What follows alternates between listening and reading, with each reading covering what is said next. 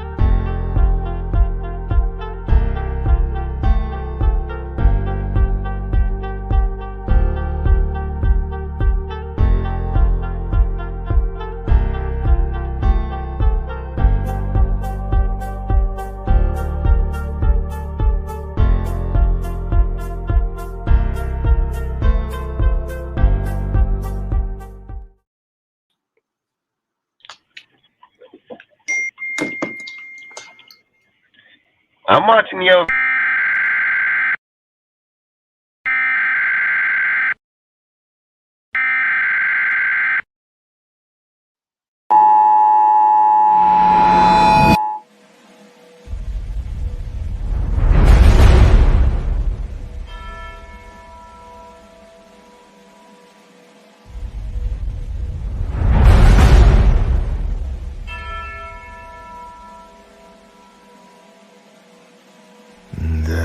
king and his men stole the queen from her bed.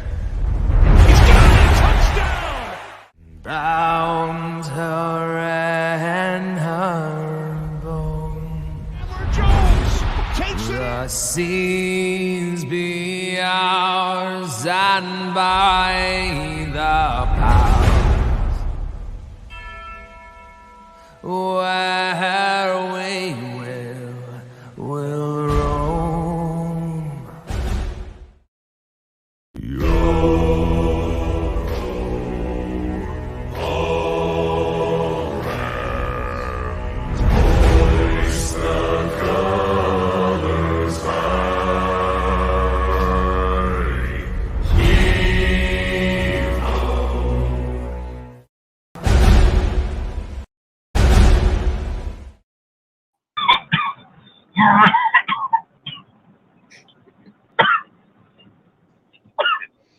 What is good, Raider Nation? Welcome back to yet another episode of our Raiders Wednesday night live show. I'm joined by my friends Dustin, Sergio, Eric, and Ozzy. So what's up, everybody? It was good. Blue Raider Nation, appreciate y'all showing up. Appreciate everybody in the chat, the mods in the chat, everybody on the panel, man. Appreciate y'all. Facts, yeah. As always, thank you to the members of this panel for joining me. Thank you to the mods in the chat for holding it down. We wouldn't be able to do this show without you guys. And last but certainly not least, thank you to our viewers for watching and commenting along with us. As we begin this broadcast, we got another great one for you guys, as always. Just a quick reminder before we do get started, in just a couple short minutes, our YouTube chat bot, which is called the Nightbot, in the comments section, we'll be posting a wide variety of links related to us here at DSR, not only as individual content creators, but as a community as a whole.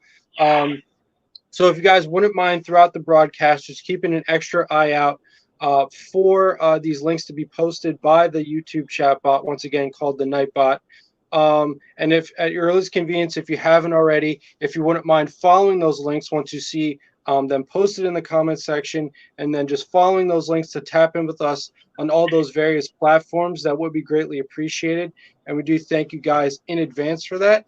Especially out of all the links that the Nightbot will be posting, we'd especially like for you guys to keep an eye out for the link that the Nightbot will be posting to our Discord server, the DSR Discord server. So if you guys are on Discord, if you have a Discord account, if you wouldn't mind keeping an eye out for that link to be posted, and then following that link to join us there at that DSR Discord community, that'd be extra appreciated as well. And we'd love to have you guys in that community, because we really consider that the heart of what we do here at DSR. It's a great community, and we have a whole bunch of stuff going on in there. And it's a great way to bond and meet a whole bunch of people over a wide variety of topics, not just all things Raiders. In that Discord, we do have a Raiders chat. We talk about all things Raiders. We also have a general chat. We talk about life in general. We talk about the NFL at large. We have fantasy leagues, both NBA and NFL. We talk about other sports leagues such as the MLB, NHL, and NBA. We have promotional events like free giveaways. We have free movie nights where a bunch of us just jump in the Discord and watch a movie together. So that's a great way to bond and have fun with a bunch of people. We have a bunch of channels dedicated to Raiders content creators on platforms like YouTube, Instagram, and Twitter. And we even have channels dedicated to a wide variety of sports updates throughout various sports leagues, so you guys can get up-to-the-minute updates on various sports leagues. So, like I said, we have a whole bunch of stuff going on in that Discord. It's a tremendous community, wide variety of topics to bond with people over. So, like I said, if you guys wouldn't mind keeping an extra eye out in the comments section, if you haven't already, for the Nightbot to post a link to that Discord. And if you wouldn't mind following that link and joining us there at that community, that would be greatly appreciated, like I said.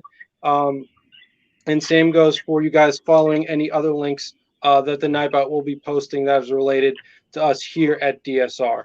And so not only with the link to our Discord, but with any of the links that the Nightbot will be posting, it will be posting all these links multiple times throughout the duration of this broadcast. So you guys will have many opportunities to check out all of these links. So like I said, we thank you guys in advance for tapping in with us on all those platforms. And without further ado, and with all that out of the way, let's begin our show with our first topic. Make sure you guys check out the DeathStarReport.com, our new blogging page. They'll be putting out articles all the time, weekly. So, like I say, the link should be in here. If not, it's easy. Just DeathStarReport.com, and it'll take you right to the blogging page. You'll see the articles that are being put out. Like I say, please subscribe. I've saved the people that subscribe in the first year will probably be free for life. Everybody else after that, if we do paid, they're going to have to pay for it. So, like I say, go over there, sign up for it, and get your articles, man. Appreciate it. Facts, yeah, exactly. Yeah, another great point, Dustin. Thank you. Yeah, so also keep an extra eye out if you guys wouldn't mind for the Nightbot to post a link to our new blog, our new Death Star Report blog, where our very own panel members, Eric and Sergio, who are with us here now, have been posting some great articles and some great content all surrounding the Las Vegas Raiders. So, like I said, guys, if you wouldn't mind keeping an extra eye out, not only for the link to our Discord server, but the link to our blog website as well, that'd be greatly appreciated. And subscribe as soon as you can, because as Dustin said, subscriptions will be free, but only for a limited time. So, like I said, guys, thank you guys in advance for checking out all those links and for tapping in with us on all of those platforms. And so with all that out of the way, and without further ado, let's begin our topic. Let's begin a show with our first topic. So, obviously, as I'm sure many of you know, the usual starting quarterback for the Las Vegas Raiders, Jimmy Garoppolo, is currently progressing through concussion protocol as a result of the Sunday night loss to the Pittsburgh Steelers this past weekend. So, obviously, in light of that, if Jimmy Garoppolo, in fact, is not able to suit up and play in this Week 4 upcoming matchup against the division rival Los Angeles Chargers, obviously this coaching staff has a decision to make, and that's who do you play to replace Jimmy Garoppolo? Is it the rookie who is obviously unproven but has shown some promise in the preseason in Aiden O'Connell, or is it the more experienced, obviously more familiar with the Josh McDaniels system, but at least of late has shown, as far as play on the field, a very little as far as quality and things of that nature. At least as far as what we saw in this past preseason in Brian Hoyer. So why don't we just go around the panel? I'm presuming this will all be unanimous as far as who we're going to choose, but why don't we just go around the panel anyway and discuss who between Aiden O'Connell and Brian Hoyer we would choose and why it would be Aiden O'Connell. Eric, do you want to start us off? I'm gonna go with the obvious. Mr. Aiden Favre himself, Super Trooper. Yes, I'm going with the man out of Purdue. Why not? Why not Aiden? Because I'm not trusting Brian Hoyer against Khalil Mack and Joey Bosa. No. I'd rather Aiden go out there. He has tape on him, but it's preseason, bro. You can't judge somebody out preseason. But he has a tape on him, so these coaches, they're not a scout for him. You don't know what's coming. So I'd rather have him out there. And even if he loses, so be it. At least we can see what he does in a real game against real players and not second and third stringers. And this could be kind of like with Herbert. He started literally at the last minute because Tyrod Taylor, I think he had like a shot in his lung. He was injured, and he started without nobody knowing, and he took off from then. So this could be another situation. We don't know who's starting, and next you know they announced at the last second, Aiden starting, and he has you never know. But Sunday at SoFi, Aiden maybe under center. If Brian Hoyer is under center, there's going to be a lot of angry fans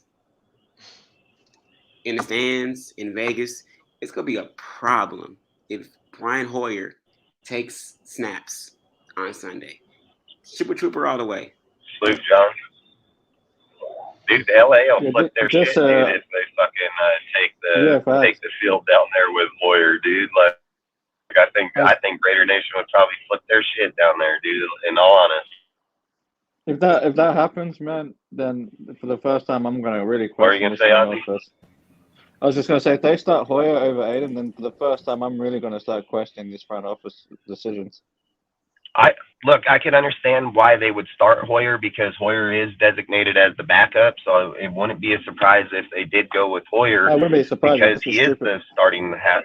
the starting quarterback. But I think fucking Aiden would take over if he did struggle in the first half for sure. And I think that's I think the more I think about it, would probably be smarter just because then Aiden doesn't take a loss against the start, in his record over that type of deal. But like I said, I think everybody knows Hoyer is garbage as shit. I don't think he's even started the game since 2016. I'm not trying to go put in a dude that don't even know it. Look, he don't know it any better than Jimmy. So why in the fuck are they going to do that? I mean, Aiden has already shown through the whole entire preseason. Now, I don't care what people say, dude. Like, he's played with this line in rotation already, so he's already been behind it. He's played with them, dude. Comfortability with them, and you got people. He going from people like Christian Wilkerson and those fucking dudes out there that didn't even make the team to motherfuckers like Devontae Adams, bro. Like, no, hell no. He's gonna have Jacoby Myers, Devontae Adams, like. He's going to be able to move that ball around, dude. Like, that's what he's done, dude. He's faced pressure in college numerous times.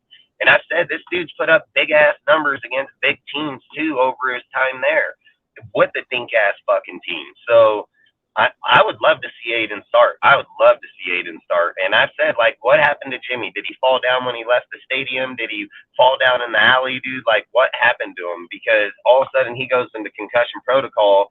Then people are saying, like, oh, he'll probably be able to make it out. Which that's a possibility. No, nobody's going to deny that. And the reports have said that he is in meetings, but he can't practice, and he still has to go through the test on Friday. And even if he passes through the test on Friday, what's to indicate that Josh wouldn't sit him just to make sure he doesn't get hurt? Like we've already did this with a player already. So all I would say is like right now would be a good chance to see where Aiden is, period, as a quarterback. And not only that, you're going to look, everybody knows Jimmy's garbage, dude. This guy ain't going to fucking get over 21 points, dude. Herbert's going to come out here and throw up fucking 40. Like, Herbert's going to put up like 40 points on this fucking team. Like, there ain't a doubt about it, dude. He'll probably be in the at least high 20s, if not 30s. And I don't think fucking Jimmy got the chance in hell to get up there, and I think Aiden most definitely does. His arm downfield with Tucker, opening up the field, keeping the fucking safeties honest, dude. Like, nah, hell no. Aiden makes our team way more dangerous instantly. And it's not even a fucking debate about it, dude. Like, Aiden's going to keep the defense honest, dude. When Jimmy's in there, the defense disrespects Jimmy massively. 8 in the box, pounding it, dude. Don't give a fuck, dude. They're like, throw the ball down there. You already threw it to 2 of our players or 2 other players, with nobody around your receiver. So they already know this dude's going to pressure up. When he goes down deep, he's going to fucking overthrow his player or throw it at his toes every single time. So Aiden has shown, man, he'll stay there, dude. He can move around in that deal and still dot a fucking guy inside there, dude. Like, Aiden's accuracy, the way that he played with our players, I mean, I said it in the preseason, man. I wouldn't even have started Jimmy. I would have made these 2 dudes battle it out in the last preseason game and go heads up with the ones, man. That way they knew where the hell they were. I don't care. I don't need to see it. I don't have to put things behind. I've said I've played this game for most of my life, dude. I've seen it for all of my life. Like, I know Aiden's going to be 100 times better behind that line than Jimmy's ass, dude. Like, Jimmy makes poor decision. He locks in on 2 fucking players, dude. He can't develop anybody, dude. It's like, it's the same fucking thing 3 games in a fucking row. Nothing has changed. So what's going to change now against the Chargers in the division that could most definitely outscore us where the Broncos couldn't? Like, that's the only thing. Like, you got to start thinking about it. And I've said, like, I'm taking Aiden over Hoyer all day long, and so. And fucking Josh McDaniels better fucking do it too, if he was smart. Right. I personally feel as though this is a situation of what should happen versus what will happen.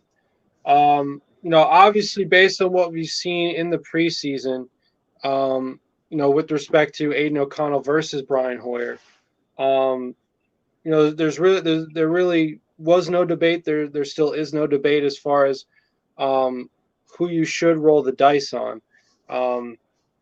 Now, I suppose that what could be holding Josh McDaniels back as far as just immediately deciding to not only name Aiden the starter for this week if Jimmy can't go, but making him the long-term backup ahead of Brian Hoyer on the depth chart is the fact that I suppose he feels as though there's some risk involved as far as a rookie quarterback's immediate performance and impact on a game.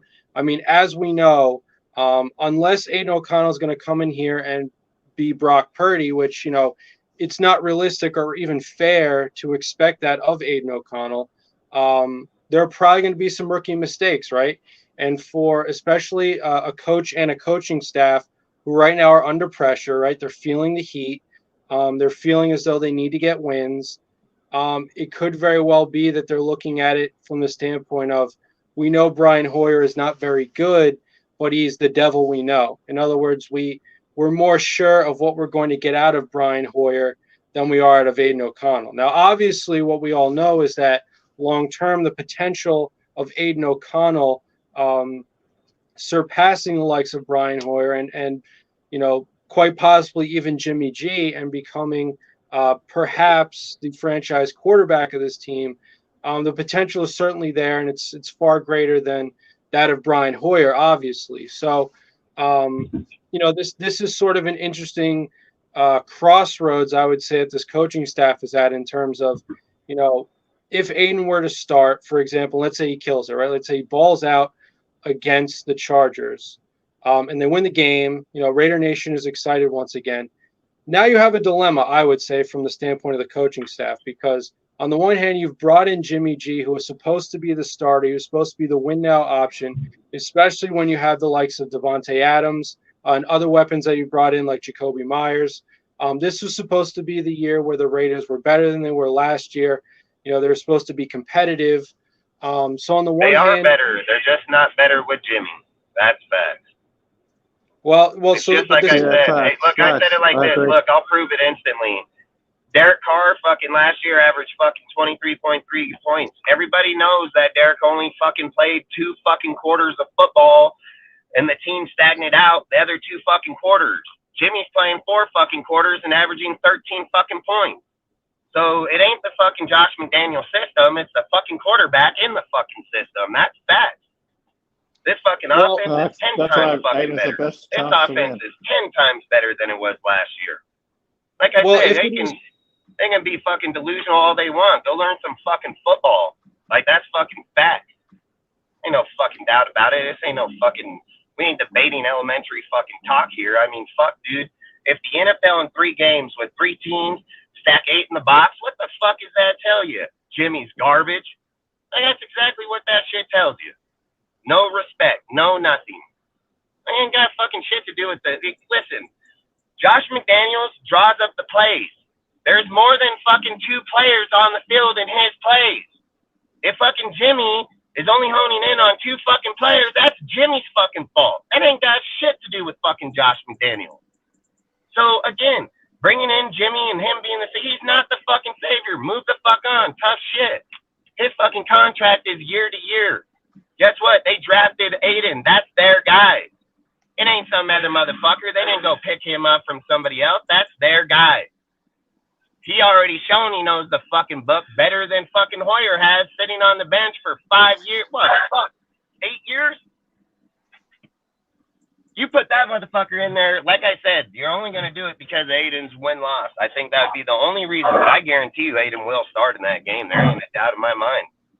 Hoyer's going to get his ass beat against them people, dude. He's a scrub-ass hoe, and he's going to do the same thing that Jimmy did. Fucking nothing. Aiden's the only chance, dude. If you put Aiden in and have Tucker on the field or Carter, fuck, you instantly make the defense have to stay back. Instantly. Just changing the quarterback. So what's that tell you? It ain't the fucking system. It ain't the fucking coach. It's just the goddamn fucking quarterback. Well, I hate to bring this up as well, but, you know, part of this coaching staff and what they did was bring in Jimmy Garoppolo. So I don't fucking care. People bring in quarterbacks all the time. That's irrelevant. Fuck, you know how many quarterbacks have been taken in the last few years to teams and been shipped the fuck out the very next? It's been like fucking over the last fucking 10 years. I don't know if you guys are watching Other NFL teams are just the fucking Raiders. But this shit fucking is not uncommon. It happens all the fucking time. Sit here and say like Jimmy, oh man, Jimmy ain't on the Aaron Rodgers contract. He ain't even close. He's on a $20 million. He ain't no. It's like having He's on Chandler. 6.7 this year because He's they like backloaded fucking it. Chandler. Yeah, he's like, yeah, fuck, that's right. He restructured the contract. That's goddamn right. So fuck, he ain't fucking nothing. I hate how we keep fucking sitting here saying like, oh, this guy, his contract is minimal as fuck. They have an out under 7 every million this single year. fucking year of his contract, all 3 years. That He did the motherfucker backup. can be shipped at any given time. He can be traded. Like that fucking guy can be traded right away. So just because you bring a guy in somewhere does not mean they ain't going to leave or be there. Why would you keep a guy that's hindering your team? Only people that would keep a guy like that don't want to win. Like, that's facts. And that's why I said, even if Aiden win this game, even if Aiden goes in and wins this game, the fear still sits there that they would probably reactivate Jimmy the following game. And I'd be fine with that, dude. If Jimmy goes out and loses and they know Aiden can go and win, and then you're going to go build him offensive players around him next year, ship off Jimmy, shit like that, I'd be all for that. But fuck, dude, to just sit here and say like, oh, we're not even going to put, that would be, dude, he would be fired. And then if he don't get fired, that just tells you that they already got to deal with Mark, that it's going to be fucking Patrick Graham. Mark my words. He will be the first motherfucker off this bitch, and they're not going to do shit with Josh and Ziegler because I've said, their contract stated for 4 years. Nobody even knows the whole fucking deal of their contract. That shit can be fully guaranteed for the 4 years. So again, like they probably already have these deals in, man, and play will only be sus as fuck, dude, if that's the case. That's only telling you like he ain't getting fired. If he gonna play dudes that have 0 point of winning, then he knows Mark ain't firing him. Know it for a fact. Fucking Yeah, Jimmy, facts. guy's fucking garbage, dude. Like we didn't fucking keep talking about this sorry motherfucker. Like he's gonna be something in our team. Guy can't throw downfield. He's fucking not got no accuracy whatsoever fucking ever under pressure downfield. Can he move inside the pocket now? Yeah, who gives a fuck, dude? He's getting fucking 185 fucking yards. He ain't even doing shit. Carr ain't never been limited like that in his whole 9 years. Not one time. With way less talent. Like way less talent. Jimmy's garbage. I kept saying this the whole time. Motherfuckers rating Carr to Jimmy in his realm. I said, why is not people rating fucking Jimmy in Carr's realm? Guess what? Guess what happened? This bitch sucks. He's garbage as fuck. Said the whole time, man. This guy ain't gonna fucking save nobody. You think he's gonna save Josh's career? Hell no. He's gonna get Josh's career the fuck up out of there. That's gonna happen. Yeah, I mean, look, ultimately, I agree, right? I mean, at the end of the day, you got to go with, in the very least, the hot hand or the guy who seems to be the best quarterback in your depth chart, right? And I mean, given that Jimmy G did restructure his contract, I suppose financially, at least from a year-to-year standpoint, making him the backup, that becomes more palatable of an option because he's not making as much money as he originally was this year, as well as like I said, on a per year basis. And honestly, I happen to think that he would be a pretty good option as far as a backup quarterback is concerned. He's better than Hoyer.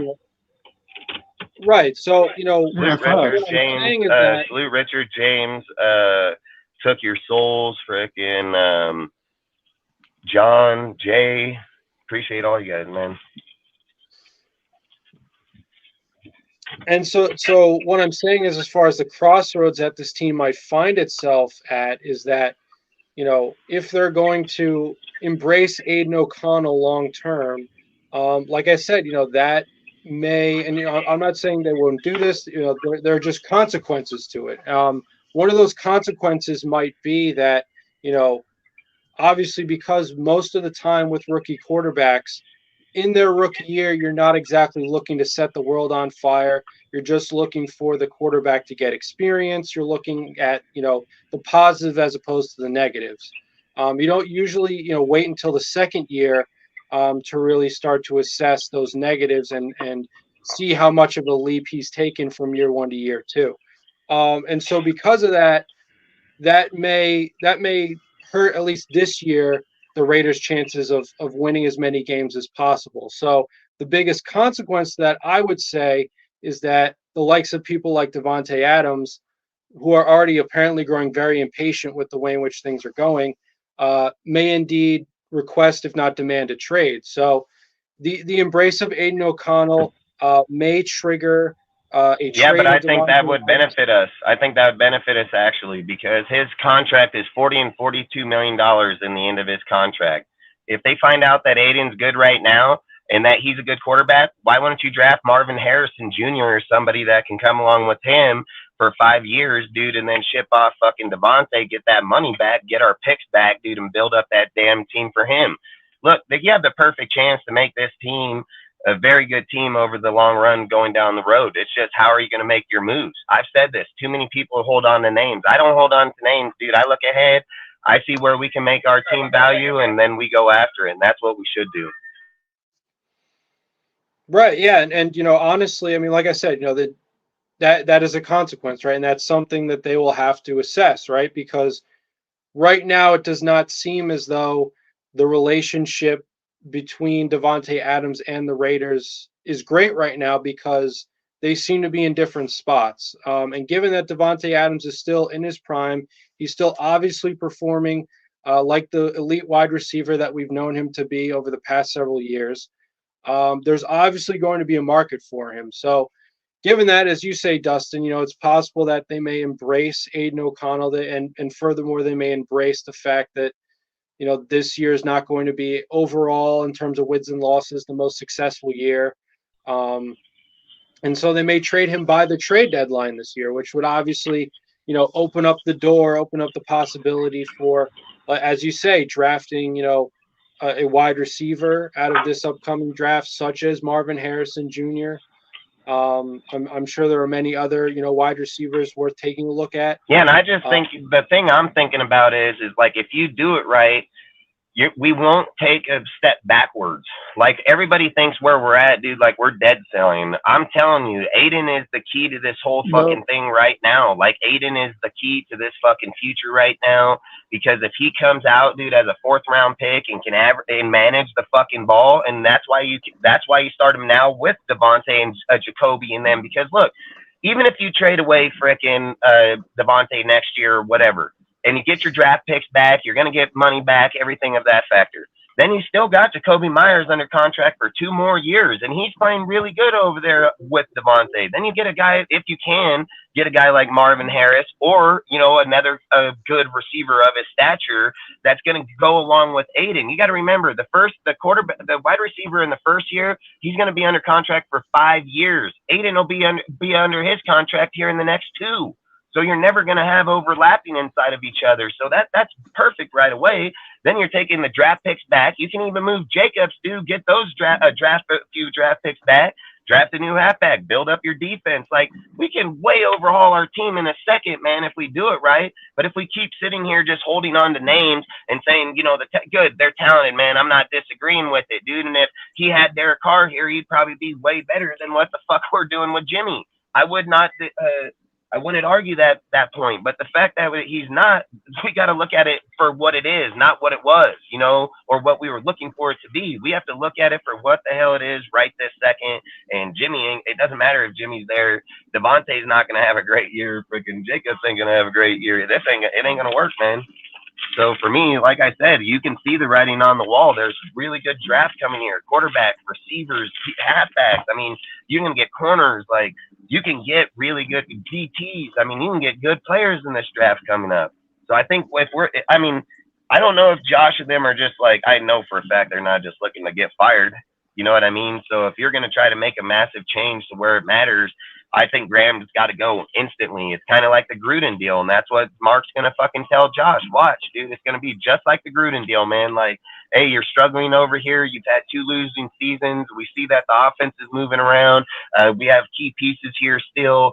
You're going to have to fire Graham. That's exactly what they're going to do. They're going to Paul Gunther that motherfucker, dude, and then they're going to try to grab somebody else. And then he still has, another year to go, another 2 years to go under that contract. So So I said, I think these guys already know how the road's going to go. I just think, like you say, when Gus came in here, our defense did play a little bit better. We lacked in some spots, still the same, but it did up tempo. You get rid of Patrick Graham is so fucking trash, dude. Like, I don't know why anybody doesn't understand it. I mean, Chandler Jones said, Ivy League motherfucker, like straight up, dude. Like, you know, this dude ain't shit, dude. Like, I'm telling you, nobody even know where the fuck he was, dude. He was linebacker coach in the fucking New England, never did shit. Went right on over here to the fucking Giants, was the DT or the DC, but that was already a team that was in place. But I said, Patrick Graham is Tom Cable of the fucking defense, dude. Like, he just keeps fucking dropping off. There's no development. There's no anything going on.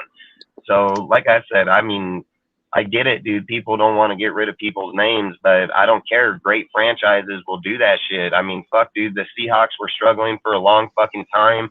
They've made their choices, dude, and they got rid of everybody, dude. Like, sometimes that's just the wall you hit, you know? The difference is theirs was winning Super Bowls. Ours ain't winning shit.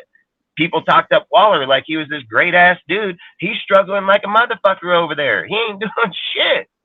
Like, how do you be so great here but suck dick over there? I'll tell you why, because Derek Carr ain't in motherfucking quarterback, so, and he ain't got everybody hurt to where he can just force feed that fool, you know? So I just think, like I said, dude, I mean, I just think, like I said, there's lots to still be here. So if Carr would have been here this year with this team, dude, we'd be averaging like 30 points a game. Not a fucking doubt in my mind. I bet Carr would average 30 plus. He'd probably be like high 20, 25, 27. Sit here and put Jimmy on that same scale and then rate our team. That fucking, you got to rate it because Jimmy's trash. Like, that's just straight up fucking facts. Carr's had better years and more yardage with less players, with less talent. Everybody fucking knows that. That's not a fucking lie. Everybody watched those games if they've been watching Carr for 9 years, dude. It's not a lie. He's taking the bottom of the hill that were dudes that were on their way out the door, dude, and turned their careers around and fucking made them great. This guy got great players on the team as they are right now and can't do shit. Renfro got 3 fucking catches, dude. Fucking Mayer probably got 2. Fuck, Carr would already dotted up these dudes, man. Like, Carter would have had it. Tucker would have had it. Fuck, all of them would have had it. Not just fucking 2 damn dudes. Then we're over here, oh, it's Josh's fault. It's Josh McDaniels. No, it fucking ain't Josh McDaniels' fault. It's this dipshit's fault that can't fucking throw the fucking ball, dude. He says hike and he's like, oh, fuck, there you go. Like, that ain't got shit to do with Josh, man. Like I said, Carr showed you what you can do in the offense, man. Fucking Jimmy's just going to show you what ain't going to get fucking done.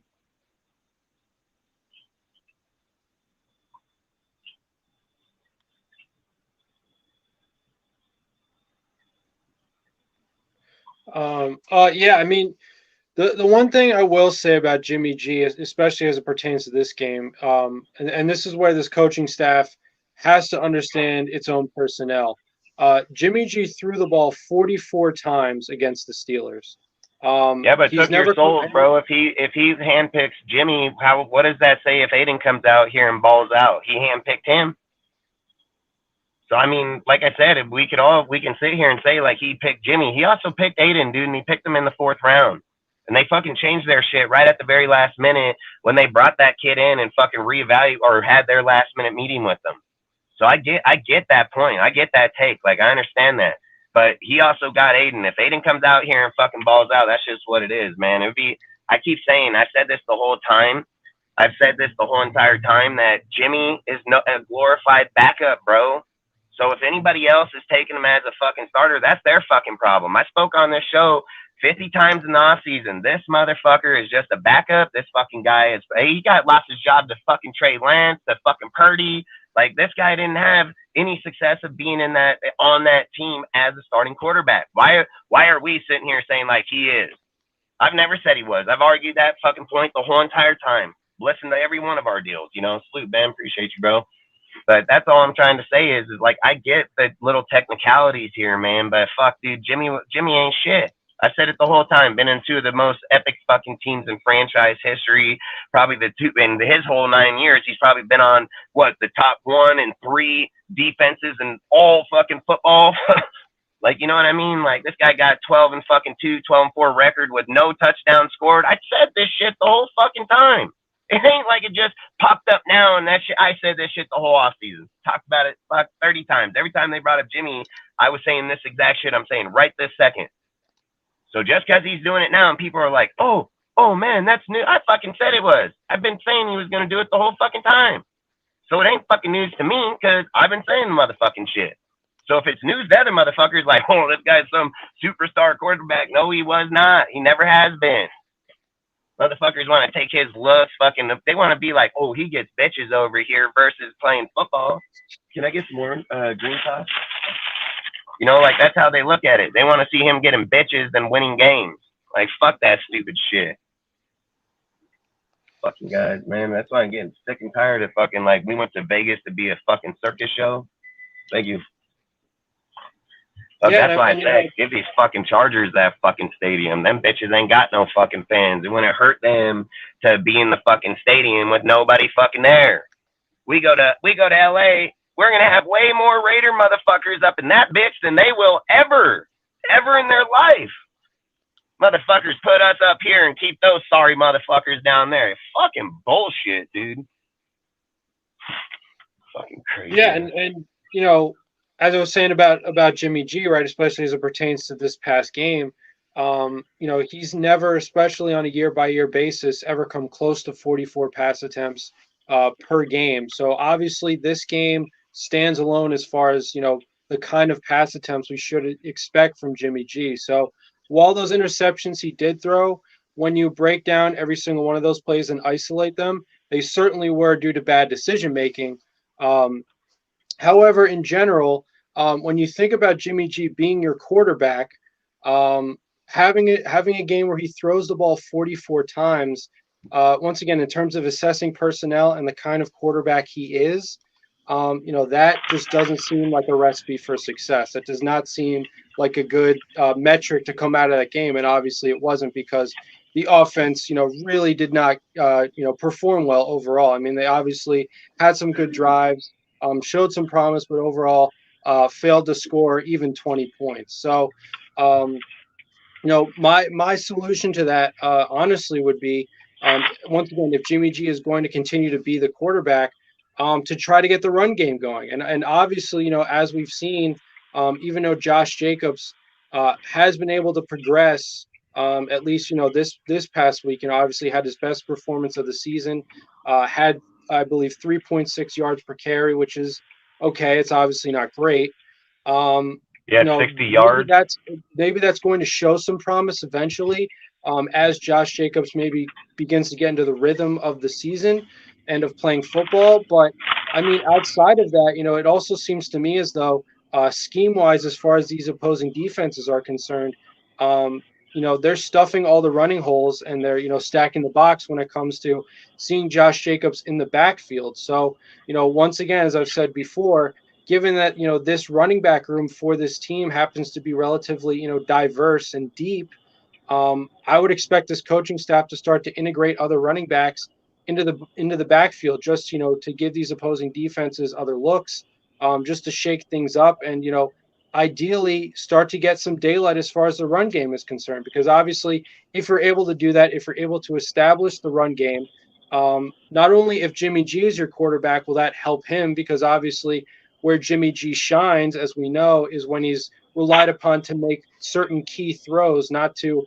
try to, you know, pretend like he's Patrick Mahomes or Joe Burrow and try to beat a team with his arm single-handedly. Yeah, this comment right here, man. I mean, look, if Derek Carr started out the season 3-6 in the first 3 games, they would fucking have this dude on a fucking pole. They were bitching about him through 15 games having 24 and 14. This motherfucker gonna be at 14 at week 6. Like, and then motherfuckers bitched about, oh, he knows the system. That motherfucking guy don't know the system. He don't know that shit no more. Carr knew it better than him. Like, this is the kind of shit I'm saying, man. Like, this guy, he got 6 picks in 3 games, dude. Like, oh, fuck. I can't even remember the last time we had that happen to us. I mean, that's crazy. And then not only that, you got 3 touchdowns, 6 interceptions. I mean, if Carr had it, he would at least have like 7, 8 fucking touchdowns, maybe his 6 picks, you know, but there's no way.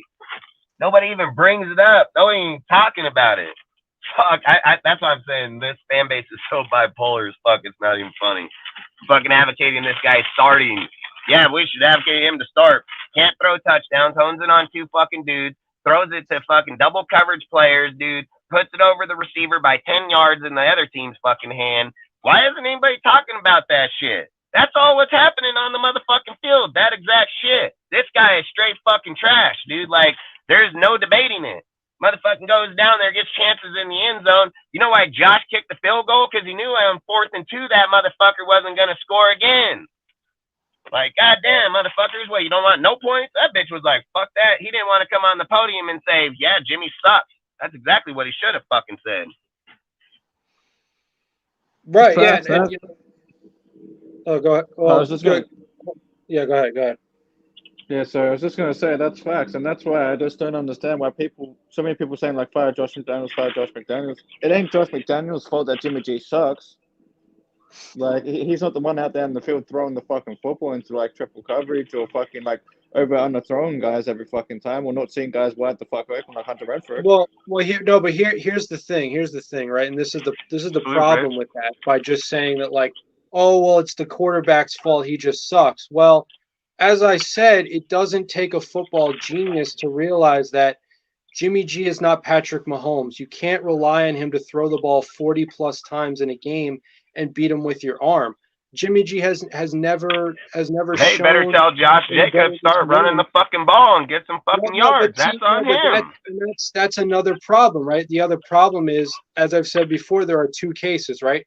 Either Josh Jacobs is washed, he sucks, or other teams are scheming, to prepare for him to be running the ball when he's in the backfield, and so they're stuffing all the running lanes.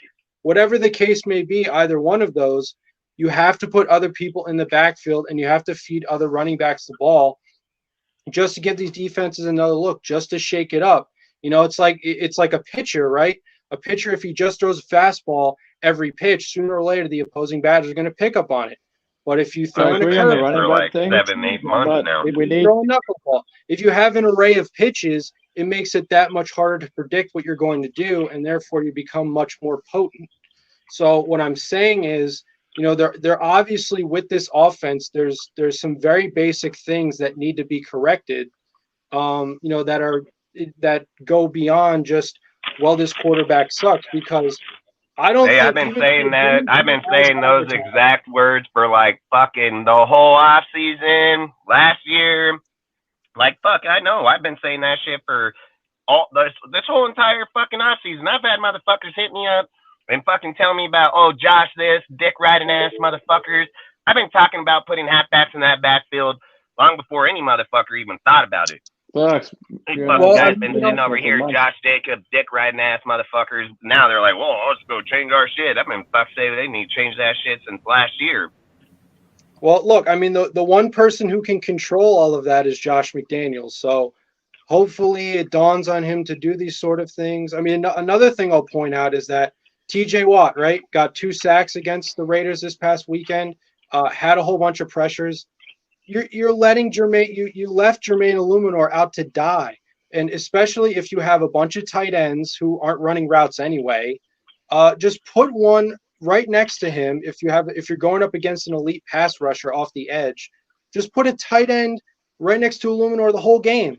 That creates a much better pocket. That does a much better job as far as working to neutralize an elite pass rusher. And we're going to go up against a couple pretty damn good pass rushers this coming week against that'll Joey just limit Bosa your play calling them. Then Josh will only be limited to certain play calls.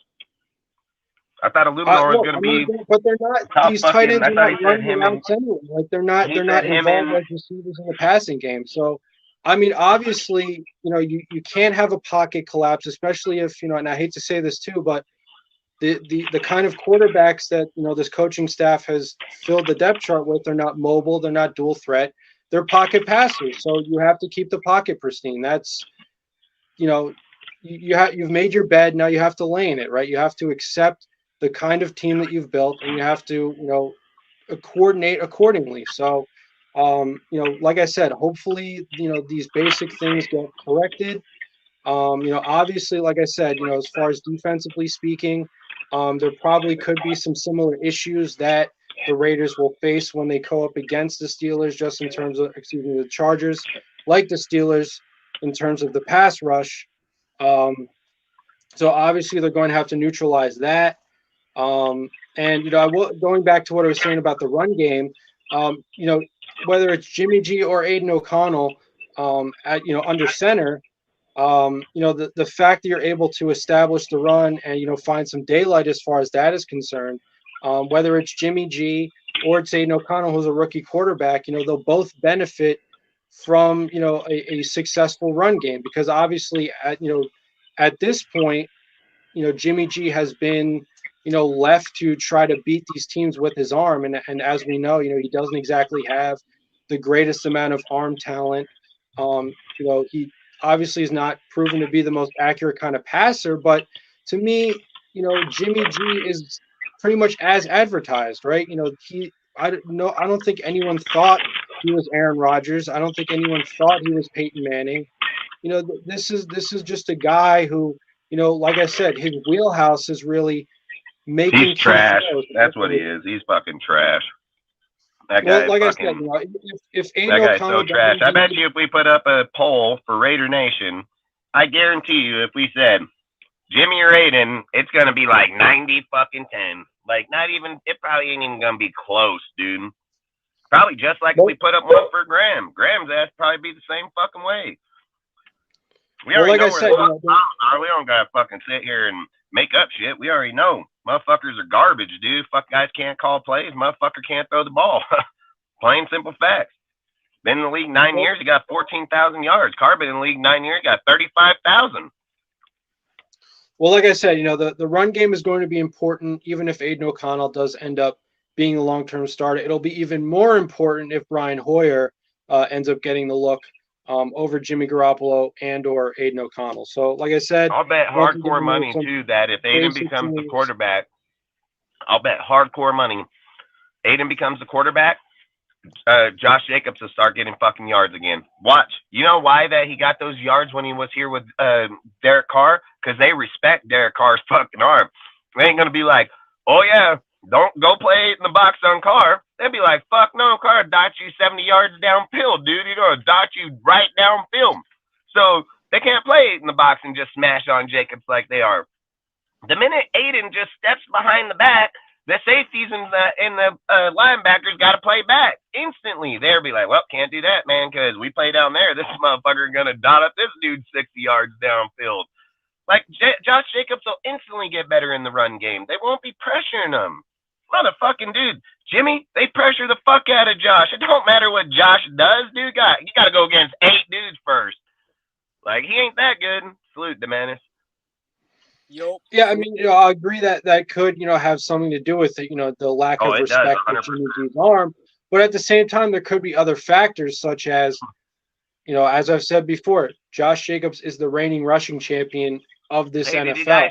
Did you see any teams last year play 8 in the box against Carr and Jacobs running all down people's throats? You guys see that? I didn't. Nope. It didn't happen. So I know that's fucking what it is.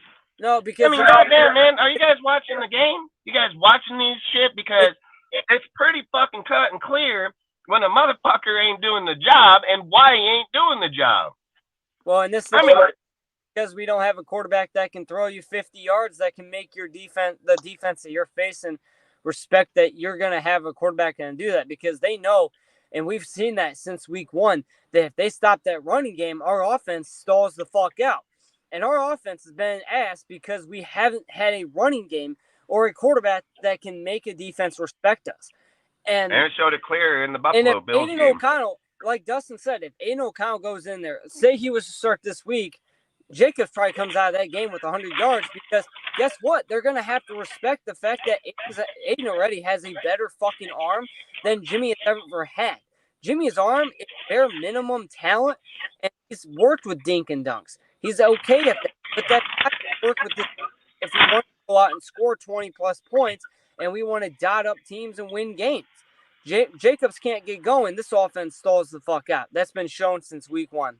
And we barely won week 1. And that tells you something, because Miami just beat the dog shit, and they made fucking they made Sean Payton look like he needs to retire because he want to coach that fucking trash. I'm sorry. I think Sean Payton grew a few fucking grays from watching that shit show he just had to watch, and he ain't gonna stop now. But the fact that we only He didn't even take Russell Wilson out of the game, bro. You let that motherfucker in. He wanted him to get hurt. Guys, you want to know He wanted him to get hurt. Bro, you want to know something that's the funniest too? The head coach of the Dolphins, the reason why he said, well, I didn't want to score, I didn't want to break the record because I didn't want to be disrespectful. But the NFL called him out, and they're like, okay, but why do we have a video of you asking the fans in the stands what play you should call next? Whoa. You went into the stands. Wait, there's photos and videos of him going up to the stands, and Dolphins fans are calling the plays. Was fake. And I'm like, yo, there's no way Broncos are this trash that fans are like out calling them. I don't know if that's real. Is it real? They have videos of him in the stands. I would have to see the video. I have to see the video, but a coach can't go to the stands during the game. He has to stay in the box, bro. Yeah, so I want to see that shit. No, I think that's fake. Those are some fake. Yeah, they got a box. They have a box down the whole entire sideline that the coach has to stay in the whole entire time. Yeah, so I don't think. So I don't know how must he would be a get really up in the good stadium. Because the thing I saw, I'm like, there's no way that's Mike McDaniel. The saddest stat from that game that I can mention to you is the Dolphins' backup quarterback. That's fucking. The Dolphins' backups took your soul, Goofy. I'd take Goofy in a heartbeat, bro. Nah, hey, but the saddest stat from that game was the Broncos starters got outscored by the Dolphins backups. The Dolphins backups went out there and scored more points than the Dolphins. They were talking about, what celebration should we do next? Yeah, look at that halfback, bro. He had he had minimal carries, dude, and he had 200 and something fucking yards, bro. That was a rookie. You talking about Devon? Yeah, he's a track star. He's a track star, that dude. Yeah, one of the fastest running backs in the NFL. Yeah, dude, that's what makes Miami so lethal there with that team, bro. They have the 6th fastest times in the NFL recorded. All by their own players. They got 2 of the fastest receivers. They got 2 of the fastest running backs. Hell, they might Tyreek has already broke the record 2 or 3 times already. Tyreek has the top 3 times. Yeah, that's what I'm saying. Well, he already did it. That's what pisses me off the most with Jimmy is that, if anyone didn't know, I put it in our Discord. Trey Tucker, he's only had 1 carry, and he's already rated as one of the top fastest ball carriers. We need to get Trey Tucker involved, but that you can't do that until you have a quarterback that can get him the damn ball, and Jimmy can't do that. Jimmy's so fucking trash. He's waiting for Trey Tucker, man, on that one fucking carry. He played better than that carry than Jacobs played all game. And I don't think that's a detriment to fucking Jacobs. It's a detriment that we don't have a quarterback that can fucking make a defense respect our offense. Guess what? Goofy took fucking Tui Asasopo over there. Or I said Asasopo. They took fucking Tui. They fucking they transformed that fool. He was on his way right out the fucking door. Everybody was calling that dude a fucking bust, dude. Everything he pops up over there changed that shit instantly. Bro, I wanted Tui so bad. You know what I really wanted? I wanted some speed on this team, but then I realized we have a quarterback that can't get them the damn ball. Salute, Robert. Appreciate you, bro. If Aiden O'Connell comes into this next game and our offense was to go and play at a higher level, I would want to see Aiden O'Connell moving forward because that would open up the team. And I think that you have to have a quarterback that is respectable because I'm no offense, Jimmy's not a respectable quarterback in terms of his arm talent. It's not. And if anyone to tell you that he is, facts took your soul. If anyone tells you that he has a respectable arm, you're fucking lying to yourself, bro. I don't know what meth you're smoking, but man. Yeah, I mean, unless they just have some master plan scheme, I don't care. Like I said, how did Jimmy get hurt and get put in concussion protocol anyways after the game? Apparently, here's what I heard. Here's what I heard was that apparently Jimmy, the coaches were concerned, thinking about taking Jimmy out mid-game because apparently he took a hit in one of the sacks, but they just kept him playing. And now there's been conflicting reports this entire time, right now everyone's saying, oh, there's optimism that Jimmy's going to come out concussion. Yet Adam Schefter says that there's no optimism.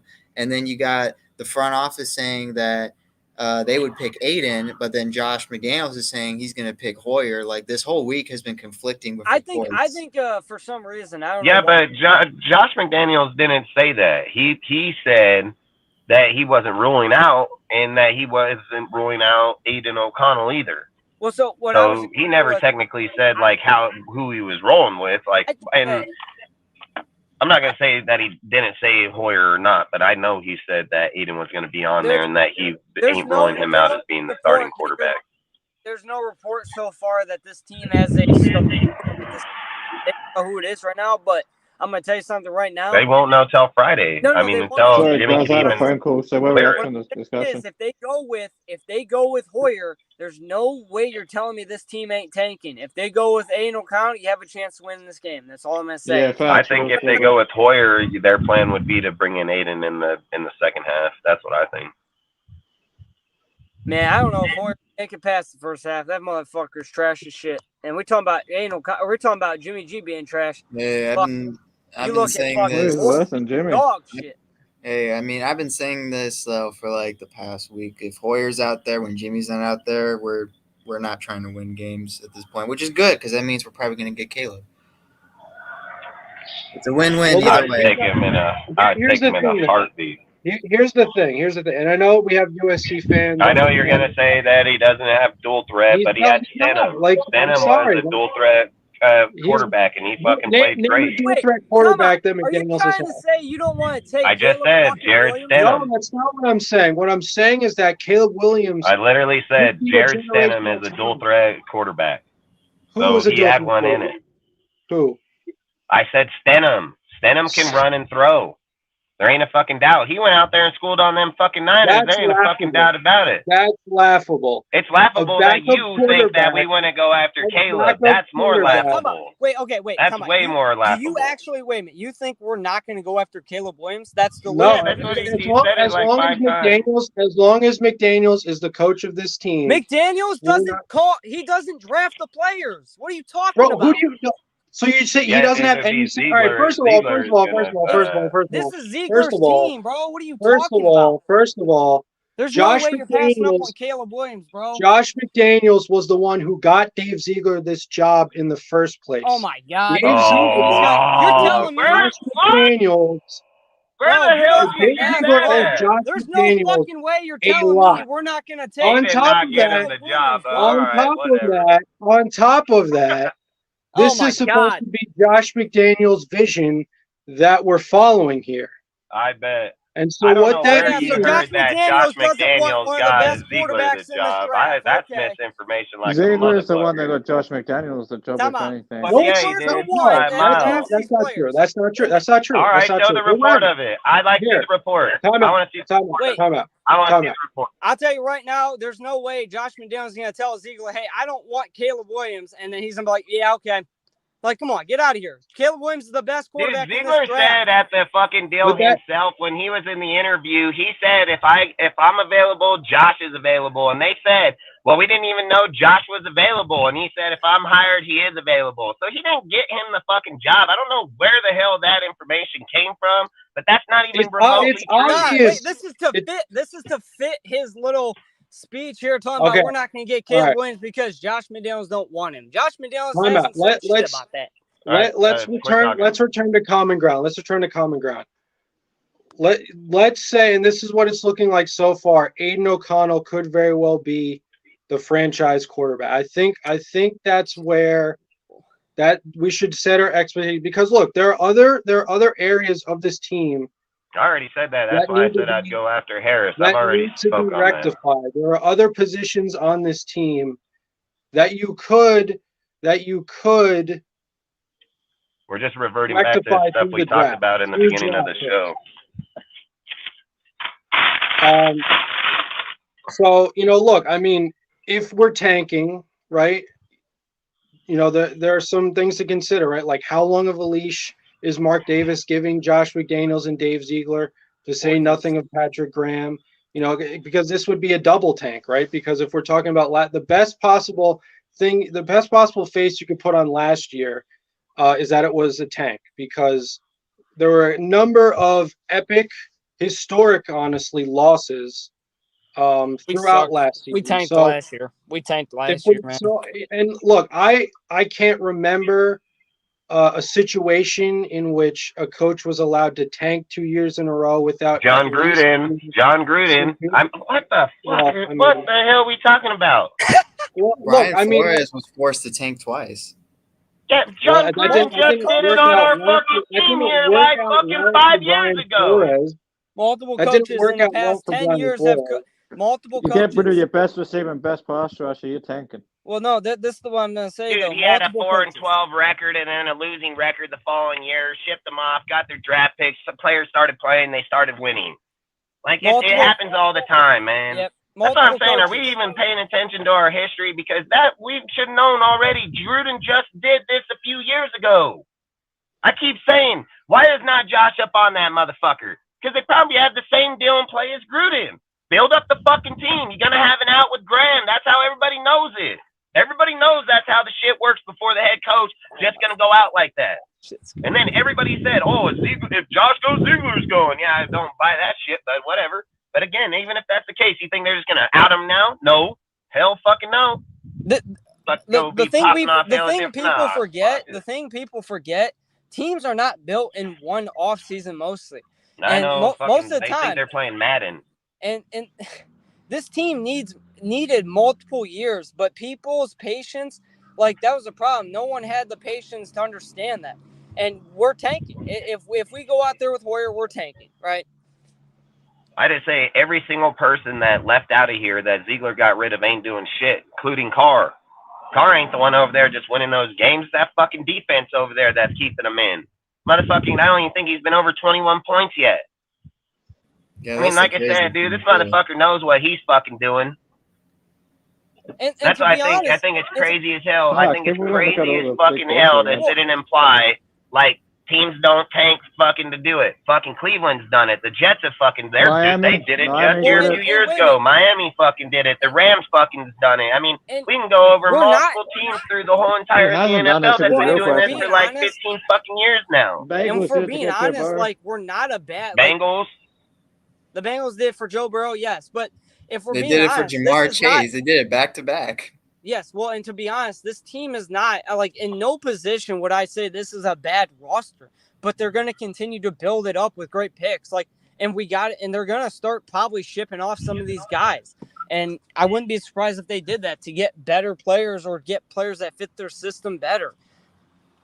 But this team is not in a bad position. But if they tank and they're trying to go after someone specific and that they like from this draft, like say a Caleb Williams, maybe they want a guy like that, a star quarterback, a guy at the top. It can be dude from Washington. It can be fucking Bo Nix, dude. Bo Nix killing it over there. I mean, it can be. He's the most proven quarterback in college right now. What does he have? 51 fucking games under his belt in there. He's fucking got one of the highest ratings in college right now. Funny? Bro, Bo Nix is deadly, bro. Bo Nix years ago beat Herbert and accurate. He's the most accurate quarterback in college too right now. He's been in school like 25 years. Come on. You know what's funny is dude basically treated Colorado like how Miami treated Colorado. Oh yeah. Oh shit. No, but I was gonna say like. What were you gonna say, Eric? Eric, what are you gonna say? Bo Nix been in school like for 15 years. Come on, Dustin. I know you don't like Bo Nix, man, but bro, Eric, you know it's gonna happen, man. You know it's gonna happen. If we were sitting here, let's just put this into perspective, right? Let's just say Jeff's right in that he don't want to go after a guy like Caleb. Who do you think he would go after then? It would be Bo fucking Nix, 100%. Bo Nix has that. Look it, and this is the thing that I don't understand why they would imply that Josh McDaniels wouldn't go after a dual threat quarterback. What was Tim fucking Tebow? That was his quarterback. He picked that motherfucker. McDaniels is not going to say that he doesn't want a dual threat. Let's just put that right there. He's not going to. Especially knowing your line is as trash as this right now. Like there's no way. No, the first time Josh got out there. The first time Josh got out to be a head coach, he went after a dual threat quarterback. So I that's what I'm saying. I think that's a false narrative. And you know what the crazy thing is? Kyle Caleb Orton Williams is a much better prospect. Tim Tebow. Fucking Josh McDaniels drafted Tim Tebow. That was his fucking guy.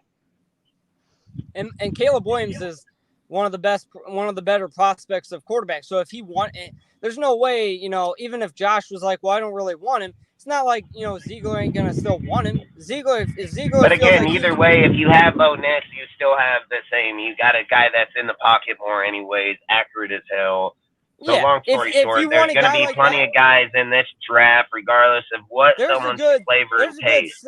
There's a good probably 5 to 6 quarterbacks you could draft. The only difference is Caleb Williams has already been here in Allegiant, bro. He's probably already met Mark Davis. Like, that shit goes. Like, listen, fucking in 2014, fucking Mark Davis wanted to draft Derek Carr in the first round. Reggie McKenzie fucking convinced Mark Davis that Carr was going to be there in the second fucking round. He said that Arizona was the only team that might have shot after fucking Carr, and he made damn sure of it. And guess what? Reggie still got Mac and got fucking Carr in the second round. So my point is if Mark wants Caleb or a player, he's going to shoot right over the top of all these guys and be like, that's the guy right there. Josh and I keep saying this. I keep saying this. It's not Mark's decision or theirs. If fucking the people in Vegas need a motherfucker there to bring their attraction for the Raiders, that's what's going to fucking happen. It ain't going to matter about, Mark and, Josh's feelings. They're going to be like, bullshit. If Josh can't fucking manage Caleb, he's going to get the hell out of here. That's exactly what's going to happen because Caleb's going to bring Raider fans to those seats. That's something that I've been saying like all summer is like something that we're forgetting here is that Vegas is pressuring Mark as much as everyone else is pressuring Mark. Except Vegas is way bigger of a threat than us. And if Mark is going to tell Vegas of all people, like, oh, sorry, my coach doesn't want the most fill seats with that dude, the most star attractive quarterback in college right now, like Vegas is going to be like, well, Mark, we're going to strip you of ownership for just telling us that. Yeah, how are you going to get fans to Vegas, dude? You're not getting them there with Jimmy. You go put Caleb Williams in that motherfucker and put out some fucking straight dynamic player, you're going to bring motherfuckers there cheering for that dude all day long.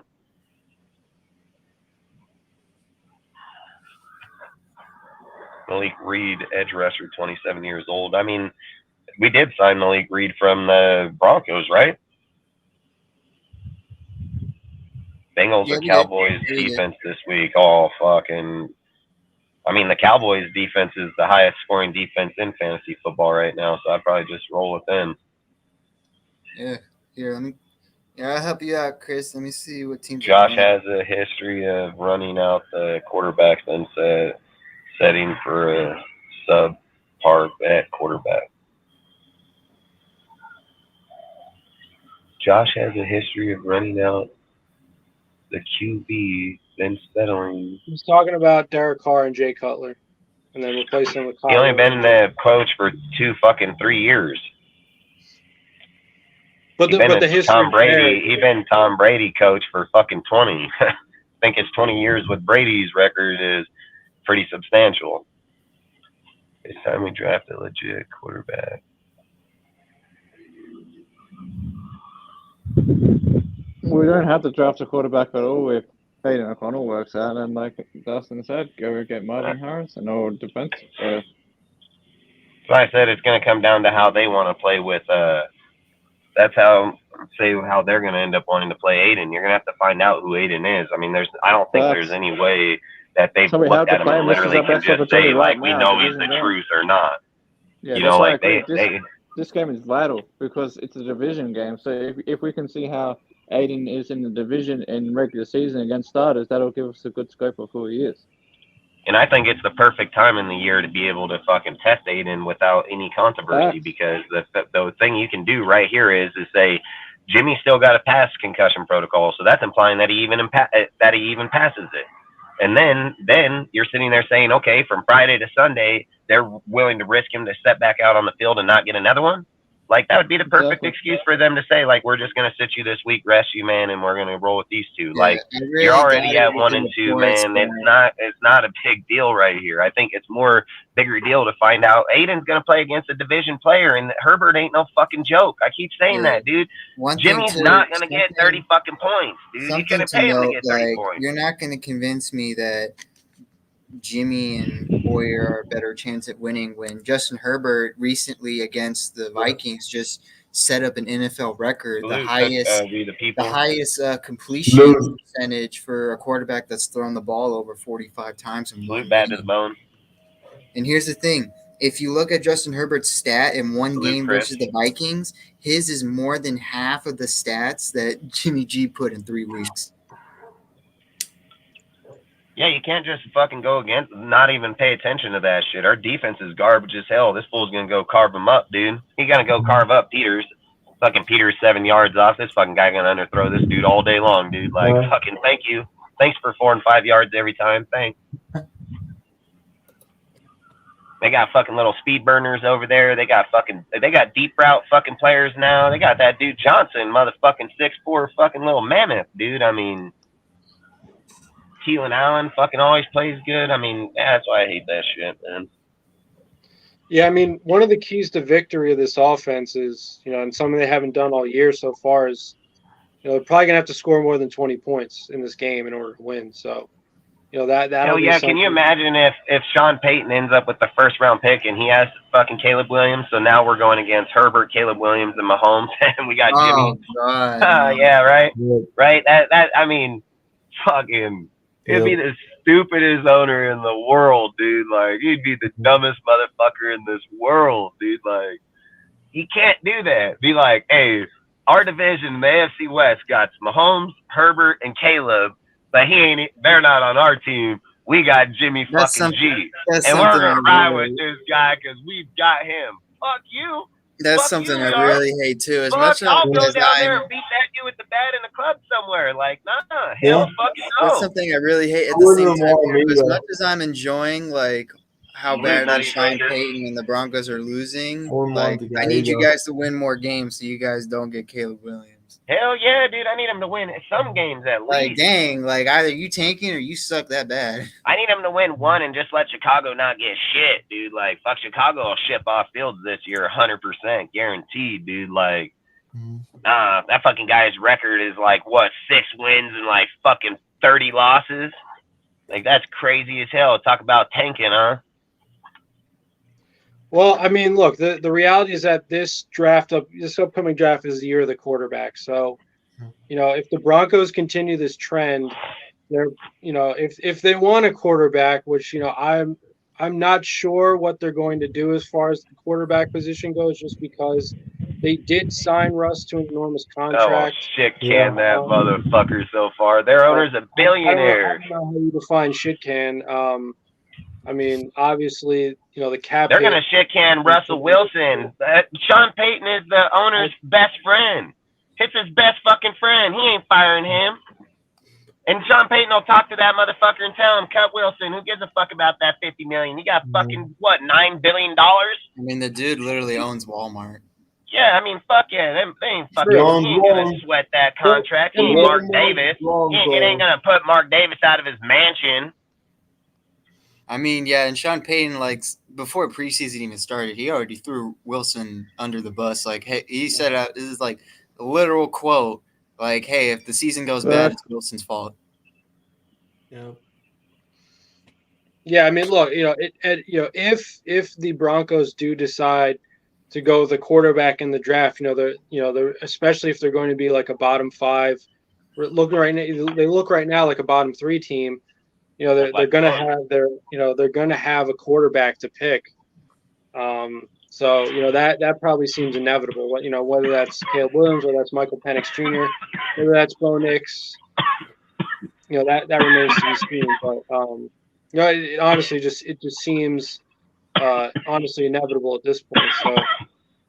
If they get, we all better have a good quarterback out of this draft. If they're up there, we better be the fuck up there. Like Bo Nix. I don't give a fuck. If they're tanking, we better tank, dude. Because if they're getting Caleb, we need fucking dude from Washington or something. Like, we need Nix, dude. We need somebody. Like, you can't just go out this year and be like, let's play while all these dudes are stacking up on elite ass quarterbacks that are going to be here for 20 years beating the shit out of us. Yeah, and if we're in a weird, and let's be real, the Chargers would beat us if Staley wasn't the fucking coach.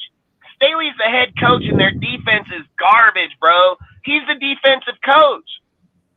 Keelan Moore just come over there from the fucking Cowboys. He running 30 every game on this motherfucker.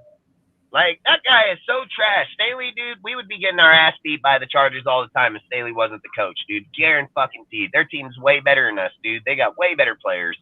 Quarterback way better.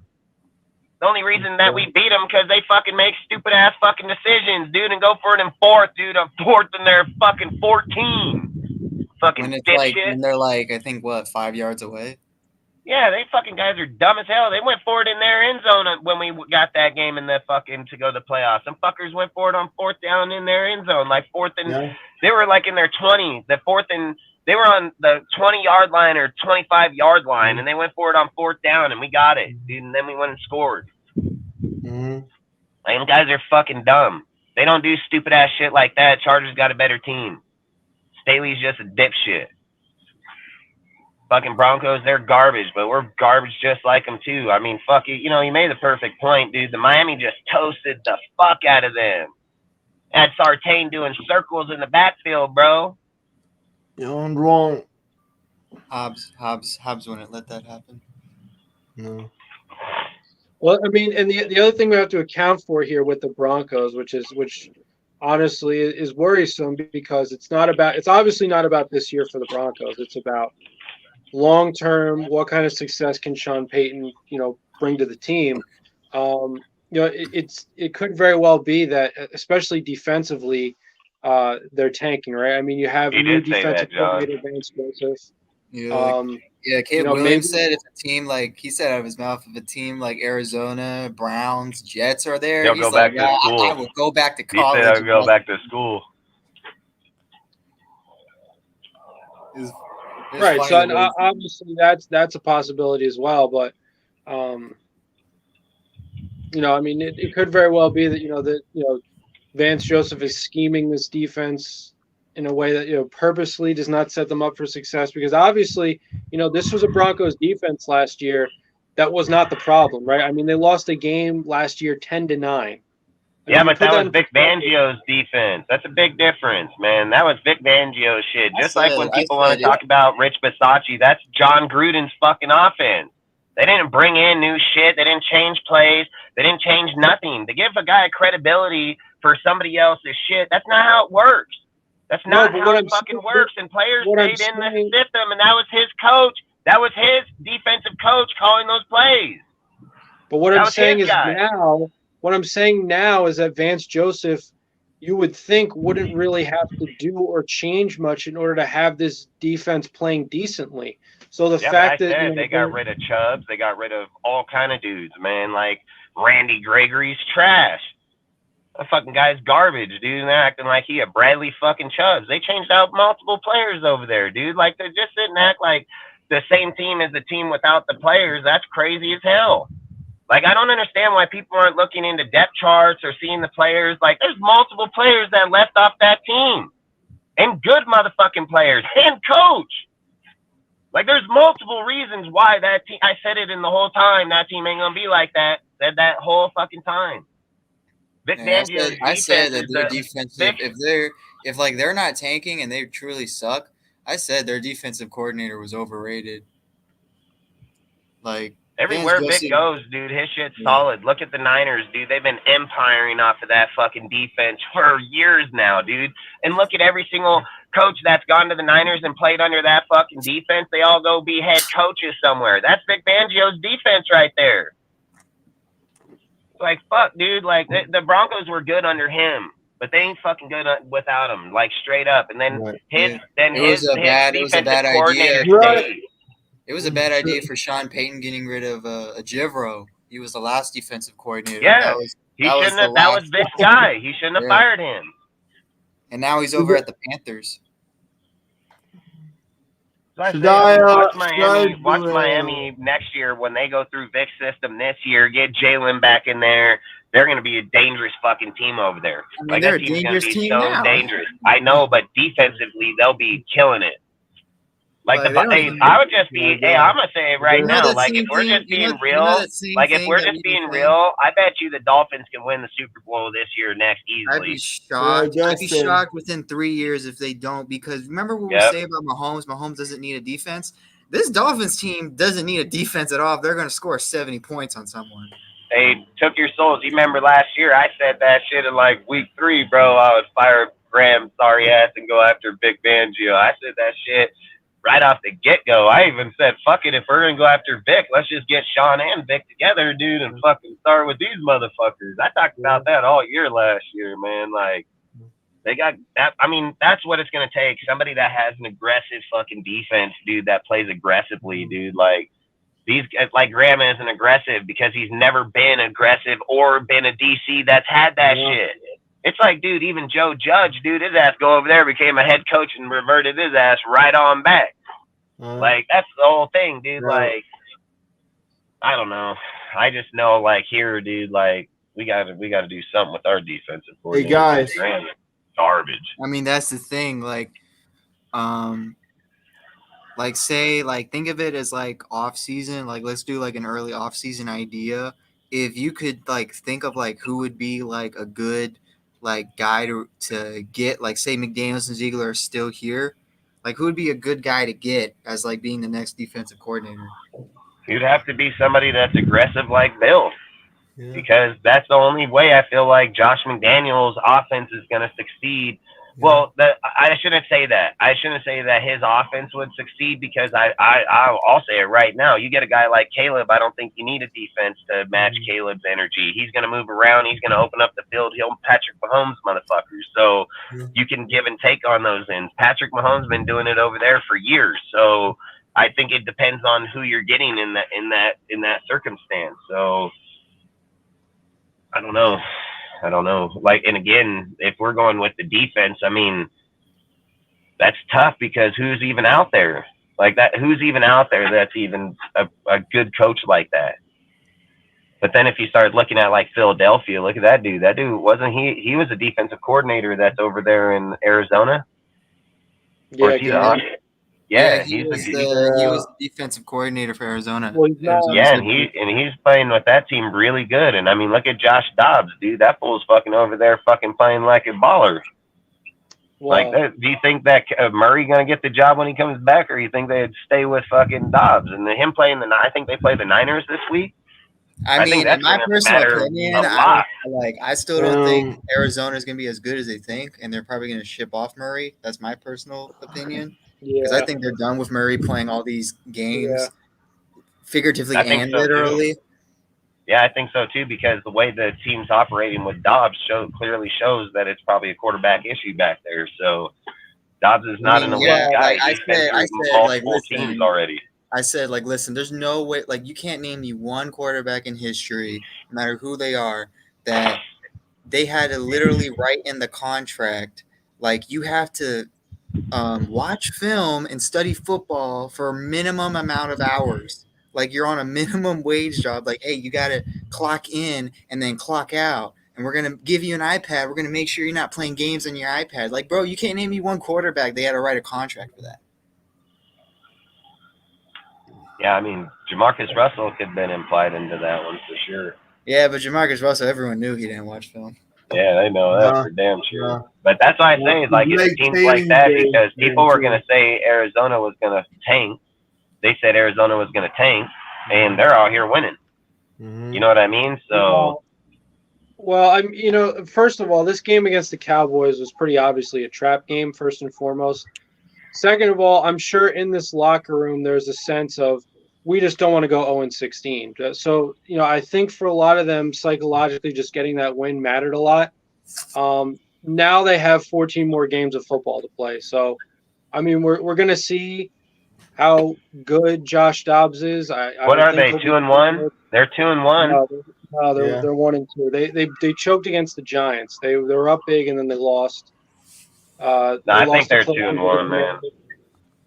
I'll look it up. Should I show a reenactment of how the Broncos fucked up with Russell Wilson? With what? Should I show the reenactment of the Broncos fucking up with Russell Wilson? What do you mean? Let me get it real quick. Hold on a sec. Let me get my stuff to show you. I'll be back. What is he doing? I don't know. I don't know. I think he's looking up We'll some figure it kind of out in a video. little bit. Yeah, Vic ain't leaving fucking Miami. That's not gonna happen. Yeah, and honestly, I would have He does. expected, based on how much money we spent on offense versus defense this year, to be a team more like the Dolphins, right? Where the offense is supposed to win you these games. I mean, when you score 70 points in a game, it's really immaterial how good or how well or poorly your defense performs. So, I mean, the offense of this team is definitely going to have to figure it out one way or another. Because I think, correct me if I'm wrong, and I guess Sergio, you'd be the guy. Tell me, aren't they tied for 28 in points per game? So far? Sorry, I'm just. What, Yonder? What are you doing? What was your question again, James? He just stabbed himself as a donkey. You said my name. When they picked Russell Wilson. Fuck, I'm dead, dude. The Broncos fucked up with Russell Wilson. I'm fucking dead. 7 years for this shit. Hey, I said Pete Carroll. People call him crazy, and that fool shipped that fool for a first-round pick. Nah, Dude that was dude's like, a thank genius, you. bro. I was like, bro, this gotta be the biggest robbery. Rebuilt his whole ever. team damn near in a year. Rebuilt. Fucking. Imagine that, bro. Yeah. He had to talk to the devil, bro. Devil said, bro, listen, I'm gonna give you the Legion of that. Boom. Fuck I'll that. even give you a young beast mode. Just trade Russell Wilson. All right, done. Hell yeah, fuck, he got them all, dude. He got the fucking corner out there, the safeties, he got them all out there You got right the now. running back, Linebackers, Swift doing good. You got all the wide receivers. receiver, yep, exactly. That's why I'm saying, and they got Gino, dude, that ain't done shit in his whole career. Then he gets over here with these dudes, and now he's fucking balling out.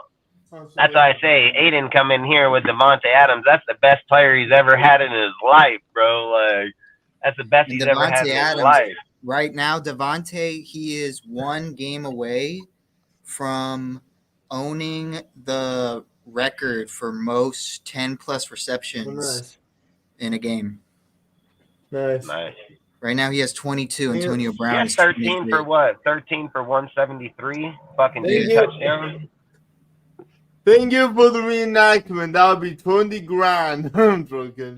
Are you on Cameo? What was it? Are you on Cameo, Yonder? What? Are you on Cameo? I wish. What's Cameo? I did do that. Actually, no, I didn't do that, but It's an app where celebrities. I know what it is. Yeah, I know what it is. And you just make little videos and put it on there? No, actually, Yeah, you could have have like an actor from a TV show or a movie, like I literally got. somebody happy birthday. You have them say whatever you want. He said Tay is one game away from putting major hands on Jimmy G and fucking Josh McDaniel. Bro, I'm shocked that we haven't seen the angry Devontae Adams, like him breaking his helmet. I literally got like two gifts for 2 people from Cameo. Nice. Not for me, but for my friend, for my friends and my mom. Nice. God rest her soul. Yeah, but how is Devontae gonna get mad at Josh when he got 170 fucking yards and 2 touchdowns? Because it's not. Like, it's not how's about. he gonna get mad? About stats anymore. It's not about. He's done that. He said in that interview on the offseason, he's proven that he can be an All-Pro without Aaron Rodgers. It's about winning. It's about winning now. That's cut Hey, and they dry. won fucking 13 plus games a year and lost in the fucking NFC Championship game every single time. So they can win all they want. Still didn't get him there. And he was probably on the best team he was going to be. Where's he going to go that's better than that team at that time? Fuck, I don't know one.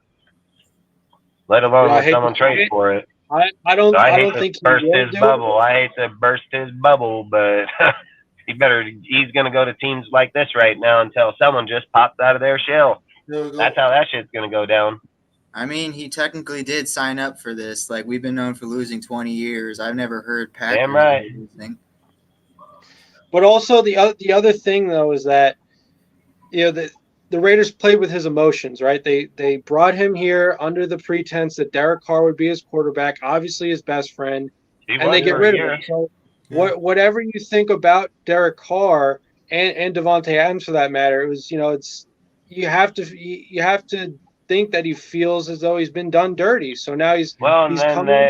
This is where I come back every time, man. This is where I come back every single time. They're employees. They're fucking employees. We're not here for their love affair. Like, this ain't a fucking soap opera. Is this what football players are fans turning it into? A fucking soap opera? Oh, you don't get to have his lover there. Sorry. Give a fuck. You don't run the team. You don't own it. I pay your checks, bro. Like, you don't own the team. This is my whole point about these conversations. Motherfuckers are putting the player above the fucking team. He is a fucking paid employee. There's no employee in any business that you're going to, not any. I know for a fact. There's not any business you're going to go to where the employee super exceeds the fucking owners or management. Doesn't work like that. Motherfuckers over here in some dude's feelings. Don't give a fuck about your feelings. You signed the contract. You're here to play. That's how it works. You don't want to. You got the NFLPA and your shit. You can get fucking traded. That's how it works. Give a fuck about their feelings and their love affair. He played here for a year. Tough shit. Didn't work out. Gotta go. Like, that's the NFL, dude. This is why we won't win, because when we keep putting players above where they need to be, he's a fucking employee. He don't like it. He can get the fuck out of here. Give a fuck how good the motherfucker is, dude. Don't care. I keep saying this. Every great receiver that's ever played on any fucking team has all been shipped the fuck out. Every one of them. Even the best that's ever played the game. So fuck, I don't know why we sit here and just hold on to every one of it. That's fucking dumb as hell. You wonder why you ain't never gonna get nowhere. Every time motherfuckers talk about him, oh, it's the player. The fucking player. He's a player. He's rented. I said it. I don't give a fuck how good he is. He can be here for 15 years. Guess what? One day he'll be gone. Yeah, that's how it works. Motherfuckers get drafted first overall in the deal. Sometimes they stay for 15 years. Sometimes they stay for 2. Might not even make it 1. This is ridiculous as fuck, dude, putting players over what we have to do. That fucking guy is a rented player, dude. That's what he is. His contract binds out the 40+ fucking million, and if we can ship that bitch, he will get shipped. Mark it. And Ziegler will do it. He'll make that trade just as much as he did to get him here. Like, you think he's just going to let his value dwindle out, not get nothing, let him walk out? No, it's not how it works. Just like I said, don't be surprised if Josh don't step his shit up. He gets shipped the fuck too this year. Because everybody knows you can only tag him at the end of the year. We can tag him still, so we can play this whole game all over again. You can either tag the motherfucker, or he ain't going to sign back, dude. I said it the whole time, dude. Like, he'll fucking just walk out of here at the end. Right now, we own the rights to him. He can't walk nowhere that we don't want him to go. We straight put him up on the market, trade that motherfucker. He can't say shit. Like I said, man, you can play to these fucking players, dude. Devontae's a great player. There's no argument about it. But tough shit, your fucking quarterback ain't here. We're not worrying about last year. We're worried about right fucking now. If Jimmy ain't getting the fucking job done, come out and say, Jimmy ain't getting the fucking job done. Aiden gets in there, probably changes demeanor. Why do you think he's probably advocating his voice so loud about it? It's fucking Jimmy only throwing to those 2. He's the one not winning the fucking games. I said, dude, the defense stopped the fucking team 3 times in 6 fucking minutes. The fucking deal is on Jimmy's ass. That fucking guy's garbage. Even Devontae, say it straight out, dude. Like, I want to win now. He ain't winning with Jimmy. Aiden already showed you he could win, dude. He showed you he has the poison in him, man. Guarantee you, Devontae will take that bull going downfield on him. He's going to dot him up. He's probably been doing it in camp the whole entire time. I said this. Jimmy's ass sitting on the fucking bench doing nothing. Who do you think was playing with those motherfuckers? Aiden was getting 1 reps in camp the whole time. Devontae was saying in there, hey, this kid's poised in the red zone. His accuracy in those fucking drag routes and deep post routes to the pylon. He was talking about this dude right away in camp, dude. Like, he already knows that he could probably win that kid. I think that's why he advocates like he is, and that's why they make yeah, like right now, Devontae. Why do you think all of a sudden magically fucking he got fucking concussion, just walked off the field and got it?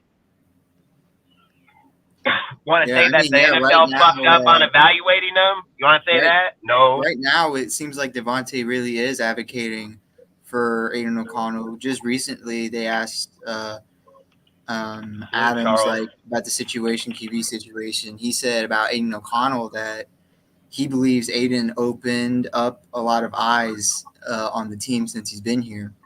So like right now, he's just advocating for anyone that just ain't Jimmy right now. But I very specifically believe like he would rather Aiden throw him the ball than Jimmy. Of course. I mean, I think Aiden can he'd fucking rather throw the ball win, downfield. you know, like, and this is the thing, right? You know, there seems to be an incongruence between where the Raiders are and where he's at. So, you know, like I said, it's only realistic to expect, even if Aiden O'Connell becomes the long-term starter to go through the bumps and bruises that a rookie usually goes through. I mean, you have some exceptions, like I said, Brock Purdy, you know, Brady's obviously another one, but you know, even Peyton Manning had a really rough rookie year, and he turned out to be Peyton Manning. So, you know, if you know there's these bumps and bruises that Aiden has to go through, that's probably not going to make Davante happy either. So, you know, I just think that this is leading to a trade. I don't see any other outcome unless, like I said, he comes on the scene immediately and he starts winning a lot, which obviously would be great. Everyone would love to see that. Well, we ain't trading him this year, so we can most definitely count that out. So Davante's ass playing this whole year no matter what. So he ain't going nowhere this year. That'll fucking $25 million cap fucking hit against him. That's not happening. So that fool he most definitely fucking staying out, dude. And fucking, what is it, like fucking 7.5 off of it right now? Like Davante's here for the year, dude. And if they want to try to push him out next year and have somebody try to eat some of the cap space or something, then I can most definitely see that happening. But he ain't going nowhere this year. Aiden come out and fuck up all the games he wants. Davante can bitch all he wants. Does he want to sit out and not get paid? That's his fucking problem. And then he probably got guaranteed money in there too, saying like if fucking he just shows up, he'll fucking get it too, But I don't see Davante doing that. He's not going to do that. Davante won't do that. He's never done that yet in his career, dude. And Rodgers has been out numerous times. So I can't see them just doing that this year. And again, Aiden's mistakes are going to be well minimized than Jimmy. Aiden can make up for it throwing it back downfield, dude. Fucking Jimmy can't. Jimmy going to make up for it by throwing another interception trying to throw it downfield. There's a difference about players like that. That's how the NFL's been played on its whole life, dude. Like some players like Dan Marino, John Elway, fucking Steve Young, all these great players did this all their careers. Go out, throw in the cross deal, get picked off, fucking get the ball back, throw it downfield and go get the shit back, dude. Some of the best plays in ESPN classics are from those shit. Aiden gives you that option. Jimmy don't give you that option. Jimmy gives you can't get past the fucking 25-yard line. Yeah. Yeah, I mean, Jimmy, I just fall flat on his face. Someone needs to trip that motherfucker down some stairs real quick. Dude. Literally. This type of dust in his bag, preseason dust, where he's like, I hope someone breaks Jimmy's leg. Fuck, I'm telling you, man. Like, I'm dead ass, dude. I don't give a fuck if we're gonna justify him starting. We're gonna justify him starting because of his money. Well, we said it earlier. He already restructured. So I can't see that being the issue. The guy's garbage. He can't get it. Everybody knows he can't throw it to nobody. He's done it all year, dude. I keep saying Carr would have dotted up Hooper, fucking Mayer, dude. Mayer would probably already had a few touchdowns, especially the type of player he is and how big he is. I mean, fuck, we can sit here and say Tucker would have already been downfield numerous times with him. Look, he already did it with Raheem Rashid over there. Why wouldn't he fucking do it with this guy here now? This guy's hindering our fucking team. It's not even a fucking question. Not a question. Facts. Same as Patrick Graham's hindering our defense. There's zero development in any player that's been brought. That's not Josh McDaniels' fault. That's Patrick fucking Graham's fault. He's a DC of the motherfucking defense. He runs that shit. That's his fucking fault. Like, that guy got to go. There's nobody got any. Listen, every guy playing good over there were already playing good before they got here. So no matter who the fuck they got up over that bitch, and like I said, Pierce says Rob Bryan are the only ones because I said the linebacker core is the only ones playing decent. And not decent, great. So, I mean, again, Like, it just clear as fucking day where people are lacking. Where they think, oh, the DNs are doing good because Max got a few sacks. No, Max been doing that every single year, regardless who here. So it ain't their fucking team getting That's that. the thing where like that's something I question. Like I very questioned like our secondary coaches because like why is it that no matter who's here, our secondary players like can't grab an interception, or when they do, they drop the ball, or like they get credit for Hobbs like having his breakout season, but Hobbs already had his breakout season his rookie year. His second year, Yeah, I he even just got injured. I've even advocated throw Chris Smith in that bitch just because, hey, if we don't get him at the end of the year, bye-bye. Don't give a fuck. Because he ain't doing nothing for the team anyways. That's why I said I'd fire Graham's ass, throw that motherfucker in there, and call it what it is. It ain't going to be any worse. It's not going to be any worse. This fucking guy, Graham, dude, he's playing pee-wee fucking football. I played football my whole life, dude. I called them plays for multiple games now. This guy playing pee-wee fucking football. I should not even be in the game. I should not be in the game and be able to call the plays like I did every single fucking play going down that bitch. I don't even play football, dude. I haven't played football in damn near 20 years. There's no fucking way I should be able to call that. And if I can call it, you know why? Because that's fucking shit I ran. So the motherfucker, if I can call it, what do you fuck think the guy across the way thinking? Like, that's the shit people ain't fuck gotta look at, man. This guy is so trash, dude. This play calling's garbage, dude. I bet you put Chris Ash in that bitch, you're probably gonna get a little bit more production.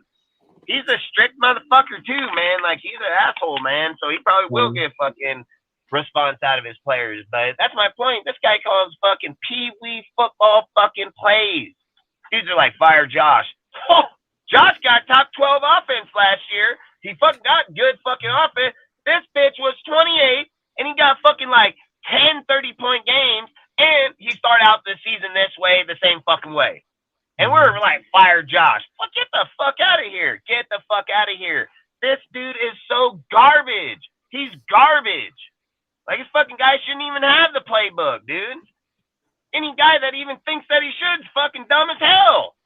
Like, they dumb as hell. They shouldn't even talk about football. I'll say it straight the fuck up. Shouldn't speak on football. Don't talk about football. Because that guy is dumb. He calls fucking mediocre fucking plays. My kid would beat him in Madden. Like, straight up, dude. Like, this guy garbage, dude. Like, he is garbage.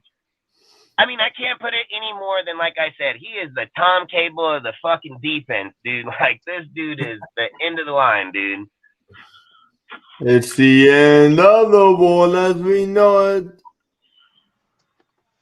Great Yeah, song. these guys, man, go up in here. And, you know, the only thing that keeps it, like, the only thing that keeps bugging me is, like, the Chargers are a good offensive team and they got good players, but fuck, we still beat them out yet last year when they had a better team and we had a worser defense. We have better defense and player-wise this year for sure. And we still went over there and beat them. So, I mean, like I said, I always say division games are fucking tough as fuck, dude. Like, you can't just imply, like, they're just going to go out there and score hella points. They've been playing each other for fucking, 40 years. They know each other pretty well regardless of who's here or not. And I've said it, like, we went into the Chargers' house. It was fucking, 19-24 or something like that. Then we beat them up over here. Like I say, they got a better fucking team than us. They've always had a better team than us. Their fucking coach is just trash. So it's like fucking the only thing that I'm having an issue, like, where I think, like, why we'll get toasted is because regardless if Brandon Staley's starry ass, fucking Keelan Moore been slapping up points. His offense be burning it up over there. So you can't just neglect that. That's fucking facts, you know? That's Yeah, why I mean, I said Aiden got to be the no-go. Yeah, I mean, obviously with divisional football, it's a mixed bag. You never exactly know what you're going to get. Obviously, because you're adding the element of rivalry, to the game. So, is it going to be close? Yeah, I mean, that wouldn't surprise me. It shouldn't surprise anyone. Obviously, the loss of Mike Williams for the season for the Chargers at wide receiver obviously does help the Raiders' cause, especially with the issues they've had, not only in the past, but also when it comes to deep balls, which seems to be Mike Williams' specialty. So, I mean, they're obviously. Yeah, but you got Keelan Moore, Johnson, dude, and you got Jammer now. Jammer going to be up in that motherfucker taking those snaps. All three of those guys run right down the field. Right. So I just mean that there's one less problem in Mike Williams to deal with. I mean, obviously, Quentin Johnston as their draft pick this year, still unproven. We're going to have to see, does he have a huge impact on this game? I'll have to see. But I mean, to me, like I said, if I do think if the Raiders plan on winning this game, they have yet to score 20 points in a game. So that's, I think, as I said in the comment section here, at the absolute least 25 points. I mean, what the Chargers Hell beat yeah. the Vikings 28 to They've 24. been putting up 30. They've been putting up 30 damn near every game. So yeah, I mean it doesn't matter. Like, it doesn't matter if all of Herbert's weapons go away, in my opinion. Like I said before Sunday, if our defense allows over 20 points, like, I'm done defending Graham because Matt Canada is literally the worst offensive play caller in the league. Like, Pittsburgh, in their home opener, chanted, like, fire Canada. Hey, I ain't going to lie. Watch them put up 30 on us, dude, and then they'll be like, oh, it's Josh. Fucking get out, bro. You know what? Graham's gonna get smoked by Keelan Moore's offense. I'm gonna just say right now. I mean, listen, the Chargers have already played good fucking defenses and fucking putting the hurt on them. Yeah. Like, I mean, the Vikings ain't no slouch team, man. That Vikings team ain't no fucking slouch team. They just ain't winning by 1 point at the end of the game like last year. But that team is a fucking damn good team. Yeah, like, depending, like, actually, never mind. It doesn't even depend who's the quarterback on this team starting at this point. Like, no. This is probably going to be the game where hopefully just everyone is just going to start saying, like, yeah, Graham's probably the one that's going to get booted, like, before anyone. Because which most likely, like, some fans probably don't know who the fuck Graham is. That's where it's going to go bad. And if it's 40, I can see Graham just getting fired right after the game. Dude, I've said, that ever since they put in this contract for Graham or for Ziegler and Josh, I've said, dude, it has to feel like the Gruden fucking contract, dude, where they'll play in the 2 years of fucking breaking down the team and rebuilding up the fucking team. And then you have the scapegoat from Graham because his defense is not performing. I've said I don't give a fuck what any person says about this fucking team. I'll prove it, and I'll prove it to you in a massive way. Just go take 3 schematics, offense, defense, and special teams. I'll tell you right where the one that's lacking the most is the fucking defense, 100%, dude. So there ain't a doubt about it. His ass on the fucking way. So bam, resets the timer, gives them the 2 years till the end of their fucking contract. And if they don't have their players built like Gruden was doing, he did the same fucking thing. Gruden did the exact same fucking thing, dude. Like, he did the same fucking thing to the T, to the fucking T. So it's not like this. We haven't just done this. I literally said this early in the show when he said, like, we literally just got done doing this. And we're literally redoing it again right fucking now. And again, even then, they didn't switch off Carr. They did keep Carr. They did make all their plays, and a lot of their players were coming alive. And if Gruden would have stayed here and didn't have all that shit, Ruggs would be killing it. Our team would probably be pretty fucking good at the time, and there's no denying that. But we'll never know. We'll never know because it's just what is at that fucking point. At the end of the day, like, all that is just... We could know an alternate timeline. This is one thing I have said about this team doing the same thing as them. One, Ziegler is miles ahead of fucking Mayock by miles. By fucking miles, getting rid of players, restructuring contracts, restructuring the whole entire way that our whole organization looked, from dead money all the way back to getting money, dude. Redoing people's contracts that were way overloaded to actually doing legitimate contracts. People can bitch about Chandler's contract, but he restructured his shit too. So every single contract that they've literally written and wrote, dude, have actually been damn fucking good. And then not only that, the cause with Jimmy, dude, they have causes in there. Even if this bitch gets hurt in week 14, being on that same fucking foot, they can off that bitch right then and there and recoup their fucking money. Like, there's nothing dumb. There's nothing fucking dumb that Ziegler has fucking done. Every single player that Ziegler has either traded or fucking cut, none of them have produced. None of them have done nothing. We've received draft picks. They've received shit. Actually cutting the fucking players from their fucking team. The only guy I kept saying about was Carr, about letting Carr go, not getting anything out of him. But let's fucking be real. Carr already hurt over there. Dude fucking might be out for the next few weeks, which he ain't never been like that here. then you're also sitting there saying, like, is it Carr that's winning those games? He might be helping, but he ain't doing nothing fucking crazy over there. He's only getting around 21 fucking points. He averaged more points here with the Raiders than he is over there. So, again, I would probably give that one to Ziegler. We're going to have to wait out the rest of the year. But, again, he's in the weakest division of all of football, bro, and barely skating by. Like, that shit fucking matters. And it didn't imply, like, oh, Ziegler is just some dipshit. You guys are dumb as fuck. Like, you dumb as fuck. Shouldn't even be talking on the fucking that position because you wouldn't even know how to run it to begin with. Let alone, like I've said, most Raider fans in the NFL ain't never seen a winning fucking team to begin with. How the fuck would you know what it looks like? Like, that's what I think's so crazy. Like, this guy has hit on all of his shit damn near to the T. His draft picks all have massive production. Even like I said, put Aiden in there. Watch your tight end pick up instantly. Watch fucking Tucker pick up. Is it the system or is it the fucking quarterback at the position? I'm gonna go with the quarterback because I will bet my left fucking nut on it. If Derek fucking Carr was right here quarterbacking this team with that roster, man, he'd be fucking killing it right now. He'd be killing it. He beat the fucking Ravens with the lesser team. He beat the motherfucking Ravens in our house in the beginning of the season with a lesser fucking team. This motherfucker's over here like, oh, yeah, it's this guy. Nah, hell fucking no. Man. For sure. Jimmy's garbage as fuck. Put Aiden in there, bam, you got another Derek Carr again. You have the deep ball. You have someone that has to be aware, dude. You ain't going to just sit and disrespect that motherfucker because he'll dink and dive your ass the same way. The problem is he's already shown even dudes getting after him, even the Dallas is getting after him. He was still getting balls off, still accurate as fuck, still hitting on his shit. Like, that's the thing. This kid, dude, he's I guarantee you, he'll change this whole team instantly, just him at the helm.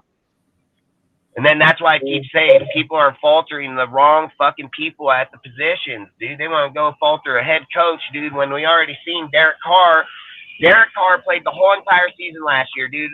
15 fucking games. I can't reiterate this anymore. And if people don't understand this, this is their fucking problem. They probably should go to school, get a fucking education, learn how to do fucking math, and know how it fucking works. One, I keep saying this. Carr played 17 games under Gruden, had 4,800 fucking yards, 24 touchdowns, 14 interceptions. 1 year later, he plays under motherfucking Josh McDaniels. Well, hell, let's just back up again real quick. Under this year, his players were beating ass. They were fucking wide open, going downfield. They were fucking looking good. So that team was looking good. Now look, we go 1 year later, Carr plays 15 fucking games. He has 3,500 yards, dude. He has 24 touchdowns, 14 interceptions. You think that he was better under fucking John, or was he better under Josh? He was way better under Josh. He's 1,300 yards less, minus 2 fucking games, and he was, dude, I keep saying it. If Carr had 4,800 yards with Josh McDaniels, he would have had like 35, 40 touchdowns. And then here's another kicker right in your fucking face because, again, he was stagnant out of 2 quarters the whole season. Not just one game, not 2, not 3, not 4, not 5, not 6, not 7, not 8, not 9, not 10, not 11, not 12, 13, 14, 15, 16, 17 motherfucking games. They didn't get shit in the second quarters of damn near all season long, and this dude averaged 23.2 points per game.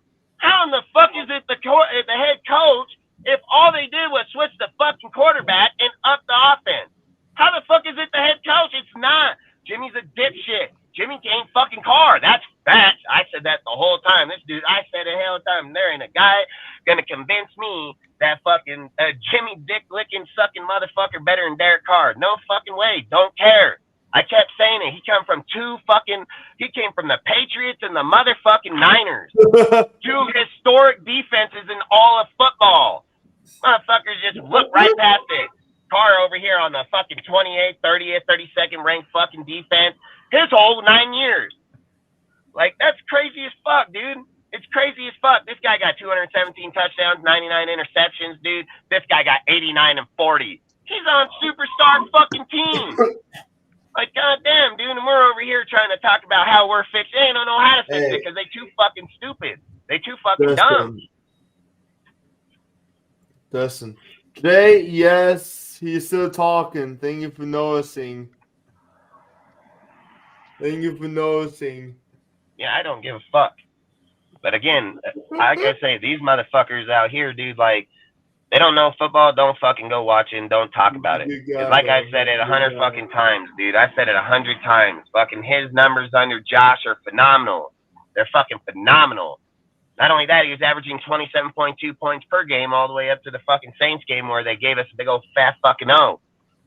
And then it dropped down and then been to 23.2 the whole entire time. And then guess what? The defense was at 24.1, 24.2 points.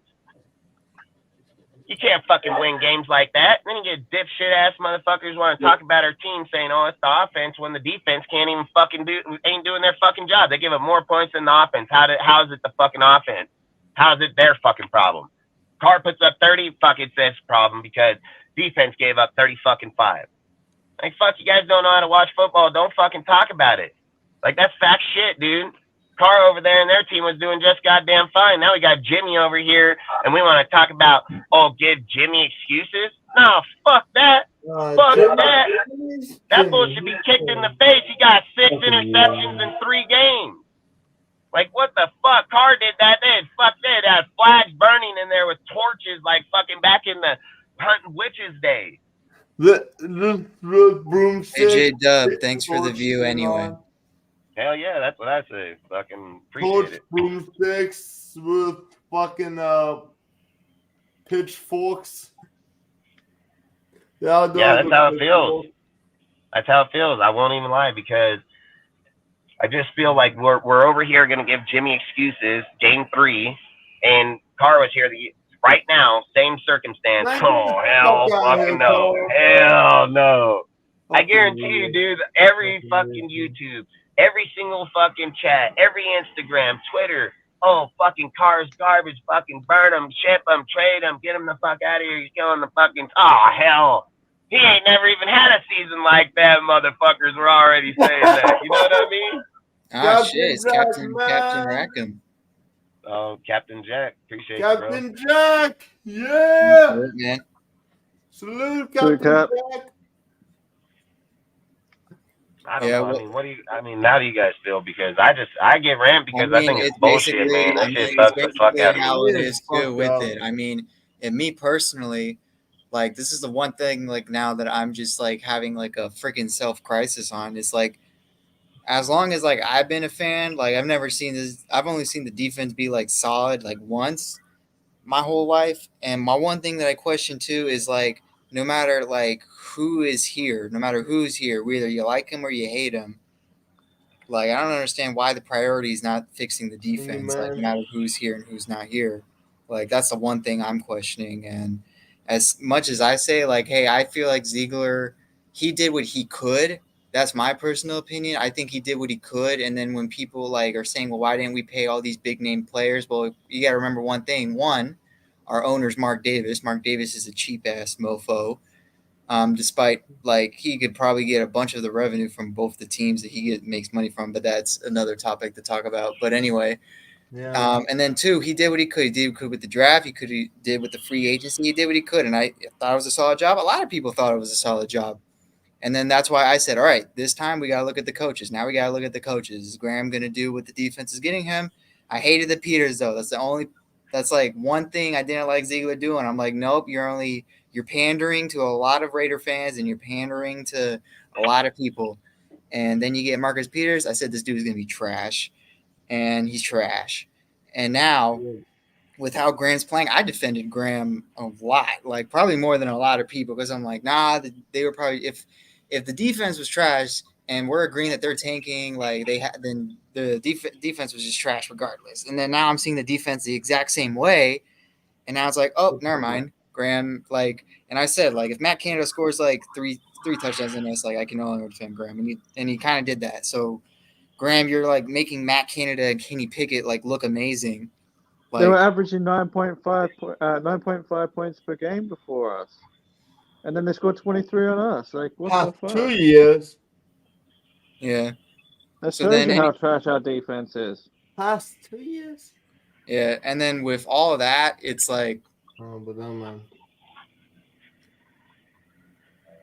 And then with like all that, it's kind of like with what you got, like, because especially like how like our linebacker room, everyone said the linebacker room was gonna be like the worst linebacking room in the league, right? Like that's the one thing that like every like big name people kept saying, right? And right now it looks like our Yep. linebacker room is the only like decent to great position on our Not defense. only that, dude, let's be real. Divine's probably going to have a breakout fucking year, dude, and fucking Spillane's probably playing just as good as Diablo. So, Divine. So I don't see why. I mean, both of those dudes are playing at phenomenal levels right now, man, massively. Yeah, and then when it comes to that, it's crazy. And then with the defensive line, like whatever the Chandler Jones issue is, like I don't really want to talk about that. Like that's just another crazy issue. And then with how the interior has been kind of just trashed, Tyree Wilson's like, I think he's just getting unfairly called for because he wasn't supposed to be the starter. agreed. That was supposed to be Chandler. Fact. And then Malcolm Kuntz, like I don't know what Graham, what Looking vendetta. Like I know Tyree's the rookie, the 7th round pick. He wanted him. He wanted Ziegler to draft him. He's like, I want this guy. Like I understand, like that's the rookie, that's the 1st round pick, that's the future. But Peace out, if- Captain Jack. Appreciate you, bro. Luke, yeah, Captain peace out, Jack. Captain Jack. You have a But good if time. you were gonna have this guy be the backup regardless to Chandler Jones, what's the problem if you have Malcolm Kuntz start over Tyree? Yeah, I Malcolm said that Kuntz been here countless fucking longer. time. He's worked with Crosby longer. He's worked with different coordinators. So, and every time he's on the field, like right now, he has the highest on our team specifically. He has the highest win rate in both pass rush and run defending combined. And for the Steelers game, he had the best pass rush and run defending, and he only played 15 snaps. And that's the crazy part. He's making plays for Max Crosby. He's making plays for a lot of people whenever he's in there. So I don't know what vendetta Graham has against Kuntz, but I don't like people are saying McDaniels has a vendetta. Listen, as much as McDaniels is the head coach, Graham's the one that rotates the players mid-game. So I don't know if that's just like if you're saying like Graham's like, oh, I got to put Kuntz in. McDaniel's just saying, no, don't put him in because I hate that dude. Like, come on, like now you're just that's like personal feelings right there. And then with that saying, it's like with that saying, so far Wilson is looking like a big reach for 7th pick. I mean, we can like that can be a debate, that can be an argument. I mean, every single person had him rated as a top 5, top 10 pick. Like even And like, they had him over. They had him over Will too, and the edge on the edge. I mean, as a everyone true thought edge. the Seahawks were going to pick him up because the Seahawks needed an edge rusher. And again, we were depending on Chandler to play out this year. We wouldn't. That's why I think I agree that at the 7th pick, playing him now, that he has to learn and develop on that stuff. Like, yeah, I won't disagree. You could have probably got another pick there, but I don't know. I mean, don't get me wrong. I would have taken Gonzalez. I mean, yeah, Gonzalez was my guy. Carter, He was my guy from the beginning. Carter for me. Yeah, but I even said multiple times before the draft that if I said it, I have posts on my Instagram. I said if Carter was on the board with fucking Wilson, we would pick Wilson. I said if Gonzalez was on the board, that they would end up picking Wilson because at the end of the day, I keep saying this. If Wilson would have went to Philadelphia and been on that fucking in line playing in that rotation, he would be one dangerous motherfucker. It's why. And the thing is even bringing Carter here. Let's say we picked Carter, right? Let's just say we picked Carter. So we pick Carter. He comes in here. Chandler has his meltdown. What do you think every team in the NFL is going to do? Run left? That's what they're going to do every single time. Just run left, man. They ain't going to worry about it over there and be like, these motherfuckers suck. They suck already. So it doesn't matter how you're valuing a person in one position or not. Yeah, would he have been better next to Max? Yeah, there's probably no argument. But the left side of that field would have been way more open. Let's take right now, we're funneling them up the middle. So if we get a DT, you're going to be a little bit more because even now, look, he got less in snaps because he was sick. That's why in this game, he didn't have as many fucking snaps in this one. But again, every single game, his development's coming along. Fuck, I watched him push to the outside, push off the fucking left tackle, and get the fucking tackle in the backfield off the halfback. I have watched him give up some plays, but I also watched him in that Bills game, dude, where he fucking sacked up on the fucking left tackle, pushed him up, noticed the motherfucker all the way across the field. He noticed the motherfucker all the way across the field, running past the line. He turned around and ran the motherfucker down, 30 yards downfield, diving fucking tackle to tackle that motherfucker for the stop. Like that's not fucking bus fucking material. That's not bus material. Now, because you got to get thrown in out into the fire now and I got to be the elite fucking guy because that's all any Raider fans or anybody wants. That's not how it was supposed to be. And it's just like I said, if he goes over there in Philadelphia, he would have been rotated. They're rotating their starters 26%. That's crazy as fuck. Their starters ain't even out on the field long enough to begin with.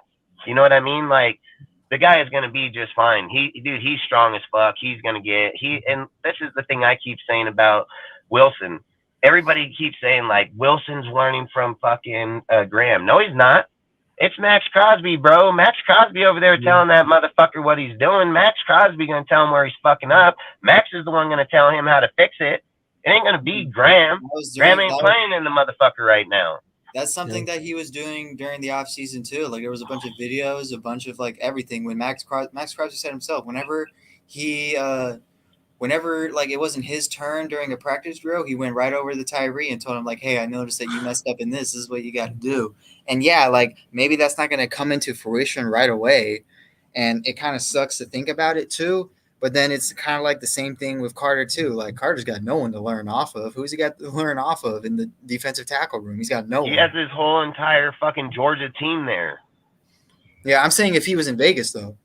Oh yeah, you just have to go be who he is.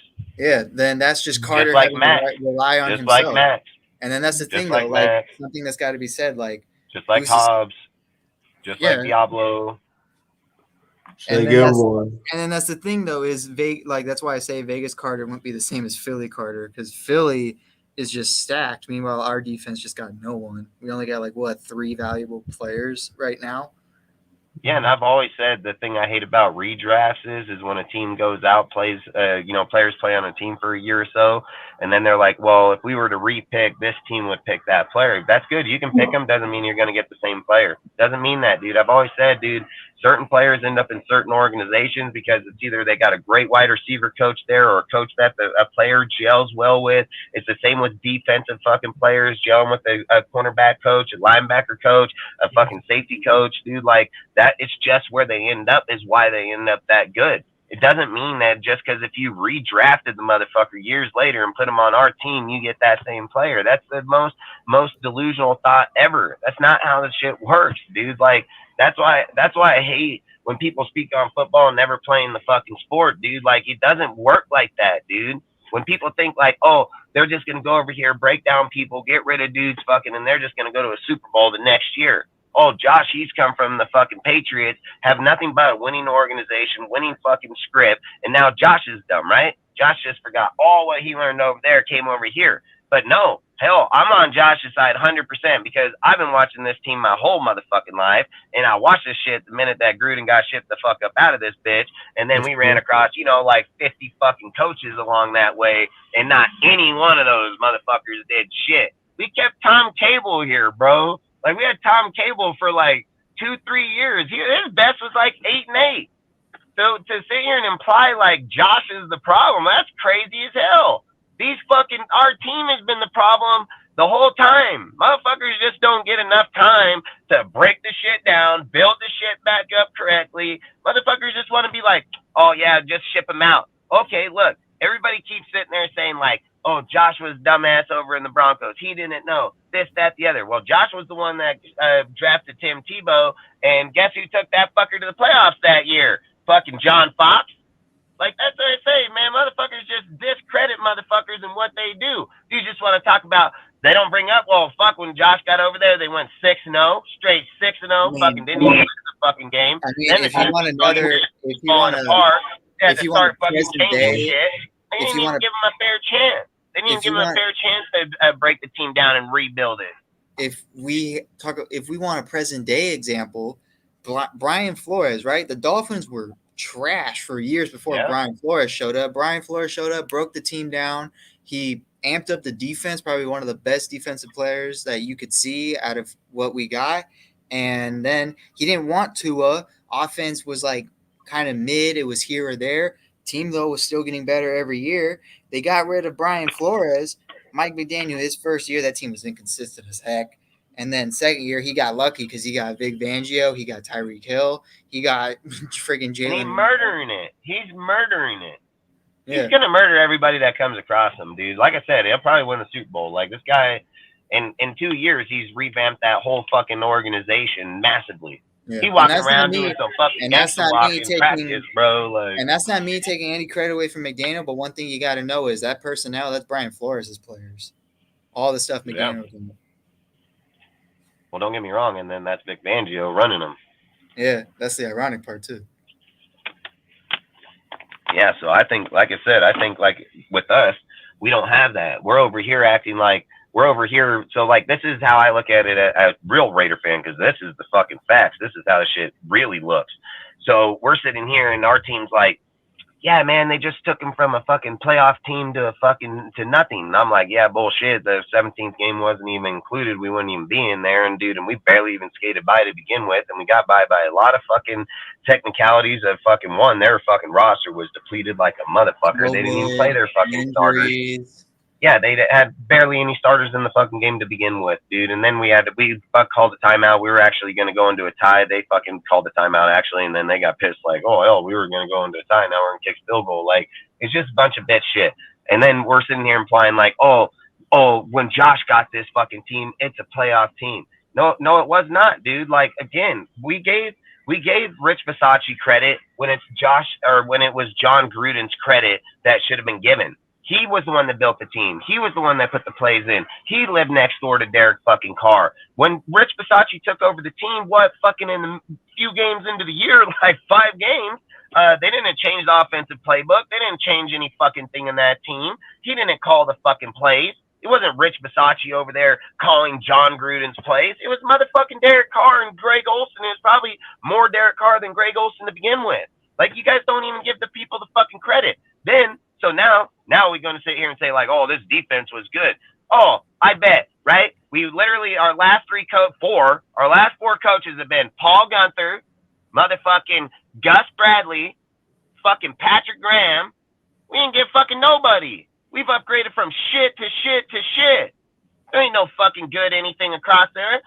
Motherfucking Josh and them didn't inherit a good-ass team. They didn't get a great fucking team over here. That fucking defense been so garbage for fuck every single guy across there. Players included. Didn't matter if they drafted him or he drafted him. Like, that's the thing you guys aren't acknowledging. Then you're just acting like, oh, he should be able to turn it around in a day. I kept talking about this. I keep saying it, dude. I keep receipts, man. I got the fucking videos. I said this whole time. Get rid of Josh, gonna cause a fucking big problem inside the deal. Get rid of Waller, dude. I wouldn't even give Waller a contract. I said straight up, 2 years, $14 million, $7 million a year. I'll make that motherfucker play. The minute we gave him the contract, bitch gets hurt, sit out, dog and heat on his woman. Fucking same thing with Renfro. I just said, play out their fucking contracts. I spoke on all this shit the whole entire fucking time, dude. It happened the exact same way. Sat there and said, Waller ain't a good fucking player, dude. He got force-fed by Derek Carr because of injury on the fucking team. Now he gets sent over here to the Giants. They're trying to force-feed him like a one. Jones ain't motherfucking Carr. Jones ain't Carr. And Waller ain't doing shit. He barely doing anything. He can't catch balls. The only balls he catches in the shower, literally. Like, and we're sitting here talking about, oh, these guys are leaders, and these guys are the ones that lead our... No, they fucking don't. Carr led the team. Carr was the one that fed that motherfucker. Carr gave him tight end. Carr gave a tight end 1, wide receiver 1 numbers. Guess who else Carr gave numbers to? Renfro. Renfro got those numbers because he's Carr's best fucking friend. Guess who else got 100-plus fucking catches thrown his way? Renfro. He a goddamn slot receiver. Why the fuck he getting wide receiver 1 numbers? Like, people, you guys don't see this shit? You don't see how this works up? Not only that, when you look at it... Hell, how did Devontae and Jacobs get their numbers? No, all the other players were injured on the fucking team?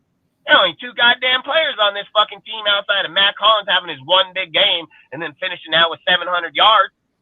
You gotta want to fucking know why your team sucks? Pay the fuck attention. Quit fucking dick writing people's fucking names saying that it's this. No, it's not. It's not even true. It's not even close to being true. Motherfucker, I tell you the whole entire reason why it's wrong. Was Renfro like the only option, but that was during the time when both Ruggs and Waller were gone, and the only other option was Zay Jones. Not any discredit to Zay Jones, he's making a name for himself, but look at him now. during the time During the time, though, Zay Jones was just known as a wide receiver 4. Yeah, and Carr turned him into a fucking damn near wide receiver 1 by his last year. Zay Jones made some of the best catches that year on the sideline and fucking critical moments that Carr gave to him. As much as we give credit to Renfro, too, Zay Jones was mostly the game winner catch. So I say, man, like, we're not paying attention to the real fucking things, and then we're talking about, like, get rid of dude. You're going to fucking never fix your shit. You're never going to fix your shit. You know, that, like, what do they say? What's the definition? Insanity, doing the same thing over and over and over, expecting a different result. Like, that's exactly where we're at, dude. We're in the Tri-Light saga, and we're just fucking keep doing this shit over and over and over. Like, you can't fire Josh. Josh knows offense better than anybody in the NFL, dude. If you don't get the fucking players, I keep saying it. Josh Jacobs can't run if the fucking defense don't respect the quarterback. They're going to pack 8 in the box. How is Josh going to run through that? He got to run through 8 motherfuckers just to get off the line. They don't even respect Jimmy. So guess what? You killed our quarterback and our halfback at the same exact time. But it's Josh McDaniels' fault, right? Hell fucking no. Jimmy G is garbage as fuck. Go change out Aiden, man. Watch. Hey, all of a sudden Josh becomes good again. Oh, why? Why the fuck did that happen? I'm going to tell you why. Because Jimmy, they don't respect. When Aiden gets in that bitch, they're going to be like, well, this kid's young. He's a fucking dude coming out of college. He got a big fucking arm. Like, hell no. You cannot play off him. Because you know why? That fucking pass down the sideline where fucking dude was wide open and Jimmy threw over to 2 fucking other guys, Aiden will dot that bitch in stride. In stride. So Tucker probably cut right underneath them. Probably say, fucking right underneath them. Boom, vertical slant, straight across field, touchdown. That's what fucking Aiden offers. Aiden doesn't offer, oh, let me throw it behind you at your fucking toes in mid-route. Oh, yeah, that's a great quarterback. I said this shit in the preseason. I told everybody, they were like, oh, Jimmy went right down the field and he scored, man. He got 4 passes and 2 of those bitches, one was behind and one was at the dude's toes. I said that the whole time. Then what happened this year? Motherfucking all 3 games throwing balls right behind him and right at their toes. He doing it all the fucking time. Fucking guy wide open, overthrows him. Devontae Adams got a great pass. Guess what? He dotted Tucker twice on that same pass, right in his hands. He missed Tucker the first time because it's a little bit out of his hands, and then he dotted it right in him. Bow! Right in his fucking hand. Like, that's what fucking Aiden can give you. Aiden can open back up the game that fucking fast. Jimmy can't. Jimmy can't. He gets under pressure. Throw it in there. He got 6 picks. Where the fuck? Why has not one guy got that shit blasted on their YouTube channel? Like, why don't they have Jimmy 6 fucking picks, 3 touchdowns in 3 games? Like, fuck, dude, let's be real. Just put a Carr face on him, man. Hey, take Jimmy's face off, put Carr's fucking face on there. Boom, blows up. Fucking the biggest mean in Raider Nation, fucking bagging on our quarterback. That's how that shit works. You guys suck dick. You guys suck dick so bad it's not even funny.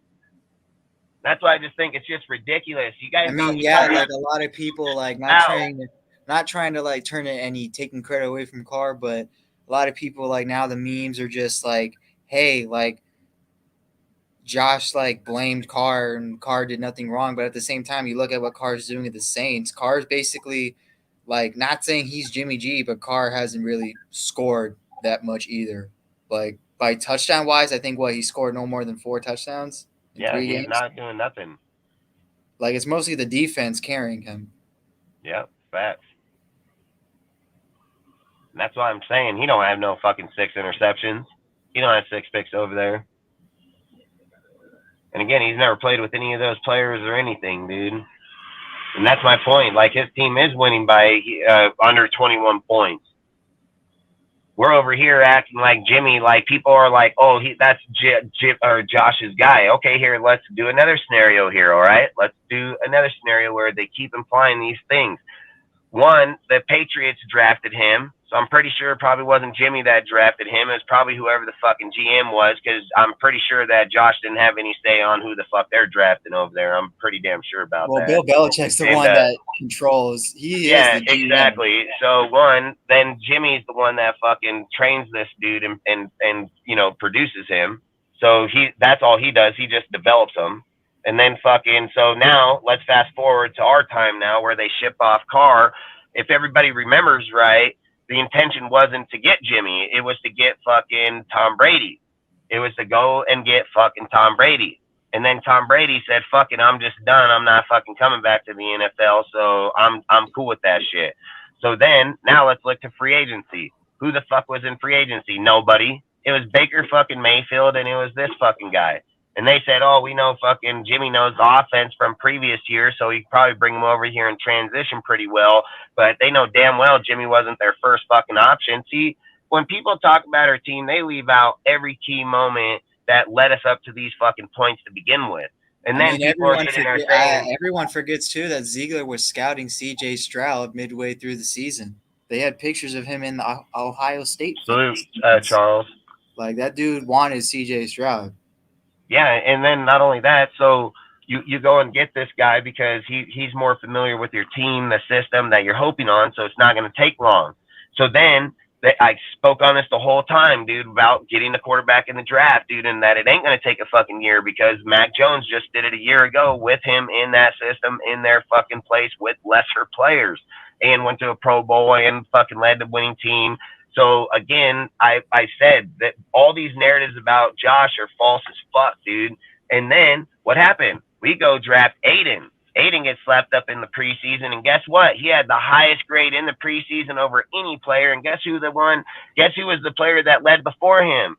Mac motherfucking Jones, dude. Mac Jones was the player that led before him in the preseason with the highest QB rating throughout there. So to sit here and act like, oh, we haven't seen this with them, and that they don't, bullshit. It's shown when Mac Jones was with Josh McDaniels, they were able to win and scheme just fine over there. Now we got a fucking kid just like him sitting back here, dangerous as fuck, lethal as fuck, accurate as fuck, smart as fuck, dude. Don't talk a lot, dude. Just gets in this fucking game, and just like hell people said, when he's in that huddle, he leads, dude. Even Devontae said, man, this kid makes sure that you hear what he's saying. You know, like, the kid's not no slouch-ass player. And to imply that Brock Purdy can go over here in the Niners, that was a 7th round fucking last pick of the draft, and have the success he's having, and imply like fucking that O'Connell can't. That's crazy as fuck. That's crazy as fuck, dude. This guy already classed this dude in preseason.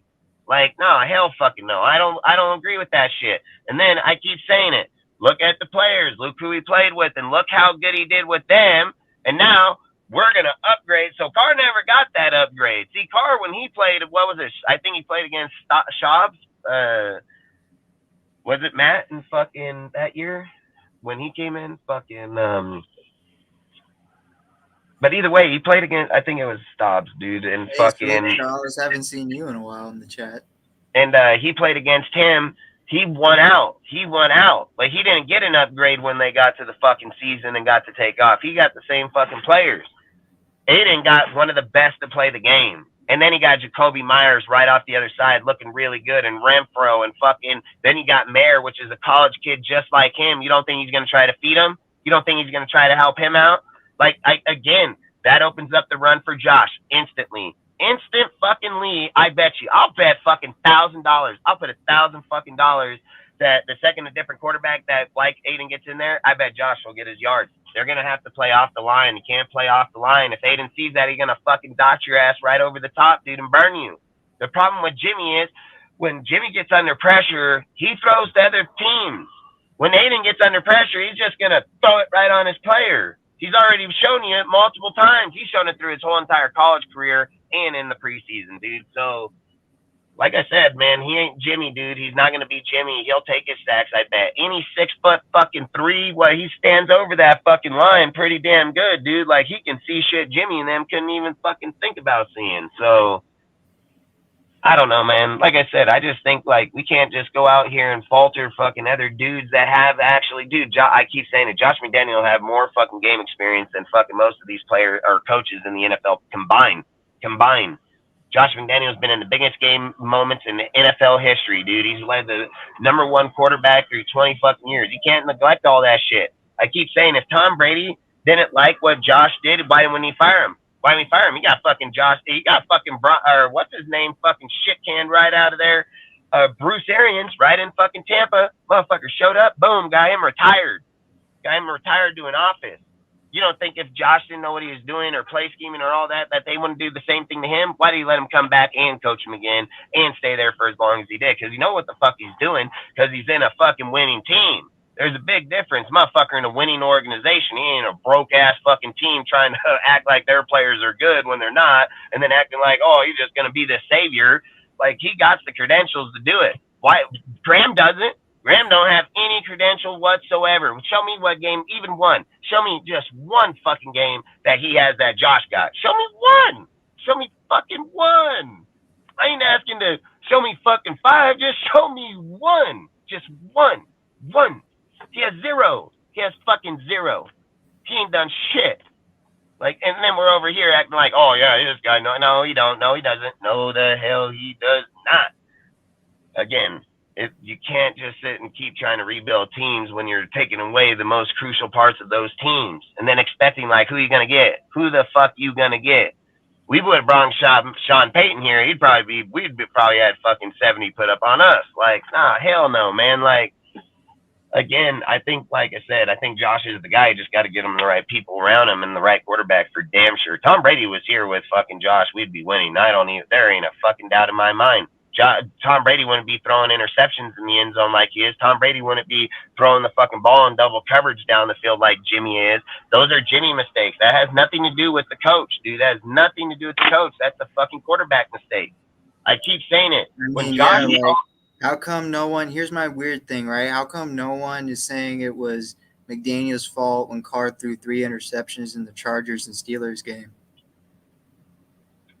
What was that part? I said how come no one said it was McDaniel's fault when Derek Carr threw 3 interceptions in the Chargers and Steelers game? That's facts. They didn't say that shit about this motherfucker.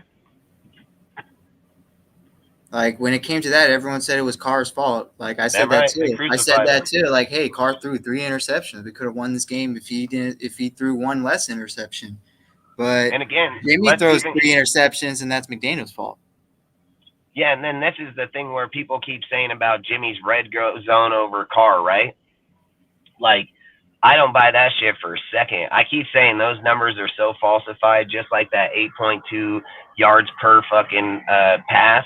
I said, if you don't throw downfield and never jeopardize your number, like, you don't jeopardize your average if all you're doing is throwing fucking 20-yard average, when dudes like fucking Patrick Mahomes and all these dudes, you know, Hurts and fucking Herbert and all these good dudes, they're throwing like fucking 60 yards down.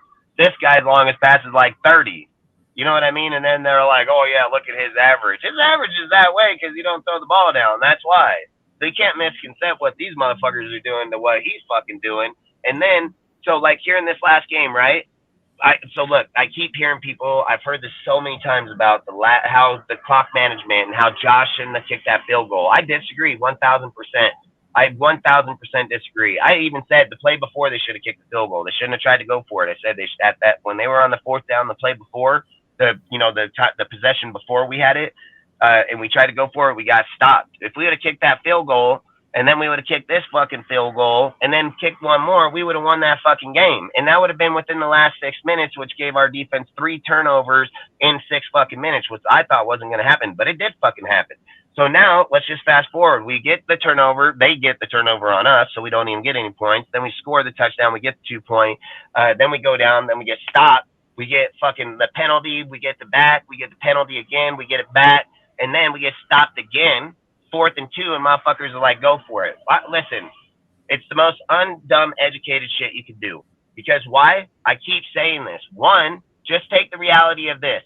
Going down the field and scoring 1 fucking touchdown and then putting the factor of what is the percentage of getting a 2-point fucking conversion 1 fucking time. It's probably, like we've said, a 30-70%, 30 of getting it, 70% not getting it. And that's just in the first fucking try.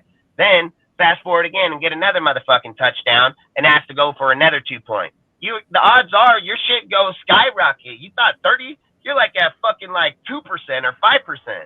Now you're asking to win the game on a 5% fucking chance that if you miss, you don't get shit. Well, guess fucking what here? If they kicked that field goal and they fucking did get the stop like they did, but guess what? They got the penalty, which gave them back the fucking ball. Then we got the stop again and gave the ball back in Jimmy's fucking hands. Now, let's just take that guy and flip it out of his hands and give it to Derek fucking Carr. Derek Carr has 28 fourth quarter comebacks on shit like that. Carr would have came back and probably won that motherfucking game. Because that's the type of management that game was brought in to win. If Josh scores a touchdown, game over. Game fucking over. There ain't no motherfucking field goal. There ain't no or extra or 2-point conversion or nothing. That's game fucking over. So all these dudes that are implying like Josh don't have good management, you don't got good football skill. That's what it is. You got novice skill while he got goddamn expert skill. Motherfuckers are too simple in life that sit here and say, this guy had 7 chances with Jimmy getting into that end zone. They didn't even get there. Then the guy goes on a 4th and 2 and you act like he's going to get there now? That's fucking dumb on you. See, he knew. He was like, nah, hell fucking no. Hell no, I ain't doing that. Kick the fucking field goal. If we get the ball back and then stop, we got a chance to go down that motherfucker and get it. And then guess what? He called his timeouts right. Damn near put us right at the 2 minutes to give us back the ball. And our team fucks up again on penalty. Like, this guy called the plays. The team didn't play the way they're supposed to fucking play. That is not on him. And if we got fucking fans that don't know how to play football and notice that shit, they should not be talking about it. That shit would have won game. That's Bill Belichick move right there. That's checkmate, motherfucker. That ain't fucking, oh, let's go to overtime. Oh, I already made that mistake in fucking Kansas City. He already said that. Like, I made that mistake, Kansas City. I ain't doing that again. Let's go get the ball back with 2 fucking minutes, and we're going to go down stride. Carr got ball back 2 minutes. We go on touchdown, motherfucker. Everybody knows that. Everybody knows that. So it's like, that's the kind of shit I'm trying to say is like, why is people putting him at falter when it's the motherfucker at the quarterback that's putting our team at falter? Salute, Pizzle. You know, I mean, it's our quarterback. That's the issue. It's our quarterback and our defensive coordinator. How many times have we seen Dustin at like not Dustin? How many times have we seen Derek Carr in the 10-yard line needing us to score a touchdown, and he either throws a pick or it just doesn't work, and now we have to either the game's over or we have to hope the defense gives us the ball back. Hey, what's up, guys? Like, that's one thing too. I asked Dustin that too. Like, what do you think of the argument where people like, said like, hey, bad management, stuff like that. And that got me thinking too, because I was starting to agree with it too. I'm like, the Raiders are the first team in history to ever just kick a field goal. But then the one thing that made me think is, well, like Dustin said, how many people have actually attempted it? Like, how many people got to that point where they have to attempt, like, I've had the success to do it. And then what was the success rate? Damn right. And I've said it. Just because you want to put a dollar value behind a team, that doesn't mean shit. You can put a dollar value behind all you want. It doesn't mean they're going to go score a touchdown. So you can't fucking make those accusations like, oh, on the 8th try, on the 4th and 2 line, they were going to score. No, hell fucking no. Money said on the first 7 motherfucking times they didn't. So Money said on the 8th time it wasn't happening either. Then, now, let's just put the same scenario in play because that's how 2-point would be. They had 7 fucking tries that didn't get it. And you think they're going to score the touchdown and get the 2-point, right? Right? That's how you fucking guys think, dude. It's crazy as fuck. It's the craziest shit I think ever. Motherfucker's going to get it on 7 motherfucking tries. You think you're going to get it on that try, right? There's a higher chance that if we, kick the field goal and we have a 5-point game to get the ball back from the defense, if we have a serviceable defense and get a 6 points, like get a touchdown and win the game by 1 point, that's more easier to do than getting a fucking touchdown and a 2-point conversion. Yes, but here's the thing. So basically, Hey, Turbo, thanks for the view anyway. Hey, can you guys hear me? Yeah, we know you do. All right, so I'm gonna go straight to my point here, make my point. How did he set him up? Derek Carr knew the contract. Derek Carr knew the circumstances. How did he set him up? He let him fucking play. Derek Carr is the one that didn't get fucking points in the second half of games. I mean, did he not have the ball? Did he not have the fucking way to throw it to him? I mean, you guys can make excuses all you fucking want, and you can laugh because you probably don't know football, bro, and I don't care. Shit I talk about is factual truth in the game. Go watch it. Pull up the tape. Now Karen fucking see it. I'll prove it. Go get it. I'll sit in the lobby with you and teach you real quick about it because I played it my whole fucking life. But yeah, this game, I can't blame Jimmy G here for this loss because this is on McDaniels. Like that front, the whole game, it was even as much as I didn't like McDaniels, he called a good game. But Jimmy G's reads and decisions very questionable. But now we'll get to that later. Near the end of the game, you had a penalty. Turbo, And you're Turbo, kicking and you were Turbo. kicking Hold on, Turbo. We don't block people here, bro. Your opinion's as heard as anybody else, man. We don't play girl games here. You can have your disopinion or agree. That's the good thing about this place here. We don't do that shit here. But go ahead, Josh. Well, yeah. So, like, what is it called? There was, what, 2 minutes and 50-something seconds left, right? Before the penalty. If you should have just declined at that point if it was going to end up like that. Because I don't trust the offense scoring with, like, the pace they were going in the fourth quarter. Just, like... Yeah, that's another thing too. Like you said, Josh. Like, what's up, Kojo? How you doing, bro? Offense struggled all game. I'm here. Touchdown. You think they could have scored a touchdown right there? Like, we sucked scoring a touchdown the whole game.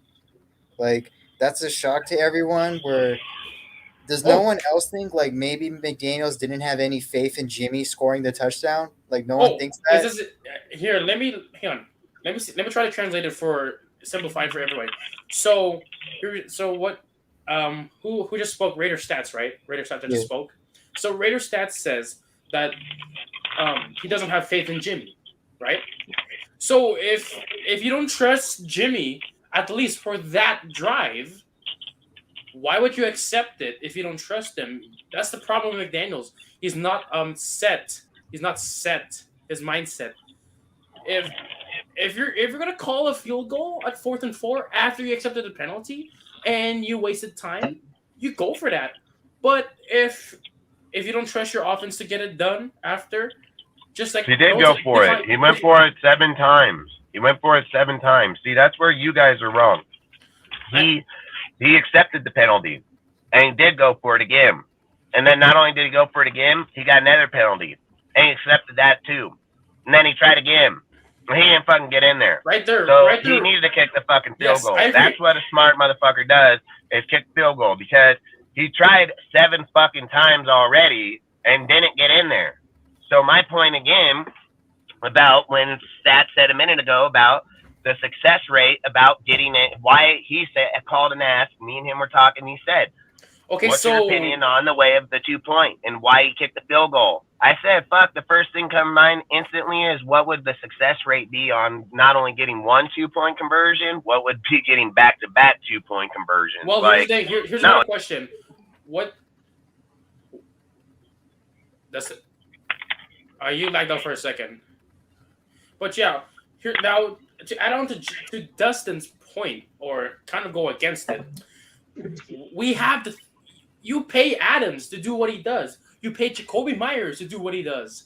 And you didn't do it Renfro. 7 times. See, you guys don't make sense. You guys are just putting money on a player. That's not how football works. That's why you guys don't play the sport. That's how you know you don't play the sport. Because when you guys start putting money on a person's name and acting like money is what values the way that the players play, that's dumb as hell. Right, that's got to be the dumbest logic I've ever heard in my life. Let me put it this way.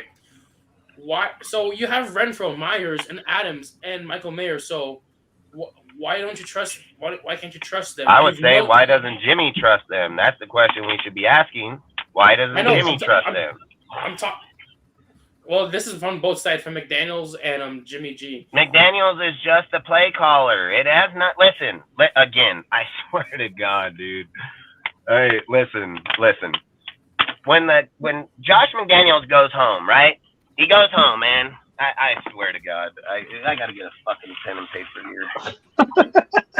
This guy is gonna call out motherfucking plays, dude. He's gonna write out his 11 fucking men on the fucking field. He's gonna call his people on the fucking field, and he's gonna have his fucking players, and he's gonna know where they're fucking going. So when he calls his play in the motherfucking dipshit Jimmy, and he says, we're gonna run this fucking play. Come on. Don't call him. Jimmy knows every single play that Josh calls to him.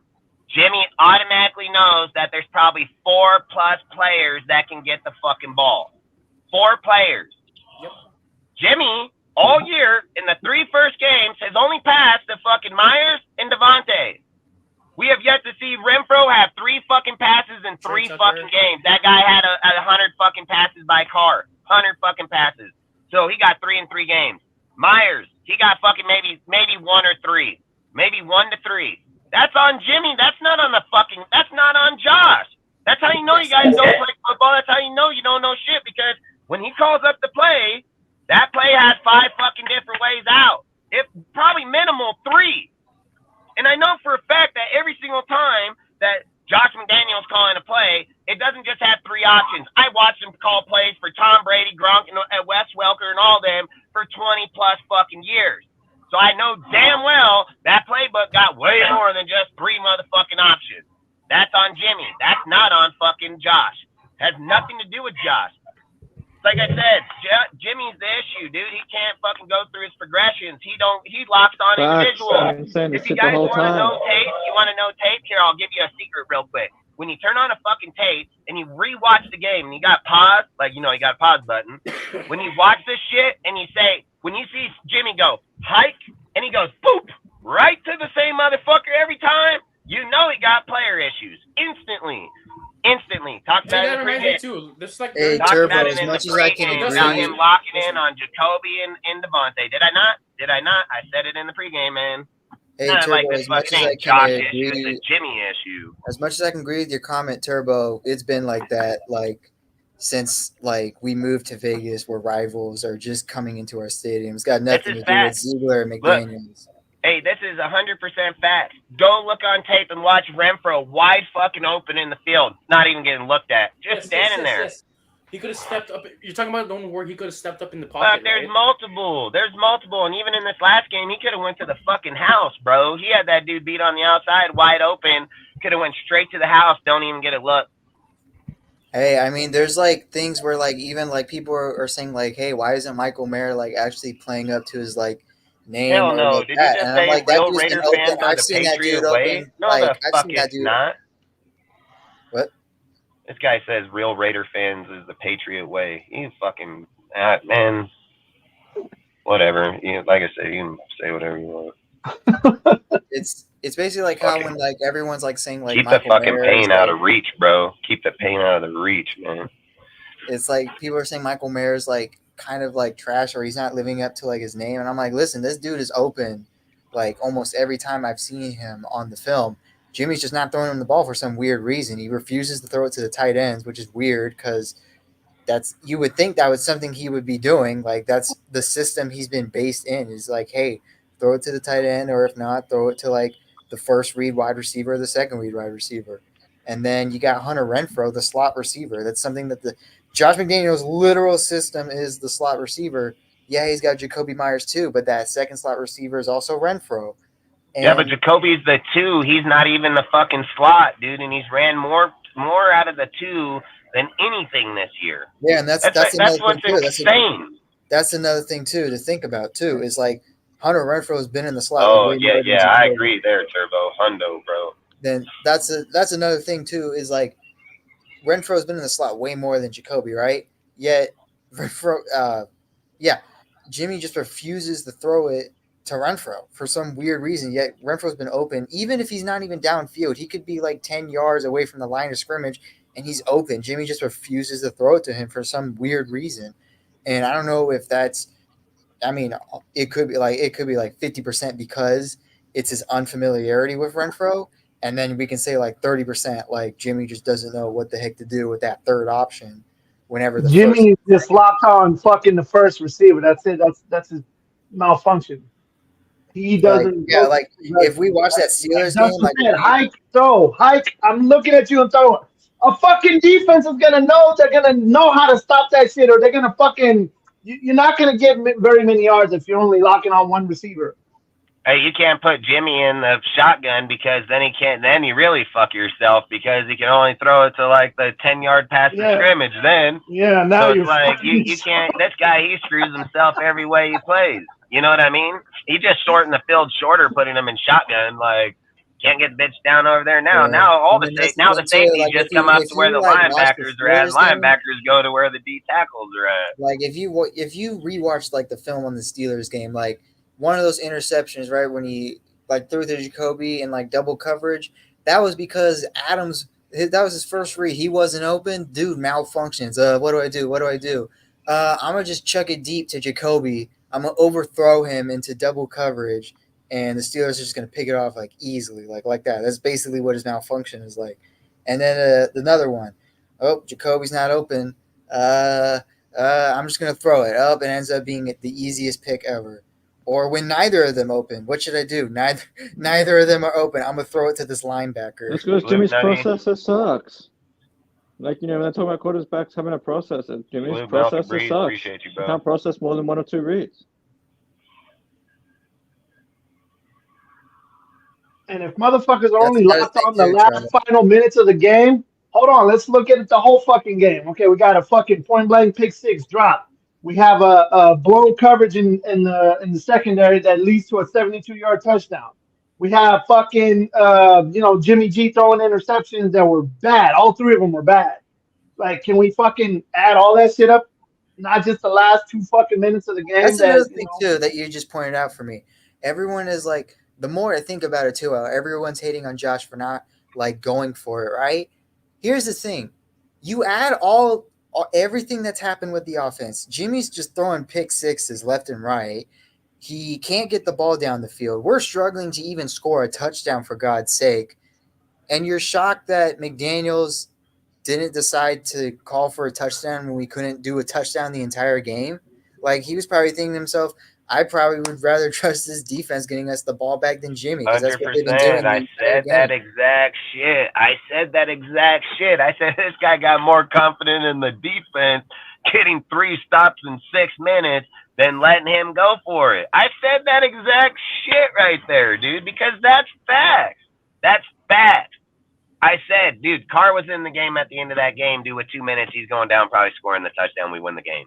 Like, there's not doubt. He's done it 28 times, dude. He's probably doing it there for sure with this team. Fucking this guy can't move the ball. He's locked in on only a few players. This is why I keep saying it's nothing to do with the scheme, has nothing to do with Josh. They have the players. There's players wide open. Go watch the fucking film. And it's him only honing on 2 players. I've said, listen, I don't care that Carr is not here no more, okay? I don't have a fascination with Carr. I can care fucking less. Once a Raider, always a Raider. I strongly believe that and always will. But you cannot deny facts. You can't deny facts. Carr put in these situations would have fucking excelled in it. He wouldn't be fucking going down. He might make a stupid-ass play here and there, but he wouldn't have 6 fucking interceptions right now with this team. There's no way. He's never has. He never has. And then, again, this offense is way geared up, way better than it's been last year or years before. Probably the best. That's probably back when, I would even say, like, with Henry Ruggs even hitting into his stride, he still was down a few players, but still a good team. This is a really good offense, dude. And to sit here and falter our coach it's Jimmy, dude. This guy, he individually hones on the players. Yeah, he's doing it. They ain't got shit to do with anybody else. And Turbo, the comment. Wait, look at the interception in the end zone. Interception in the end zone against the Bills. Guess what? He was double coverage. He forced it right into that motherfucker. He threw that shit. Nobody forced him. He could have taken a sack right there, dude, but he chose to throw it there. Then guess what? His next interception in there, I don't know if you guys caught on to this one, but guess what? It was off in the right, dude, and he was going down the field, and he throws again over the top, double coverage, and then he just smirks and walks off down on the ground. Like, bullshit. Bull fucking shit. Then in this game, he does the same fucking thing. Gets out, sees a dude downfield. He already know he don't got an arm. Already know he don't. But he decides, well, you know what? Fuck it. I'm going to throw it into double coverage, and then not even just throwing double coverage, I'm going to overthrow the motherfucker by like 10-plus yards to the other players. Like, I don't understand. I don't know if you guys understand.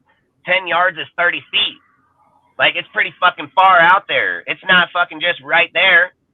It's the fuck out over there a little ways. You know what I mean? The dude was fucking falling down on his face and still wasn't even going to be close to them.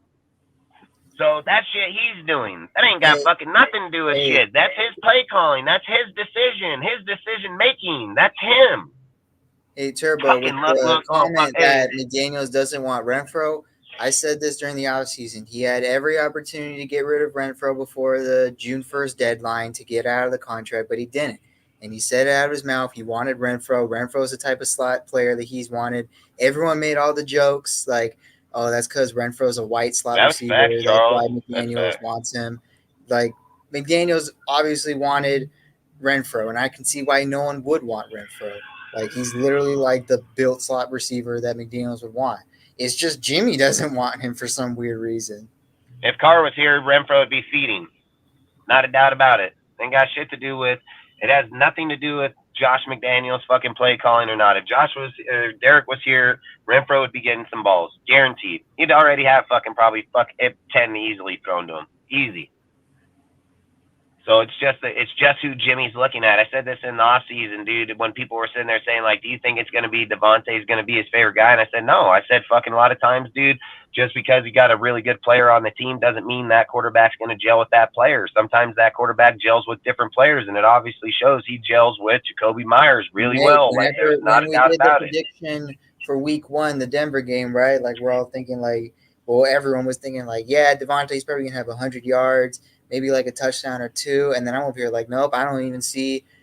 I wouldn't be surprised if Devontae didn't even have over 80 yards, because from the news during the preseason, offseason, how I just hear Jimmy just always throw touchdowns, throw the ball at Jacoby. I can see Jacoby just getting more targets than freaking Devontae. I said that during our pregame show during the Denver game, and that's exactly what happened.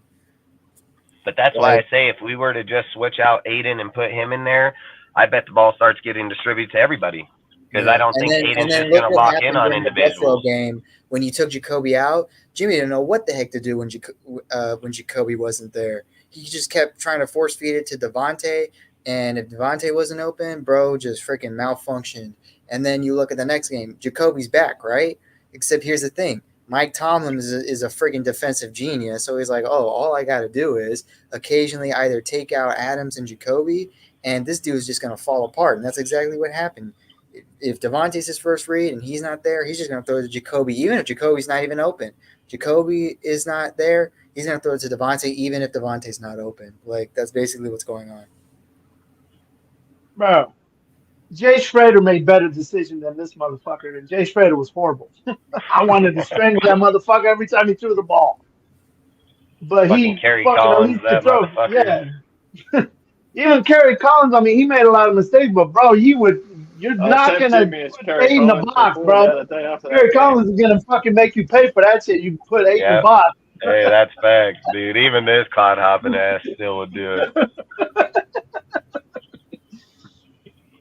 Fucking Jimmy G's looking like Kyle Boiler out there, whatever his name was. He's looking bad. He's looking bad, Ozzy. Yeah, one thing that makes me mad the most though is when he makes a mistake or throws an interception, he's like smiling and laughing off. I'm like, man. Robbie, I know Carr would be person. I know Carr. I've never seen Tom Brady smile on an interception. I've never seen Tom Brady, Peyton Manning, none of them. He threw an interception. That's probably the only time you ever see him curse, is cursing out himself. When Rich Gannon threw an interception, he wanted to fucking take somebody's head off on the sideline. He was so pissed.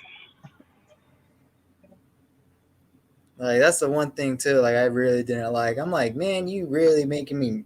Like, you are enjoying me not liking you right now, just making this is. I told Dustin this is not what I fucking envisioned with Jimmy G under center. You know, like during the off season, like I even said too, I like, man, Jimmy really feels like he got like that Vegas Raider personality, not like Oakland Raider personality. God no, like Vegas Raider.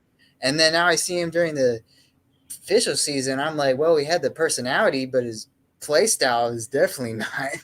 This is facts, Charles. That's facts. That team is solid as fuck, bro.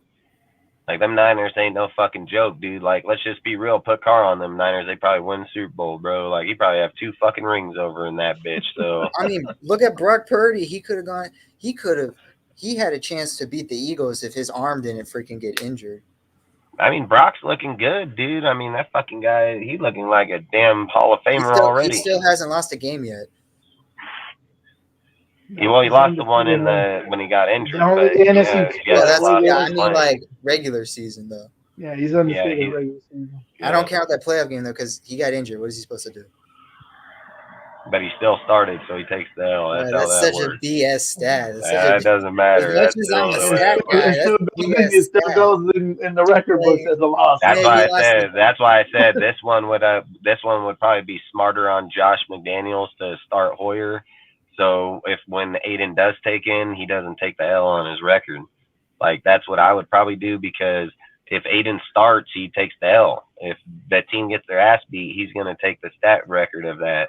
Where if they start Hoyer and then he comes in, he won't take that. He won't get it on his record. So Yeah, That's why I Turbo, think it that was would almost crazy. They be. beat the crap out of the Jaguars. If they start Hoyer Yeah. with his decision making, we're giving the Chargers anywhere between 14 to 21 points just by Bro, him throwing interceptions. if Hoyer's a starter, just expect the Miami-Denver game. But That's what I said. I said we're probably gonna get rolled like that. I don't know if it'll be 70 points, but it's gonna be a lot of fucking points. because if anyone doesn't know this, Justin Herbert just set NFL record, the highest completion percentage for a quarterback that threw the ball over 45 times. Like, that's not a guy you want to go against like the week Facts, after. Sergio. Like, if I'm not gonna lie. He just had his own career high of passing yardage of throwing 405 yards. It's about to be higher than that once you go against our defense. That was We could have crazy the as worst fuck. What defense in happened? the league right now. Especially fucking passing wise. I'm And not gonna lie. I know it's That a divisional game, and divisional games are a lot more competitive, but divisional game or not, Denver still hasn't beaten us or the friggin' Chiefs. So just like I would be shocked if Herbert didn't have a similar game that he did last week. Who's he play? Yeah, that's true.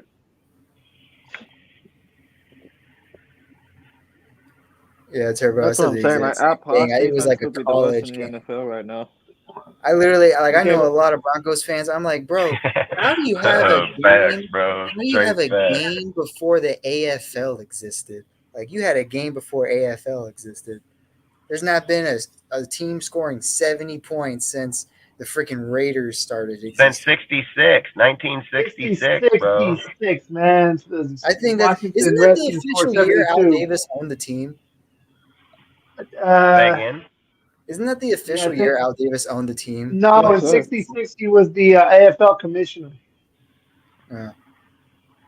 I don't know how the fuck Al Davis got to own the team because Well, he it was technically a different ownership. he did. It was a he did different some, ownership like, before Al Davis. mafia. He did some mafia shit. And Yeah, just he took did some it from mafia the shit back original then. owners. Yeah, it was under a different ownership when it was the Hey, original. look at what Chandler said, Fucking bro. Raiders. Chandler said, hey, I might have needed protection. I was in fear for my life. Next thing you know, this motherfucker drugged up in a hospital, bro, fucking by the fire That's the department. weirdest thing. Like, I want hey, like it's hey, that weird mafia because- shit for real, bro. They ain't He- fucking he's a- around. and They're here's the like, thing, though. they're like, This isn't- you want to talk shit on us, huh? Fucking 5'7" dudes show up at We're the gonna door. send They're you like, to the hey, freaking come hospital. with bro. us, you crazy fucker. They're all And here's the Raider thing, though. employees with Here's the- fire And suits here's the on. thing, though, Fuck, man. come here. A lot of people are gonna think that he's making it up, bro. But there's a lot of things that the exact same thing has happened to a lot of people. He Where said that they injected me with shit. Damn right they did, motherfucker. They're Well, like, yeah, shut you're up. on hold, Quit motherfucker. posting that Bro, fucking crazy you shit don't know up how online, many motherfucker. times. You don't know how many Like, times. go to rich sleep, people night, night, say- motherfucker. It's You kind never of know. like It is it Vegas, reminded man. It me is of the Vegas, freaking you know what Dave I mean? Chappelle thing where they said Dave Dude, Chappelle, we're gonna You're right. that's facts, You know, dog. where they That is told Vegas Dave is crazy. Chappelle one like, of hey, the we're gonna fucking, take your like, money, the and then Dave said, Goodfellas, well, what the happens casino, when like my that kind fans of are gonna shit. know what you're doing? And then they told him straight to his face, by the time you get back home, your fans are gonna think you're mentally insane. Like rich Hey, people can that's- do that. Hey, I ain't gonna lie, they can't take you out like in the old days out in the desert and just whack Desert. your fucking ass, dude. Yep. So now they're just gonna make you look like you're fucking nuts. Like, that's what I think. It's just crazy. Because part of me, when he said that, like, when I read his shit, when he got out, I was like, bro, like, this is probably New Age Mafia shit, like, straight up. Yeah, 'Cause that's I'm like, Especially exactly since what I it's was Las I'm like, they Vegas. can't just That's what I whack say, him because he's Goodfellas a main. Casino. He's got his Start. brother, dude. He's in the NFL. You know, like, you can't just whack a guy like that. But you can most definitely make him look like he's fucking nuts. This fucking guy said he was fucking handcuffed to a bed in the hospital, bro. Fucking for a fucking week. Oh, dude. I mean, they don't just do that to normal people, bro. Like, they don't do that to normal people. Hey, I He said- mean, I was saying, They I'm like, injected me I'm like, multiple times. I'm like, listen, man, if that's true, here's your first mistake. You threatened the freaking owner, and the owner's probably like, all right. It's full of I know shit. I got- They don't handcuff you, bro. They don't handcuff you. That's illegal. The only time they handcuff you to the bed is if you are there. The police is watching you because you try to get cop or some shit. Other times they just strap you to the motherfucker. Yeah, and especially a fucking NFL athlete, you know, and then his brother and everybody, like, you know what I mean? Like, his fucking guy Like, probably get outta was here, straight man. going crazy. He probably was straight going fucking crazy, Especially dude. like when you accuse the owner of like being weird around the players' like women and daughters. Yeah, like, bro. Like, That the owner's pimping out fucking players' wives. Oh man. like what the fuck? and then saying he's I being thought right weird there, I around was their like, oh, daughters. Max I might was just like, go over there ain't and beat no him, bro. way. I was like, ain't Max- no way. That's true, man. Hell fucking no, it ain't true. You think Max gonna let Mark fucking pimp out his woman? That's the Fuck first no. thing I thought. I'm like, Max would beat the crap out of Mark in front of everyone. That's why I said that's probably why they had to lock down Chandler, because Max probably would have beat his ass for saying shit like that, you know? Like I said, Max ain't no dumbass, dude, and he ain't gonna be in an organization where that type of shit's going on. Like, Max knows that's fucking psycho shit, like in Yeah, house they're shit. probably- Like, he they're knows that. probably like, If they're Max probably like thought, if whispering Max shit. even thought that organization was disgruntled like they're saying, dude, he wouldn't have taken a fucking contract like he did to stay here. He could have got that money anywhere he wanted to go. So he wouldn't have did that. So that's how I know when people are saying these fucking stories and shit, I know it's bullshit, because dudes like that don't stay in disgruntled organizations, especially when they're the highest sought after fucking player in the NFL. Max is trying to change shit in the team. He's trying to change the culture. He's trying to bring that attitude over there on there, and he ain't gonna let Chandler do that shit or anybody else, dude. So, like I said, I don't believe. Like I said, everything that Max or Chandler was saying when he said, "Don't let me get my second phone out so I can fuck." I knew right there. I said, "What fucking shit he got on his phone that 500 motherfuckers at that practice didn't have? Like, what the fuck did he see? Nothing." He ain't see nothing that any other motherfucker on that field didn't see, because they were all there. It wasn't like this barrier just built up around them and it was Chandler and these two fuckers selling drugs on the fucking field. You know, like, it doesn't work like that. You know, he's fucking crazy as fuck. Don't make me pull out my other phone. Then he starts talking about AB and fucking Aldon and them fucking nutbags. Then he's fucking going over here fucking, then he's over here fucking talking about people's wives, and he knew he's crossed the line right there. He knew. That's when all hell broke loose right there. Dude, you ain't gonna make accusations like that. That fool said, I felt I was in the wrong place at the wrong, feared for my life. Then I was like, oh, when I got back home, I wasn't scared. Yeah, you're a fucking bitch. You don't know if you're feared or not, dude. 1 minute you don't know, next minute you think you're like Karen. You're like Karen on the phone, where you're sitting there in front of someone's car, won't let them fucking leave, and you're calm as fuck with telling them I'm fearing for my life because this person, but you're in their window yelling at that motherfucker, you dipshit. Yeah, like, I mean, that's the kind of shit I don't get. Like, it's kind of like what we said. Like, you're here, you're confrontating with me. I didn't go over there and they didn't have the like, I'm not confrontating with you. You are with me. Like, you're here at my motherfucking window. I'm not at your fucking car. Hey, I mean, it's kind of like when we were talking about, like, Max is probably pissed off at him. Like, hey, they're probably not locking you up for their safety. They're probably locking you up for your safety, because these players are probably pissed off at you. I mean, you don't, no matter who you are, dude, I don't think you can get 7 people just show up at your place, take a professional athlete, dude, by will, and then just go lock him up in a hospital. Like, he must have been fucked up. He most definitely. I said with the picture of him where he's like in there, he looks like a tweaker, bro. He looked like he got locked. I'm like, listen, man. I thought you lost weight and gained muscle, but no, man, you've been losing weight. So I don't know what you've been on lately. Yeah, you're talking about you're going to go get stats in the NFL. Your stomach ain't even bigger than your fucking leg, bud. What the hell are you talking about? Motherfucker, dude, like, you look like you're a straight crackhead. And I never thought anything about that. But you also don't know how Vegas is, dude. Like, that Vegas life can hook motherfuckers in a heartbeat, dude, no matter who your fucking name is, dude. You know, like, that's why I keep saying about, like, people like me, or you see, like, Chandler, or you see, like, Josh, or Max, dude. Like, Max comes from a drug environment place, so he's not going to get hooked into that. Like, I wouldn't. That's how I've been raised around drugs my whole life. Like, people are going to use Vegas excuse, like, well, players shouldn't be there. Well, we're going to hold players accountable, because look at Max. Max is like probably the biggest advocator and the biggest like mascot of like, hey, don't like drink and drive. Don't like, hey, I'm like, I've been sober for like this many years. Like, yeah, Max, and he's got a newborn daughter, married, like, and he's in the biggest part of partying. Max almost ruined his life already with drugs and alcohol. Now look at him now. He's literally the face of the franchise of Las Vegas, of all places, being sober and stuff, having a kid, having a wife, and literally being like one of the best players at his position. I'm not gonna lie. I think Chandler probably just got mixed up or got in something, because I would have never thought, like, if somebody would have told me going from last year to this year that this was gonna happen with Chandler, I would have been like, bullshit.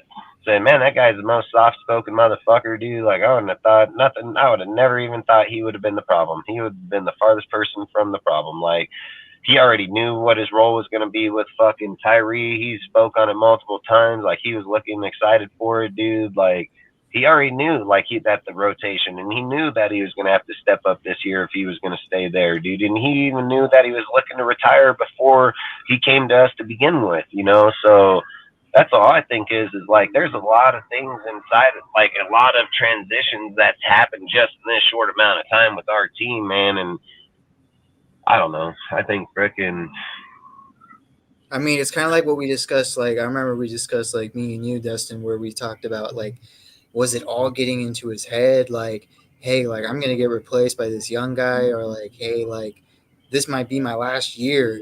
Or if, like, I don't produce, like, if I produce the same numbers or worse, like last year, like, everyone, like, he's obviously a social media freak. Like, everyone on social media just thinks, like, I'm just this just washed trash player and stuff like that. It all got into his head, all mashed up. This is just. And then going to the door that day and it being locked, dude, could have just been the fucking ignite of it, because now he feels like, whoa, the team really don't want. Yeah, that could have been a trigger for sure. And then that's him, like, thinking, like, me, everyone just thinks I'm just a trash, like, second-grade player. Like, and then that's, remember, too, how this all started, where he was like, bro, I'm literally a Hall of Famer. I hold literally the longest active sack, most sacks out of active players. I'm literally like a 2-time Super Bowl champion. Like, that's when it all started. So that's probably when he's like, man, no one's treating me with, like, respect. And then whatever he got mixed up in, it just made him go even crazier. Yeah, seems to me, like, I think some shit was going on in his head, and then he went and turned to drugs. That's what it looks like to me. I'm dead ass. I think the same thing. Look at him sitting there eating that fucking cereal in his underwear, fucking at LeBron James and the other dude. Like, this guy all kind of crazy. There's a photo of him flexing in the mirror, and to me, he looks skinny as fuck, especially around the Hell torso. yeah. He looked like a tweaker, bro. He looks like a straight fucking tweaker. When I saw that, I was fully convinced, like, yeah, bro, you're on something. There's no way you lost all that weight in just a few months. I'm like, bro, look at his fucking arm. His arm's big because he jerks off a lot. You can tell already. But fucking, you can tell, like, his whole entire, like, stomach area right here, like, down.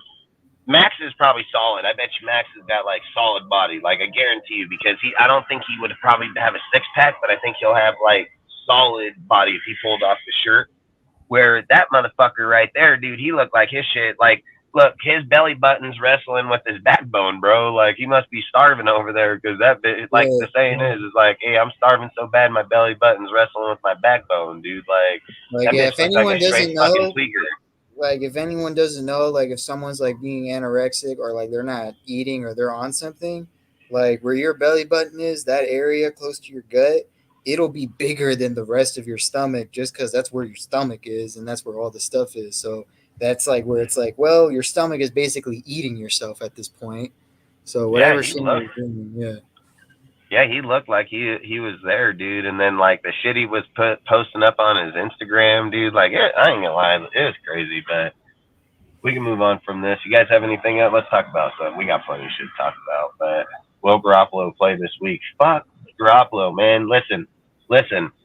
With Garoppolo, bro, AJ, right? Hey, I hope, like, you know how you have, like, that one dumb motherfucker on your team, right? Like, every time he grabs something, he turns around, he's like, bang, fucking hits in the motherfucker or something like that.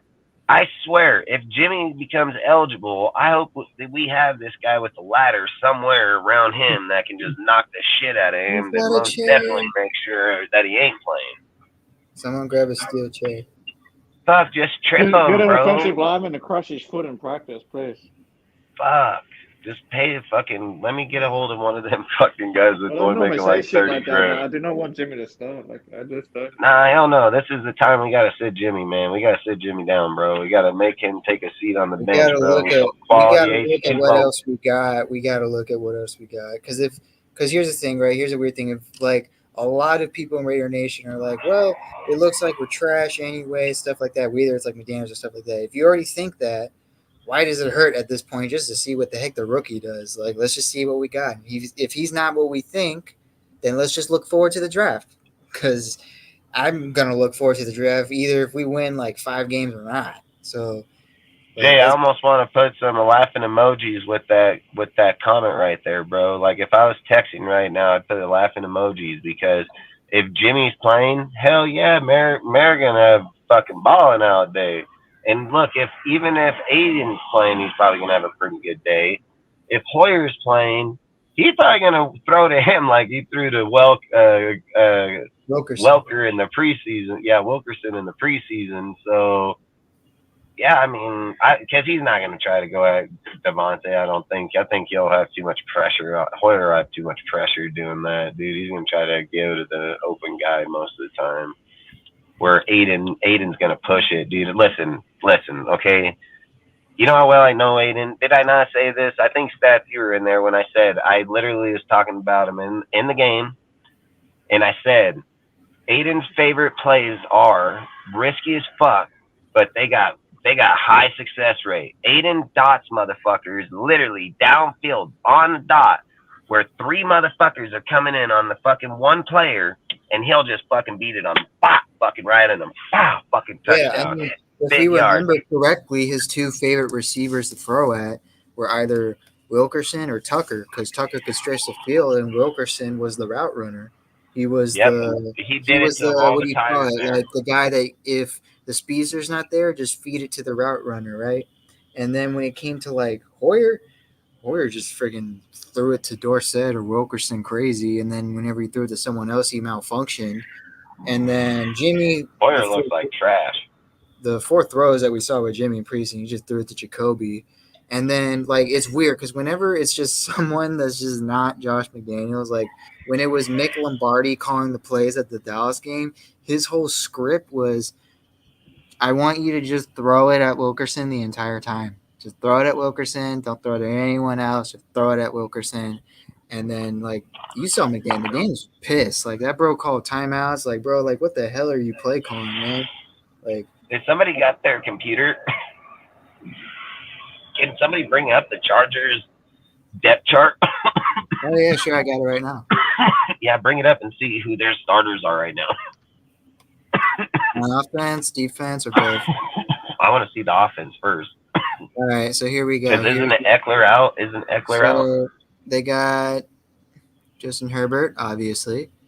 Eckler, he's right now still questionable and doubtful to return, but either way, they still got Joshua Kelly and Isaiah Spiller and Elijah Dotson as the other running backs. Tight ends, they got Gerald Everett, Donald Parham. Wide receivers, even though Mike Williams is out, they still got Keenan Allen, Joshua Palmer, Quentin Johnson.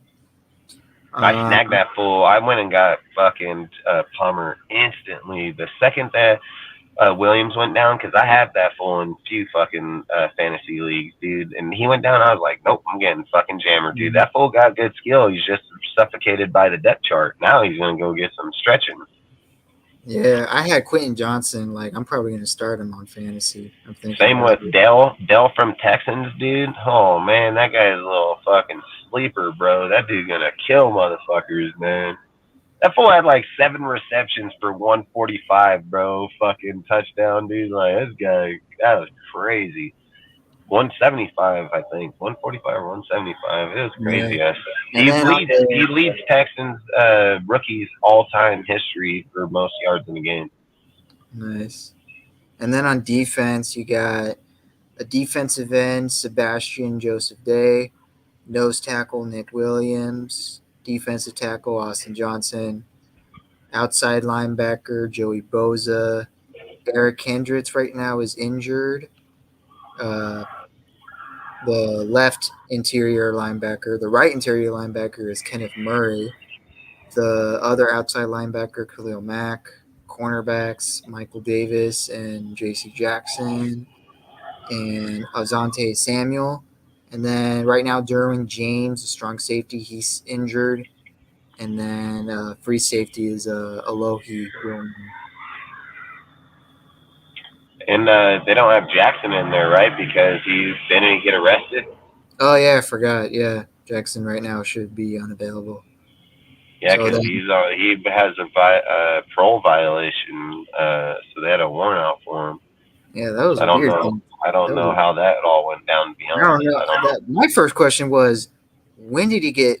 Why was he on parole? When did he get on parole, and for what? Like Like a lot of people are on. You know what I mean? Like that came out of nowhere for me.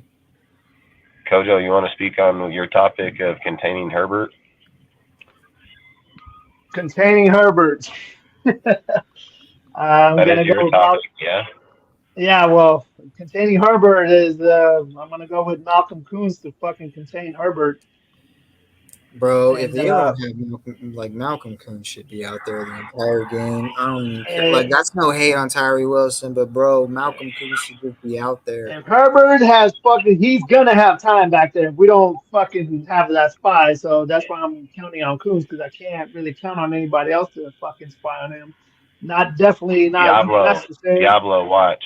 Diablo, I'm saying it, man.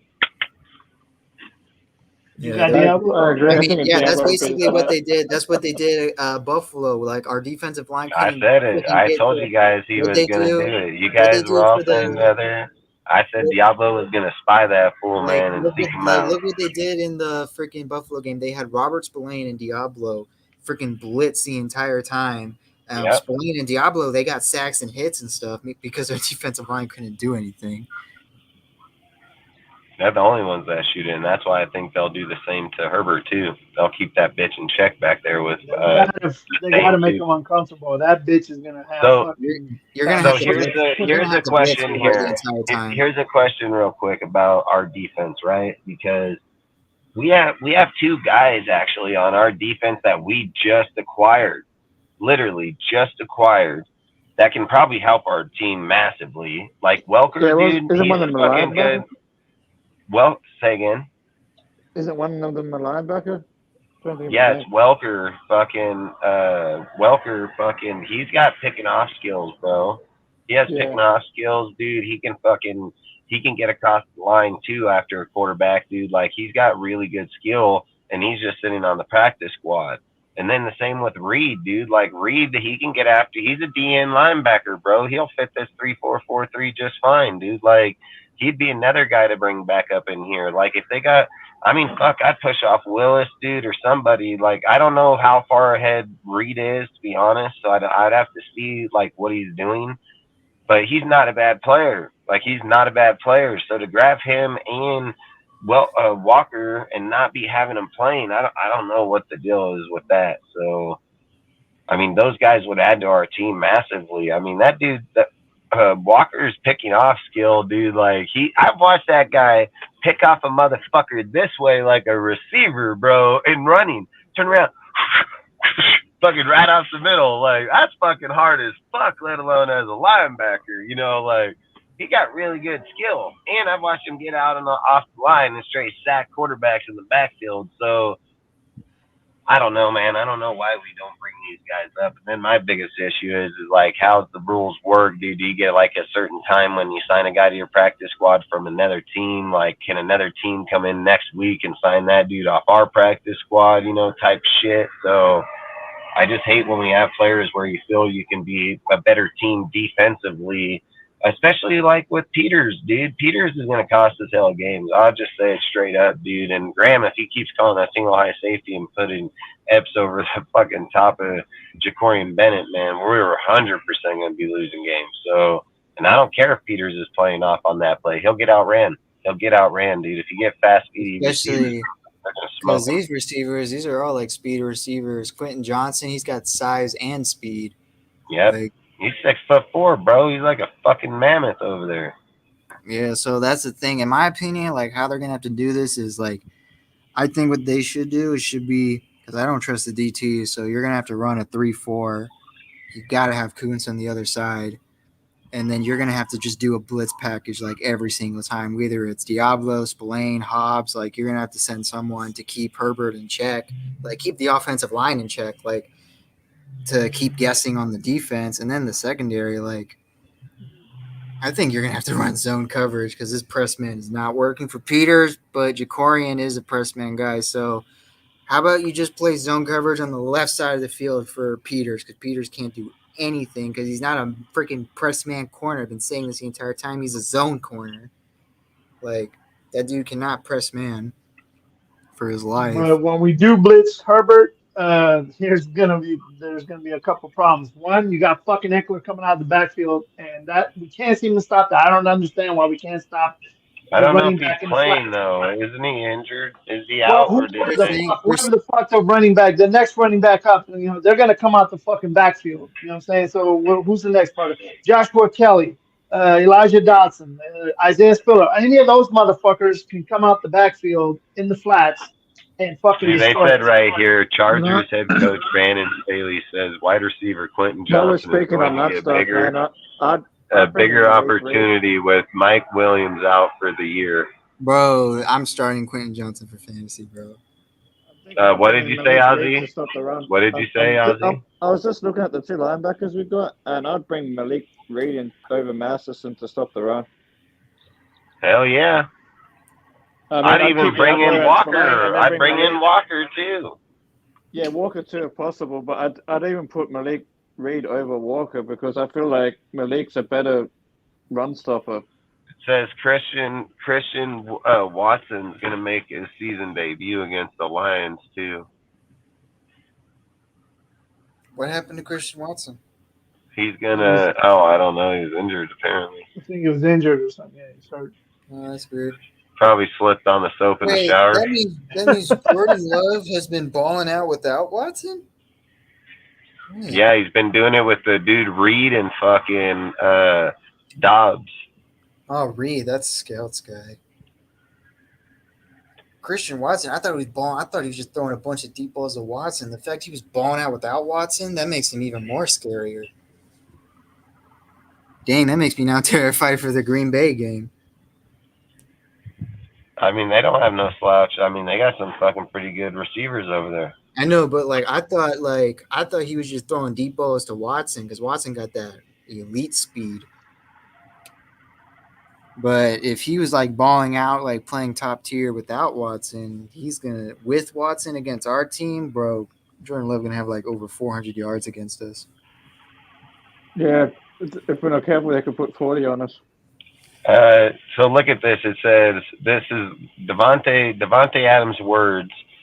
Devontae Adams' words Sunday were directed at Raiders teammates. He believes have a higher level of commitment to tap into. Zero to do with coaches. It says, I think it's really coward and a small thing to take shots at coaches, he told me.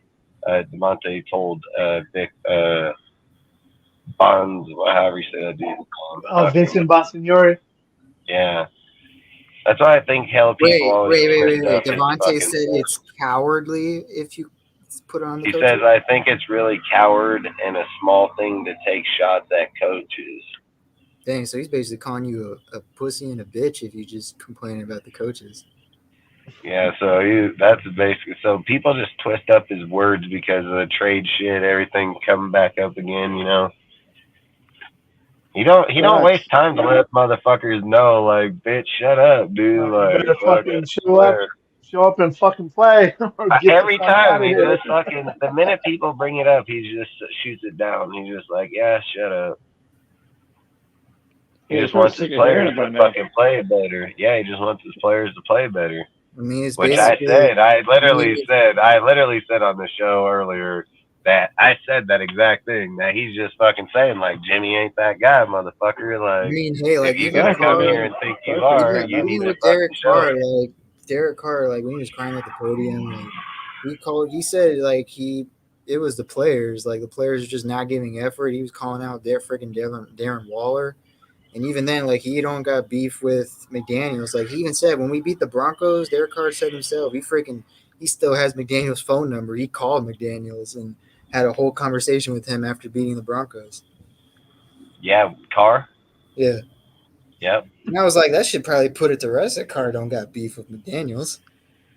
I just think people take a lot of things. Carr said out of his own mouth, even over at the Saints, that he talked with Mark, and Mark knows that Carr will be coming back one day. So I'm like, yeah. When I heard that, I'm like, yeah. He just means probably when he's retiring. So what he basically is probably saying, like, no matter how his career goes down, like no matter how his career finishes out, you know, Super Bowls or not, yeah, he'll retire as a Raider, because once a Raider, always a Raider. And that's what people don't understand, dude. Like, the Raiders organization with that, are like on one of, like, not everybody thinks like 32 teams do what the Raiders do with alumni, with the team and the players. They don't fucking have that level of commitment to their players or things like that. That was Al doing that shit. You know, that was something Al iterated with the team. So there's not other teams out there that do that shit. There's teams trying to do it now.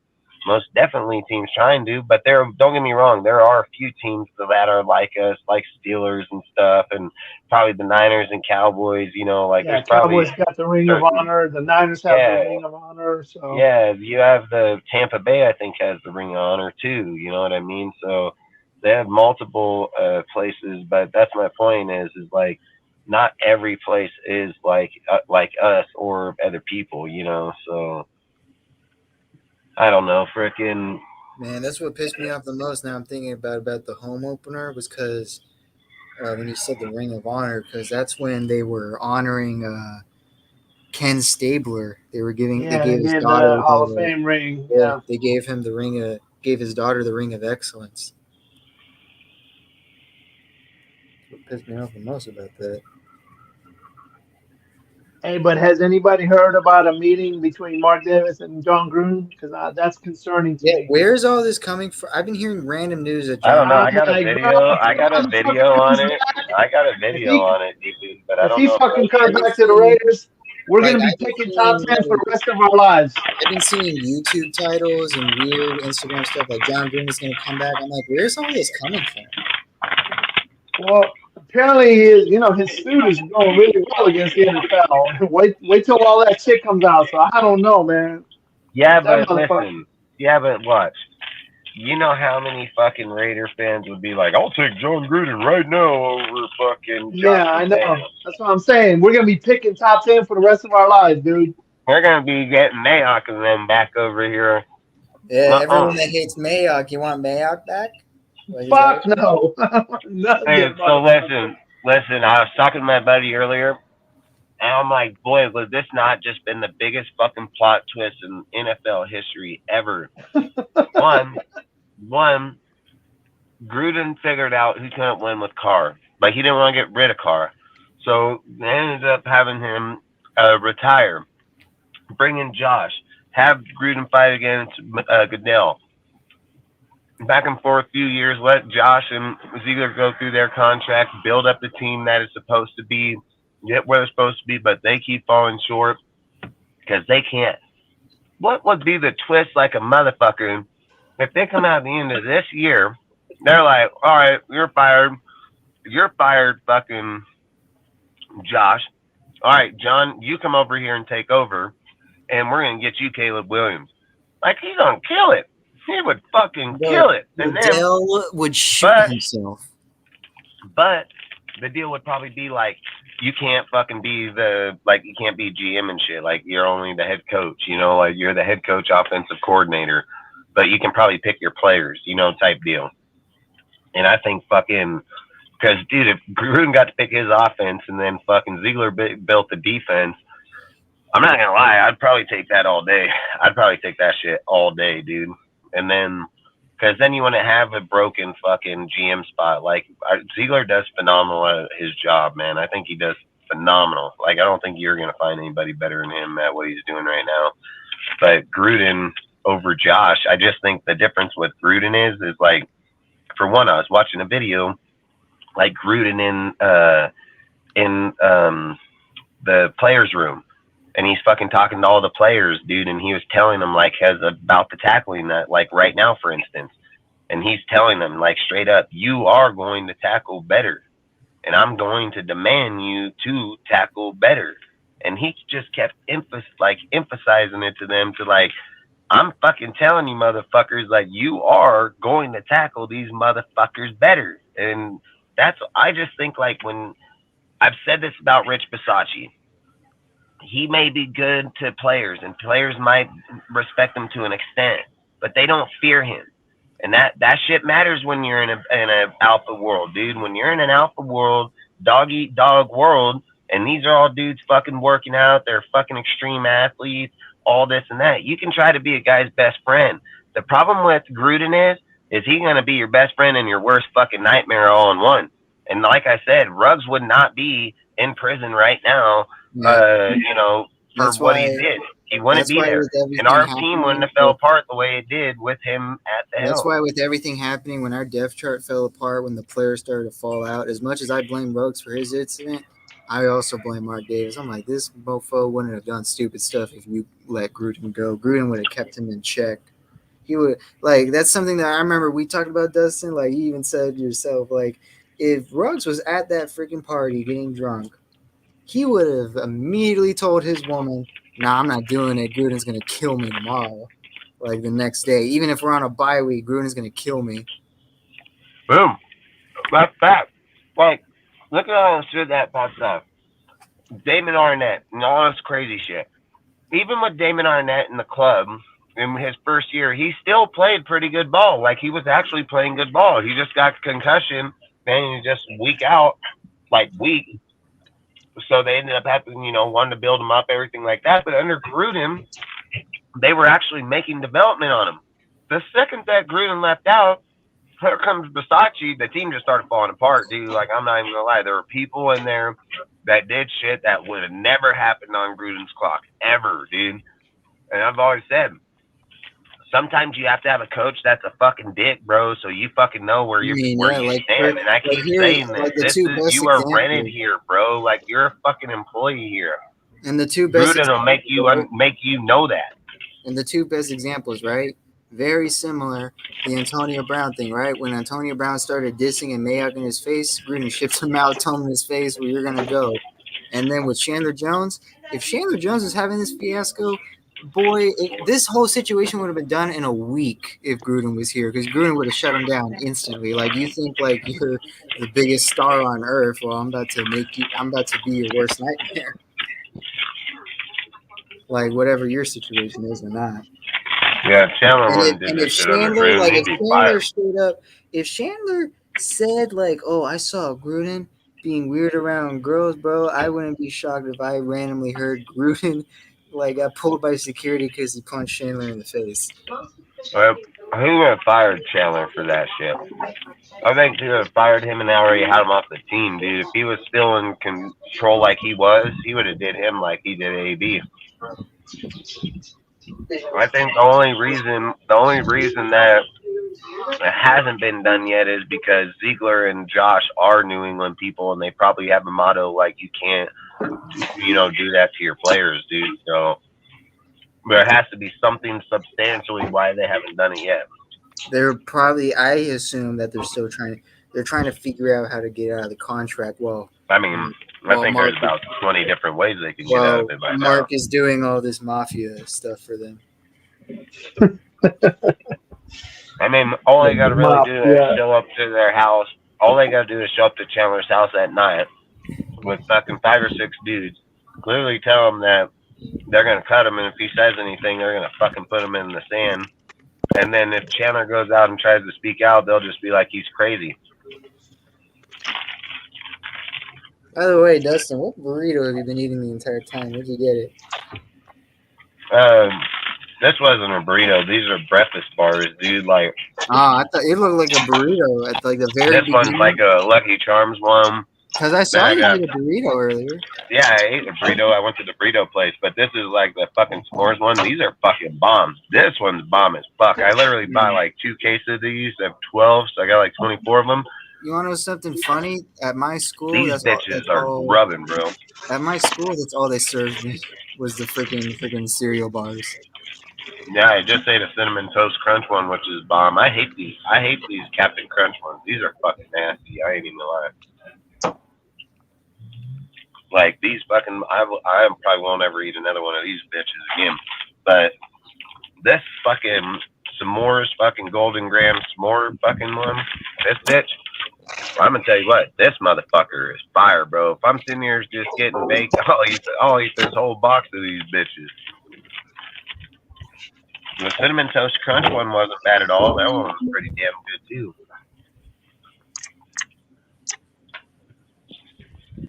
You know what? The thing I look at it is fuck Chandler. He ain't a Raider at the moment. Like, he is a Raider, but he isn't. And they'll sit him on that fucking list all year if they have to. And I don't even know if he's gonna come back and play, because you got to think, man, this guy got some crazy turmoil. Like after what's he gonna say to the dudes in the locker room, bro? Fucking, they rate me. Like, I remember I kept texting you, Dustin. I'm like, bro, I don't think Chandler's coming back. Like, that dude is way too in the deep end. Yeah, I just don't know if they're like, okay, we'll just let it go out this year, pay him, and then fucking cut him. Or what point can you get him out at the, like, what point can you cut him at? Like, do they have lawyers on the contract already? Are they trying to find something in there that they can get out of? Like, what, and I don't think it should take that long. You know what I mean? It shouldn't take fucking months. It depends. Some contracts can be tricky. That's what I was thinking. So that's why I think he's on the NFI list. That's why I think they put him on there. Because they were like, fuck it. They're dealing with him, just put him over there. How long Chandler's been in the league, and he's been a Patriot before. Like, if he's playing hardball, like, despite him being crazy, but crazy people, there are smart, crazy people still. Like, he's probably playing. Some of the smartest people in the world are fucking crazy, bro. Facts. Yeah. So he probably knows how the game works, so he's probably making it difficult for them to get out of the contract. He's probably, like I said, he's probably pushing borderline issues to where, like when we were sitting here debating that to begin with, I said when people were bringing up certain topics, I'm like, that's just First Amendment right. I mean, if I'm saying that, what do you think his lawyers are going to say? He got fucking $1 million lawyers. I can get them too, but I'm still saying, like, I know I don't have to get them. I already know the law, so, and I'm a big time fucking Constitution motherfucker, dude. Like, I'm telling you right now, like, a lot of shit he was saying or doing, the only argument, like I said, I couldn't argue Ozzy with is just the blackmail part. But then there would have had to been like a blackmail exchange part.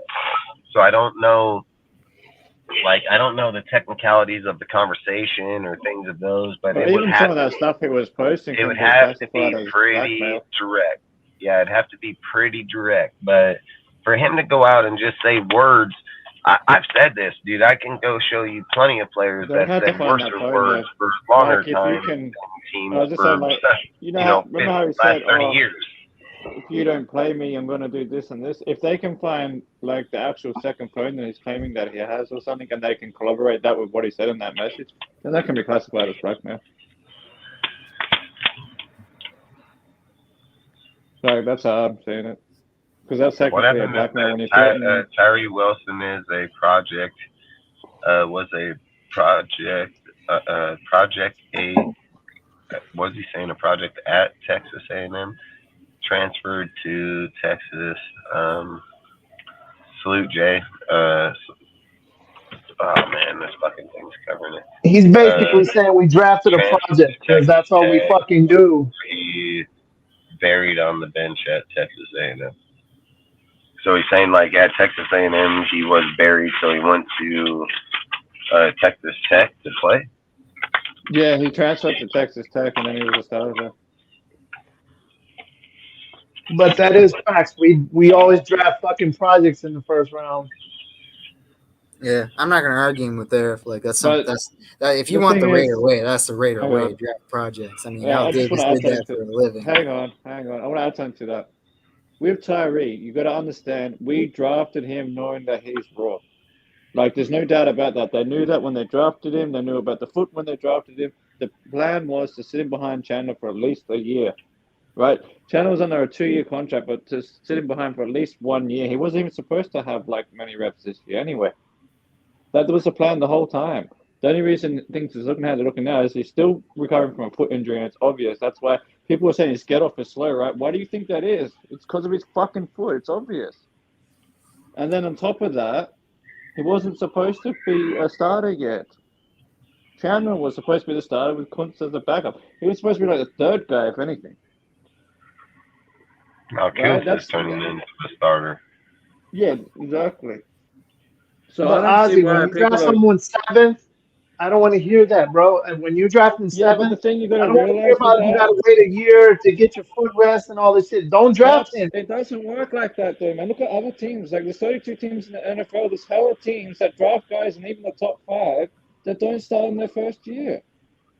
Or here's even another deal. So I do agree. I do agree with both takes, but all right. So look, I agree with both takes because We're still having I this can conversation next year, then I I can agree. show you so many first round picks that were first overall, second, third, fourth, fifth, sixth, seventh, eighth, ninth, 10, never did shit. Never did Exactly. fucking nothing in the NFL. And 86th out, not even in the NFL after 5 years. So I've said I'm not a fan of the draft because of these reasons right here. I hate how just because of a player being picked because somebody else's opinion. That's why that dude's prospect there because of how they opinion him. Doesn't mean that's the best player. Doesn't mean he's going to have the best turnover value. I've said it. If you can't look at people like Max Crosby that was picked in the 4th fucking round, which was the best player in that draft, if not the second best player, because I think Nick was in that same draft, depending on how you want to look at it. Yeah, so I mean, depending on how you want to look at it, I don't like how people look at the draft and put values. I think it's bullshit. Not only There's so that, many but players. when you There's look so at many how players in the NFL that are drafted in later drafts that have a longer success rate and higher and better careers in the NFL than and when you people look at picked it, in the right, top picks. the people that like when they say, "Oh man, this guy was overlooked. I can't believe they overlooked him." When you look at like those guys in the later rounds, like Max Crosby, that's because they went to the smaller schools. Like how they treat college nowadays, especially in the draft. It's like who are the celebrity athletes, and they're gonna most likely be first overall. It's like the celebrity athletes, even though some of them obviously some of them rightfully earned to be like the first round pick. A lot of them is just because they transferred to the big school or they transferred to like a sucky school when they were like buried on the bench at like say like one guy's at Clemson, he's like freaking the 6th string, transfers to Kentucky, he's the 1st string, and he's probably not even that good just because Kentucky's not that freaking good. Like that's basically just how it works now, basically nowadays. And you got guys in smaller schools or lesser known areas or lesser known players or bigger names. I mean, you even look at like the quarterbacks. There's a higher rate in a quarterback being successful in the 3rd round than the 1st round. Like you That's guys, true. Statistically, that's true. But the thing I'm saying is when you go to draft, there's 2 ways of doing things. Like, yeah, you can draft a guy that could be an instant impact if you have a hole, whatever.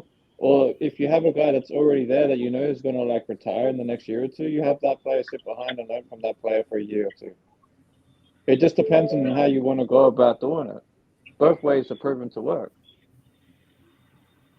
And like I said, the plan with Tyree is they knew that he was raw. They knew that if it wasn't for the injury, he probably would have gone top 5.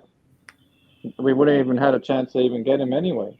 So they took a risk knowing that he has the injury, that it fell to us, that they had the medical team check him out twice, if you remember. So they knew that it was an injury that he can come back from and be a good player. So they're like, okay, I mean, heck, everyone's because saying he's a reach now. I didn't hear anyone saying he would be a reach during the draft. I heard everyone saying that the Seahawks would have picked him. Doesn't everyone remember that? Doesn't everyone remember like everyone was shocked when the Seahawks picked Witherspoon instead? Yeah, it's because the only thing that made him fall to us at 7 was the injury. If it wasn't for the injury, he would have gone top 5. Because he was being compared to Will Anderson at the time, right? It's him and Will Anderson, the top 2 guys in that area, like the outside linebacker / the end kind of deal. So, like, that's what I'm saying. Like, we're going to look back at this shit in, like, 1 year time, and then people are going to, like, be eating their words. Because, like I said, the only reason he's slow get off, foot injury, and development. That's all it is. And we'll be looking at shit in a year's time when he's actually had time to develop, when he's had time to recover, because he shouldn't even be playing as many snaps as he is right now with that foot, to be honest. Like, I feel like they should just start Quinton Herbert behind Quinton, just like fucking Wilson Smith for a year, but whatever. Yeah. And in my I opinion, agree with what Pixel said up here. I think it was him that said it about pulling and putting in. Sounded like fuck up everything. One that just said that about putting in Yeah, Byron Young. Yeah, Pixel said it. I would do it because Yeah, you can play one, play inside Byron Young has the trait quality of a Jalen Carter. He has the same fucking stat line as the fucking guy, dude. Yep. So 100%. there's no way that they can sit here and say like, oh, he's just a flop or no good. This guy's production rate is just as high as Jalen Carter's was. He was second rate to him to begin with in production. So I don't see why you want to put him in and try to start closing up lines. I mean, there's things here that are so sketchy. Like I said earlier on, when I think it was Josh, not in this live, I feel but like in our a D-line live coach is while shit back. too, to be honest. Like, You remember when he said about he's like, what's our identity? And I'm like, fucking tanking. I was like, yeah, it's fucking tanking. I'm like, how else do you explain getting beaten flat out to the outside fucking the whole entire game? How do you 10 times in a explain fucking row. that Jimmy can't fucking throw over the fucking linebackers? How do you explain that he's just blatantly throwing into double coverage like fucking 3 times in a row now? You know, like we haven't even got out of the game, like got out of week 3. Because he knows. There's just certain things here, dude, that just don't add up in a lot of these factors here. And I've said, like, the Tyree deal and all that, I mean, I get it. We want the production, but I think the way that they're playing our players in rotation, things of these factors like Tillery, Blythe, Nichols, all of them, nobody's stopping anybody. And then let's result backwards, dude. We're talking about guys that have been in the NFL for multiple years. These ain't guys that have just showed up and they ain't fucking played. These are dudes that have been in the NFL for multiple years and they just forget how to fucking tackle. You know, like you look at his stance for Tyree Wilson, right? This is something I'll say how far he's come along already. One, I was bitching at that motherfucker in the Broncos game because he had his hands still on the fucking ground, dude, when Max was already at the quarterback. Like he wasn't even getting off the ball. And then now he's getting off the ball. He most definitely sees it. Then he made a big crucial play in the backfield about jamming up the tackle and the fucking halfback in the backfield. So the guy most definitely got play trait in him. It's just, again, look, when you got a guy like Chandler here and you're trying to, like, again, like you said, replacing him, because that's exactly why we got him, is to replace Chandler over fucking time. But this is the thing. When you get a guy like Chandler's going to be in there like fucking 80% of the snaps. So Chandler's going to be in there all the fucking time. So Chandler's going to be seeing the good and the bad because he's been in the NFL for fucking over 15 plus years, you know? Now you go over here to fucking Tyree. You'd want to just put him in, let him get a few snaps in, see good snaps, see what you're supposed to be looking at. This is how it's supposed to see. This is how it's supposed to feel when shit's going right. Then if they make a bad play, you can pull him, put Chandler right back in, and then explain to him on the sideline. That's how you develop players like that to where they never see bad reps. And they don't see bad reps like that. Basically, it's a college mentality. But at the same time, you have to go through that process to even get there, to begin with. I feel like here they're not even doing it. I feel like Graham and them ain't even fucking doing it, man. They're not doing it. And the other thing I was going to say is, if Chandler wasn't for the bullshit, you could have had packages where you had Chandler on one side, Max on the other side, and Tyree on the inside. Dude, I think if but you now were we don't to have get, that now. We don't have that now because I think if you were to get Byron people Young, underrate Chandler's value. Like before all the Sacco shit, people were way underrating Chandler's value last year. Like, yeah, you only had 400 sacks or whatever, but they undervalued his containment on the outside. They undervalued how good he was in the run game, and they undervalued the role he could play as like a kind of like a teacher mentor to fucking Tyree.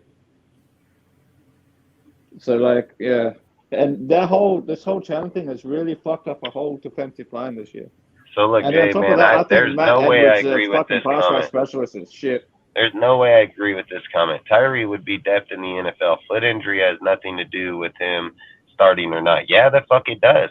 Yes, it does, dude. He rolled his fucking foot bone. He separated his fucking foot bone in his fucking foot by rolling it underneath himself, and it fucking took his foot. So if this was his bone like that, it separated the fucking bone off like that. It most definitely fucking matters, dude. It does. You have major surgery of any kind, it's going to affect your game. Yeah, and he can't even put down the pressure on it that it needed until just now. No offense to that person who wrote the comment, but that comment tells me you have not played sport and had an injury. Well, I mean, I've done it. I fucked my knee out. That's why I don't play football. You can't say that it doesn't matter. It 100% fucking matters. It fucking definitely matters. This isn't fucking Madden, bro. You don't get to just go hire a doctor that has 94 rating and then fucking fix your player. Like, that shit don't work like that, bro. Like, this is real life bullshit. Like, he got up off the fucking edge, his fucking foot tucked underneath his fucking foot, and it fucking separated the bone Yeah, it's there. one of the worst injuries you can get to your foot. Yeah, and he healed pretty well from it. There's no doubt about exactly. it. And I'm the way actually he's coming surprised how back. fast I mean, he's listen, he ran that dude downfield. Like, Yeah, again, fucking nuts. I would just like for you to go show me a DN that identified a fucking player on the opposite side of the field and then ran him down fucking 20 to 30 yards. Just show me one that's done it. So to sit and imply like this guy's a bust, dude, that's crazy as hell. Like, this guy not only just play up on the line and shit, like, I've heard people say, well, he's been stood up on the line. Okay, here's another thing. This is why I know Raider fans are just dick-sucking motherfuckers, dude, because look, Yannick is about the most quitting on the line bitch I've ever watched in my life. When Yannick came here to the Raiders, that bitch quit on that side of the line almost every motherfucking time. He fucking stand there, literally fucking stand there and watch a motherfucker until he came his way, and then he'd probably get going again. So to imply like this guy's been stood up a few times because he's a fucking rookie and that he's fucking learning. This guy, I watched this dude men, 310-pound men just fucking own their ass, dude. Like, hey, he's going to get beat too sometimes, just like Max gets beat sometimes, just like Nick Bosa, Myles Garrett, fuck every goddamn fucking Parsons. Every player gets beat, dude. It's not, nobody's going to win every single fucking time.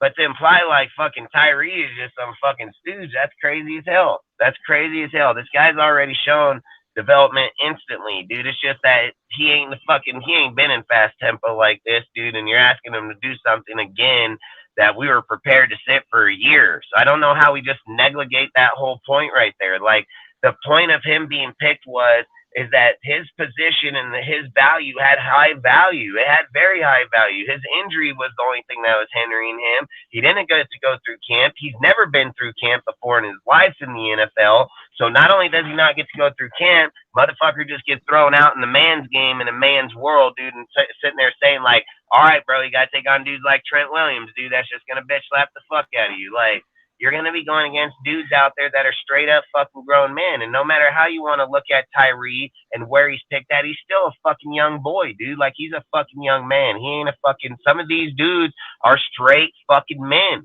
Like I said, Tyree Wilson or Trent Wilson is probably one of the most fucking savage motherfuckers out there. This dude was facing him over here in the fucking camp. You know what I mean? Like, he's not just going against these little slouch ass dudes and acting like he ain't gonna be playing good football. And all I'm saying is his development's already shown stuff. But we're just sitting here acting like Chandler wasn't supposed to start. So that's where I have the issue is. It didn't matter if we picked him the 7th pick or not. He was never intended to just start the season. Never intended for it. Chandler Jones was going to play out this fucking season. He was going to mentor this dude. And depending on how the contract would have went following, he would have fucking either been back or been off this team or played one more year and then he would be gone. And again, Tyree is just the replacement piece, dude. And regardless if we take him today or tomorrow or not, it wouldn't matter. If we take Jalen Carter, you still have nobody else to block him inside there. There's nobody he's going to learn from. Chandler's ass be gone right fucking now, and we'd have nobody. And as much as I love Kuntz and how good he is, he's still not the guy that's going to get it done at the moment. And don't get me wrong, he might show up here in a few games or not, but that's not how it was. I said, if you build your outsides first and then funnel motherfuckers up the gut, it becomes a lot easier. Because why? I'll tell you why. In the outside, you can't confine motherfuckers. So if a guy gets to the outside, he gets sidelined, he's gone. He's just going to get the hell up out of there. If you funnel motherfuckers up the gut, even if you don't get the fucking commitment at the D tackles, you have it at the linebackers like a motherfucker. Spillane, fucking Diablo, fucking Matt, they're going to come get theirs. They're not going to break tackles, and they're not going to get off them. So is this guy going to pick up a few extra yards? Yeah, but they're there to get them. And that's why you pick up a guy like fucking Tyree. You have to funnel motherfuckers inside. I always say it's like herding cattle, bro. You use fences for guide points, but then you got to herd them right down the fucking center and get them in the fucking pen and lock them up. That's exactly what they're going to do. They're going to herd them right down the center and start locking them up. Now imagine if you got fucking Tyree already doing it, because that's where they're running up the gut a lot of times already. If we just had these tackles that can stop a motherfucker, well, guess what? We'd already be better than what we are. So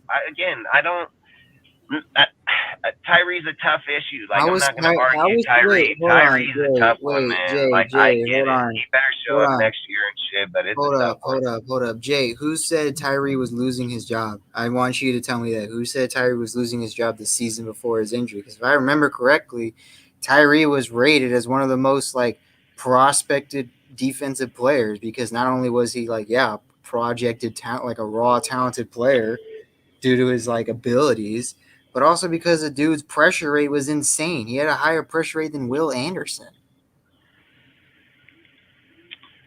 That is a tough one there, Pizzle, and you are right. Stats, you are right on that one. So do you think if Alabama won instead of Georgia, that Byron Young wouldn't have been all the hype?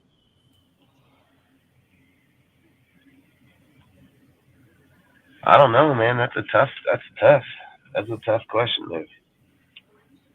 It's a possibility. I mean, that's fucking funny strikes, though. I think that's funny shit right there. Bly extra pickle nickels. I'm gonna use that shit. Yeah, Bilal Nichols is straight dog shit right now. He said Harbaugh will win early and fizz out later. Just like at San Francisco and Michigan, TCU games last year should say enough. TCU struggled versus Kansas State, had the 95th best defense versus Michigan. College isn't the NFL, bro. Like, I'm not going to sit here and talk about somebody's college career versus an NFL career. I mean, I'll take the shittiest NFL career. If the NFL team's going to whoop up the fucking best college team, so I don't know. Like I said, I don't do hype on that, because a lot of times, the reason I don't do hype on teams and shit like that is because more times than not, when a player leaves there, he goes to a shitty fucking team by himself anyways. So it's not like he's on a 5-star recruited fucking team that only loses one game over fucking, 6 fucking years. All they know is win. I hate college, in my opinion. I think college is fake. I think even doing the NIL now, or the NIL program, or what do they call it? Yeah, I think a lot of that shit's NIL, gonna fuck up fucking college. Yeah, the NIL. Yeah, I think it's just gonna fuck up college, because now dudes are gonna be paid on contracts. They're all gonna go to super power teams. The transfer portal is gonna allow them at any fucking schools they want to go. So if they're just like, fuck it, let's just all go to fucking USC and make it the best fucking school ever, please. But and look, but there's nothing going to stop him, So Caleb Williams might not fucking come out next year because of, he's like, I don't want to go the fucking Cardinals, or because he's already talked. His dad has already talked to fucking Archie Manning and the Mannings. Yeah. And he's like, yeah, but then again, bro, if you hold out, if you don't come out next year and you come out in 2025, who's to say it's not going to be the same situation that the Cardinals are going to be picking number 1 again? You can't fucking roll the dice like that, because you're going to get paid for your NIL. I mean, you're going to miss a lot of money in the NFL going back to school. He says, I live in Texas. I get every Texas college game each week. Tyree Wilson will be depth to understand why he transferred. I already know why he transferred. You act like if I don't watch fucking college football or know where this guy's gone or done. I mean, maybe you don't know who I am and watch what I've seen. I've fucking scouted the motherfucker. I put him on my fucking pages months and months before, so maybe before you speak on me, maybe you should know who the fuck I am or what I've spoke on before. And again, Tyree most definitely has the skill set. So I don't know what fucking shit you're scouting and why I should listen to you. I don't give a fuck if you have every college game. I got every fucking Niner game too over here. Doesn't mean I'm a fucking Niner fan. You got diehard Raider fans that don't know. Hey, but look. Yeah, I mean, fucking, I don't know why we're even going to those extents and fucking talking about shit. One, I have not yet to this talk on Tyree's skill set. That's the difference. I've already talked on everything he's done in the game right to this second. So where in the fuck is it not what he's not doing? And he's getting better every single game. Like, again, I'm not going to sit here and debate stupid shit. No, but Does Dustin, the kid got more to learn? Yes, he does, 100%. But fucking not if like he's gonna be sit out developed correctly, then the Raiders need to figure out what to do with fucking Chandler Jones. Get rid of him. Get a fucking another veteran defensive end in here to teach the kid, to show him the ropes. The players do that every year, Jay, where they transfer because they know the starter somewhere else. It depends on what team, like what they have on their roster, their depth chart. Yeah, players always transfer from fucking school to school Yeah. if they're starting or not getting Harbaugh played. has had the issues at Michigan, Ohio State, Michigan are the standouts in the Big Ten. Couldn't beat that team with 95th best defense. Whatever, dude. Like, who fucking cares? This motherfucker act like we're over here fucking playing college football. We're not. They don't fucking give a fuck about what fucking Harbaugh and Ohio State are fucking doing. And fucking care less, bro. Like, and care about what the fucking Raiders are doing and our fucking players. Give a fuck about what they're doing over there in fucking Texas. I don't care. Motherfucker over here acting like we want to watch the fucking Texas fucking cable channel. Guess what? I got fucking ESPN at home. I want to watch the motherfuckers I can too. Not only that, I'll tell you something else, Jay. I got fucking apps, bro, that I got links to watch every fucking game in the NFL and college at any given motherfucking time I want. So, goddamn. This fucking guy over here is like, you gonna educate me on motherfucking Tyree Wilson. Get the hell out of here, motherfucker. Like, goddamn, every player in the NFL got a chance to be a bust or not. Don't matter where the fuck they were picked or what the fuck their name is. Yeah, that's fact. They Yeah, only pick that around is 1%. fucking Everyone has a This chance is to what I'm pick. talking about. Harbaugh can't beat TCU, but he can beat KC. What the fuck is that got to do with shit? Why Are you a fucking meth head, bro? Are you a motherfucking crackhead? Like, what in the fuck? Where in the The fuck hell did is that that got to even come do? from? Did For the any past- motherfucker on here bring up motherfucking Harbaugh and TC fucking you and KC? Where in the fuck did that come from? Like, fuck out outer We've been space? talking about it for the past 15 minutes. Like, motherfucker, you see up here? You see out that window and that big old black ass space up there? Is that where that shit just came from? Where in the fuck that come from? Like, what the fuck? What the hell got TCU got to do with anything? These What the fucking fuck little is meth head Michigan or any of motherfucking these paint schools? sniffing ass motherfuckers, dude. Like, what the fuck? The hell has that got shit to do with anything? Harbaugh locked up in Michigan to begin with. Motherfucking, we didn't sign Harbaugh. Not even the Vikings signed him. Not the second time around. Who fucking brought up Harbaugh? Who did someone bring up Harbaugh when we were talking just now? Nope. I wouldn't mention Nope. it. I don't Hell fucking no. So where in the 50 fuck minutes. did that come from? Where the fuck did it come from? Here, I'm gonna tell you where it came from. This fucking motherfucker that said it right here. Harbaugh will win early and fizz out later, just like San Francisco, Michigan, TCU games. What are you talking about, you fucking little paint sniffing motherfucker? We're talking about Tyree Wilson. What the fuck has that got to do Like, with holy anything? shit, bro. He said Bro's rubber on cement two- is pretty Bro's cool. on Fucking two fat different- pizzle. This he's is the on problem two with these different fucking Raider fans, conversations. bro. He's on He I said heard this Dustin, shit I'm going not. He silent. said This shit Dustin, is I'm not going. the one who brought up Ozzy. Harbaugh. Who? He said Ozzy did. When did I Ozzy. bring up? I never mentioned Harbaugh. I've been He saying said Ozzy did with your slow ass. Fuck, I'll slap this little I've never motherfucker. I mentioned swear to God. Harbaugh. Bro, Ozzy, you I will throwing- slap throwing the you under the fucking bus, stupid Ozzy. right out of you, Jay. I swear to fucking God, bro. I will slap the fucking stupid right out of you. I'm not even fucking lying. Like never this mentioned motherfucker over here. Like, when the fuck did he say it? Like, when? What the fuck were we talking about? You don't even... All right, listen. We're not even going to go down this road, okay? Kudos to you and TC fucking you. Kudos to you and Tickle fucking tickling fucking Texas's balls. I really don't fucking care, okay?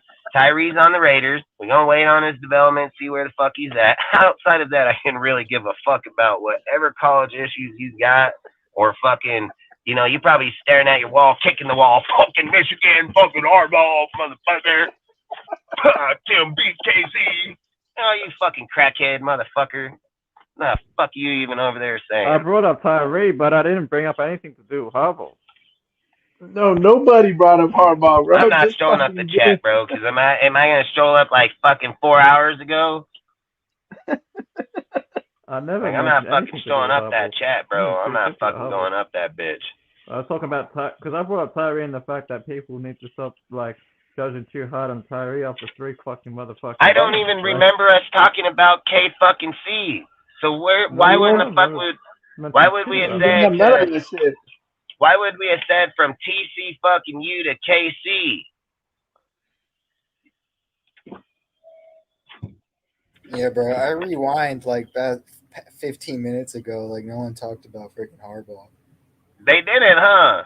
No, I remember in the chat. Okay, I remember in the chat like a few hours ago, when fucking Jeff was talking about fucking Harbaugh, and then we're talking it in the chat. I remember that clear as fucking day. I remember fucking Took Your Soul fucking brought up fucking Harbaugh and fucking Jeff, because don't listen, he said me. So you probably are thinking, because if it was written in the chat and it says Death Star, me and Jeff use the same fucking deal. I allowed Jeff to run the show, so whenever Jeff types, he's typing fucking under my name. Hold up. He's saying that Ozzy said we got to go all in on Jim Harbaugh.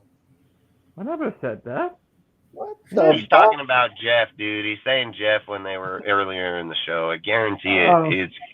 It's earlier in the show, dude, when Jeff was still on the show. Bro, you were having a separate conversation. Him and fucking, listen, it was ago. Took Your Soul, and fucking Jeff were talking in the fucking chat when we were talking, and he said, we need to get Harbaugh, and fucking Jeff said we should get Harbaugh or go all in for Harbaugh. It was either Took Your Soul or Jeff that said we should go all in for Harbaugh. I remember it. I seen it in the fucking chat a few hours ago with Jeff. So I know you ain't fucking talking to me, motherfucker. I didn't fucking put shit up in that bitch. You know, fucking tell me I'm slow. I'll slap the slow right out of you, motherfucker. Fucking guy over here, like, fuck, dude. I mean, if we're talking about hours ago, I guarantee it. And again, why in the fuck are you reading through the chat that long ago? You just fucking got in here just a little bit ago. Motherfucker, rewind the whole thing, read the whole chat. What the hell? And besides, we've already went through this shit last year. We didn't get him. We said Michigan, and that's the end of the story. What the fuck are we gonna go in all on now? It doesn't make no sense. When did you say it? I'm not even gonna go over it. I don't care. He said Wilson's ceiling is crazy high, too much potential to pass on. Yeah, I mean, that's what I say. I mean, if Wilson pans out, dude, he's going to be a fucking hit, dude. There's no doubt about it. And again, some people just have to be patient and when you're trying to build shit right. And I've said it, dude. The Raiders were building for depth. I knew the whole time they were going to do this John Gruden shit. I knew that when they said that his shit, they didn't want to disclose his contract, so they didn't want to disclose his contract to begin with. So they already weren't wanting to tell people how many years. Then people were prying. I've said, people, even like Jeff said earlier, he's like, oh, what teams have done that? Fucking John Gruden just did it with the Raiders in just recent history. And again, look, this is why I feel like the Davante deal is going to happen. Because when John Gruden did make the change for the Raiders and we did start moving, guess what trade he made? He made the Khalil fucking Mack. He gave the Khalil Mack and Amari Cooper fucking trade. When he gave up those two people, that's when we started getting the draft picks to build up our fucking team. He has Jacobs and motherfucking Devontae Adams right now to be able to do the same type of shit, dude. I'm telling you, I feel like the John Gruden, like how they did the John Gruden deal is how these guys are going to do here, because I spoke about it last year. I said, one, they got John Gruden's team. It wasn't his fucking team. They had to rebuild it, dude. Like, they are not. I said, if they got Devontae and put it to the team and went out and won the Super Bowl and they didn't have to go do anything else, they would have kept the fucking team. But the fact that they go get Devontae and they still can't fucking even get close to being there, they knew they were going to have to make massive changes. That's why where people always keep saying, like, oh, the Raiders did Carr wrong. Listen, I get the point of it, but at the same time, Derek Carr read the contract. He had his fucking lawyer there. They signed that motherfucker. Derek Carr and his lawyer were the ones that advocated to have the out in the contract. It wasn't fucking Ziegler. for the trade clause and everything. It wasn't Ziegler and them. It was his fucking people that did that shit. So again, he knew what he was getting himself into before the beginning of the season, and he knew that there was a possibility that he would not be a Raider the following year. He gambled on himself. He said it multiple times that he was going to gamble on himself. So I don't know how we just bypass all the things that. The bottom line is a prove year. Derek Carr set the bad. It didn't work out, and the first. Yeah, and I don't know how we always sit there and put blame to other people for these situations. And then when you're trying to rebuild something, you can't just look at one organization in 52 fucking years that had to turn around that fast and then turn and act like, oh, the Raiders are going to do the same thing. No, the fuck they're not. No, the fuck they're not. John Gruden damn near took him 4 fucking years before we even had a winning fucking team. Almost took him 4 fucking years. He didn't get it in the first fucking second year, and even in the third year, it was still just, what do we do? Break even? That's the weird thing too, right? One went over or break even. So it's not like we were out there dominating. Is that everyone's like, well, John Gruden, it got better every year, and I'm like, yeah, this is only McDaniel's second year. You're acting like this is his 3rd or 4th year. Like, even if say we don't even have I don't think we're gonna have a winning season. I said from the beginning, I see us getting 7 to 8 wins. 9 is pretty good too. And if we get 7 to 8 wins, what's going to be the argument? It's like it's basically just another John Gruden, but McDaniels is just doing what John Gruden did, breaking down the team, and we're going to be restarting. When you can look at the offense and say, like, we're struggling and we're not doing a lot of things and we're not moving it, I don't have to look at it and say, well, we need to go get another halfback and we need to get another receiver and we need to change the line. I know right away, just change the quarterback. That's all you got to fucking do. Bring Carr back here, put him in that spot with these motherfuckers. We fix the fucking team that fast. So it's not, the problem is not bigger than what people are trying to make it be. The problem is not, oh, it's McDaniels and oh, it's all these things. No, the fuck it's not. It's the fucking quarterback that's in this system. This dude, they were expecting him to be something he's not. That's all that happened. Everybody makes mistakes, dude. But to identify the mistake early on and move on from the motherfucker and put someone in there that's supposed to do it. And again, this is why I keep saying where people say, well, if you take fucking Jimmy and he fails because they got, 20 million into him or blah, blah, blah, that's their guy. Well, what happens when they go get Aiden O'Connell and they put him in and he succeeds? That's their guy too. So it's like, it's a fucking catch-22 contradicting conversation because, yes, they were hoping Jimmy was what he was in New England. That's all they're looking at. They won with Jimmy in New England. That's facts. That's what they know. They haven't seen Jimmy on a team since then for them. So whatever he's done over here or not, it doesn't imply for what they're doing now. And they know that. And everybody knows that. Everybody across the NFL fucking knows that. That's been watching Raider fucking games is most definitely going to know it. So if we're sitting here and advocating that, oh, Josh isn't getting it because of the line and this and that, I've said just put Aiden back there. Josh will get his yards again. It's going to safety up the fucking defense, dude. I mean, if you watch film, like we watch film because we played the game, and you sit there and say there's 11 people on offense or defense and offense, and on the defense, 8 of the 11 are in the box. Like, what the fuck? They obviously don't give a fuck about what you're doing. So why do you think that Josh is stuck behind the line every single time? Because when they say hike, there's 8 dudes and motherfucker whop right through the fucking line. And then they know Jimmy's a bitch and can't throw downfield. So what happens when they put the pressure on him? Step back in the back foot, try to throw, fuck overthrows, dudes get picked off. Like, that's all I'm saying. Aiden's 6'3", bro. He's already over the top of the line, dude. He's not going to have to do that. He's going to stand up, fucking see him throw it over here. Fuck, he did it through the whole preseason. The whole preseason, The guy, even in the Dallas game, dude, where they were fucking us up in that game, he still played fucking good ball.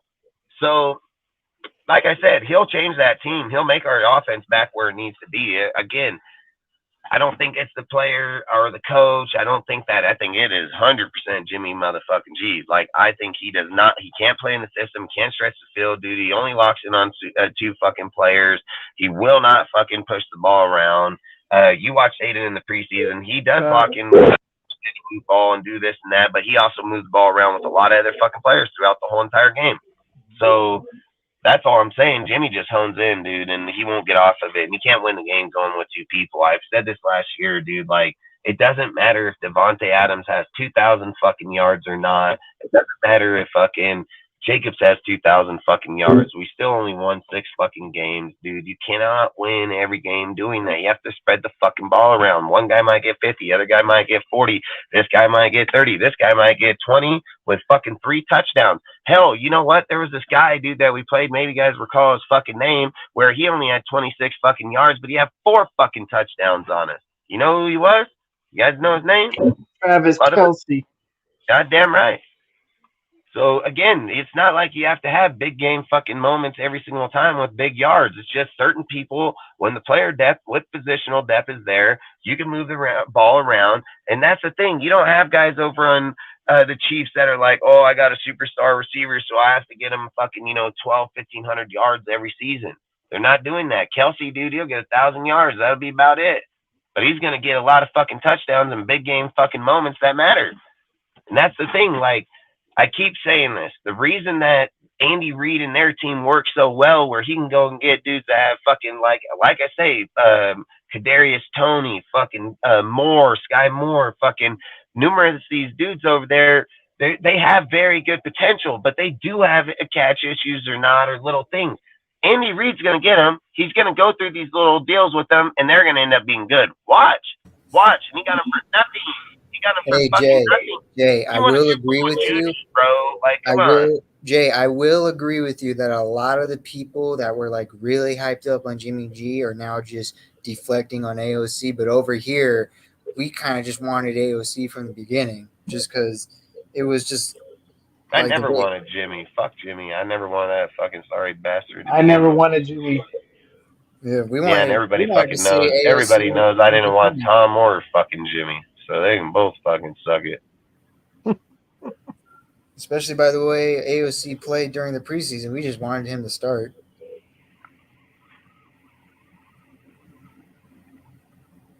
He said get the gold paint. It's the most powerful with the cheapest way to have fun. Fuck, I'm fucking dead, bro.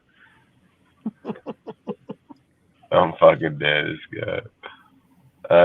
What did he say? So it'll be time for Raiders to move on from Mick Scamuels, or is the approach still Rome wasn't built in a day?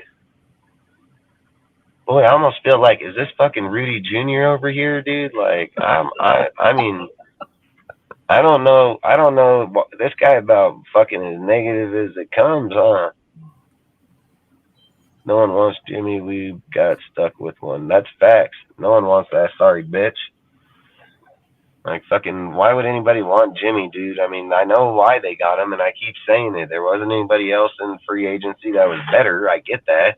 You just got rid of Carr, so you got to replace him with somebody.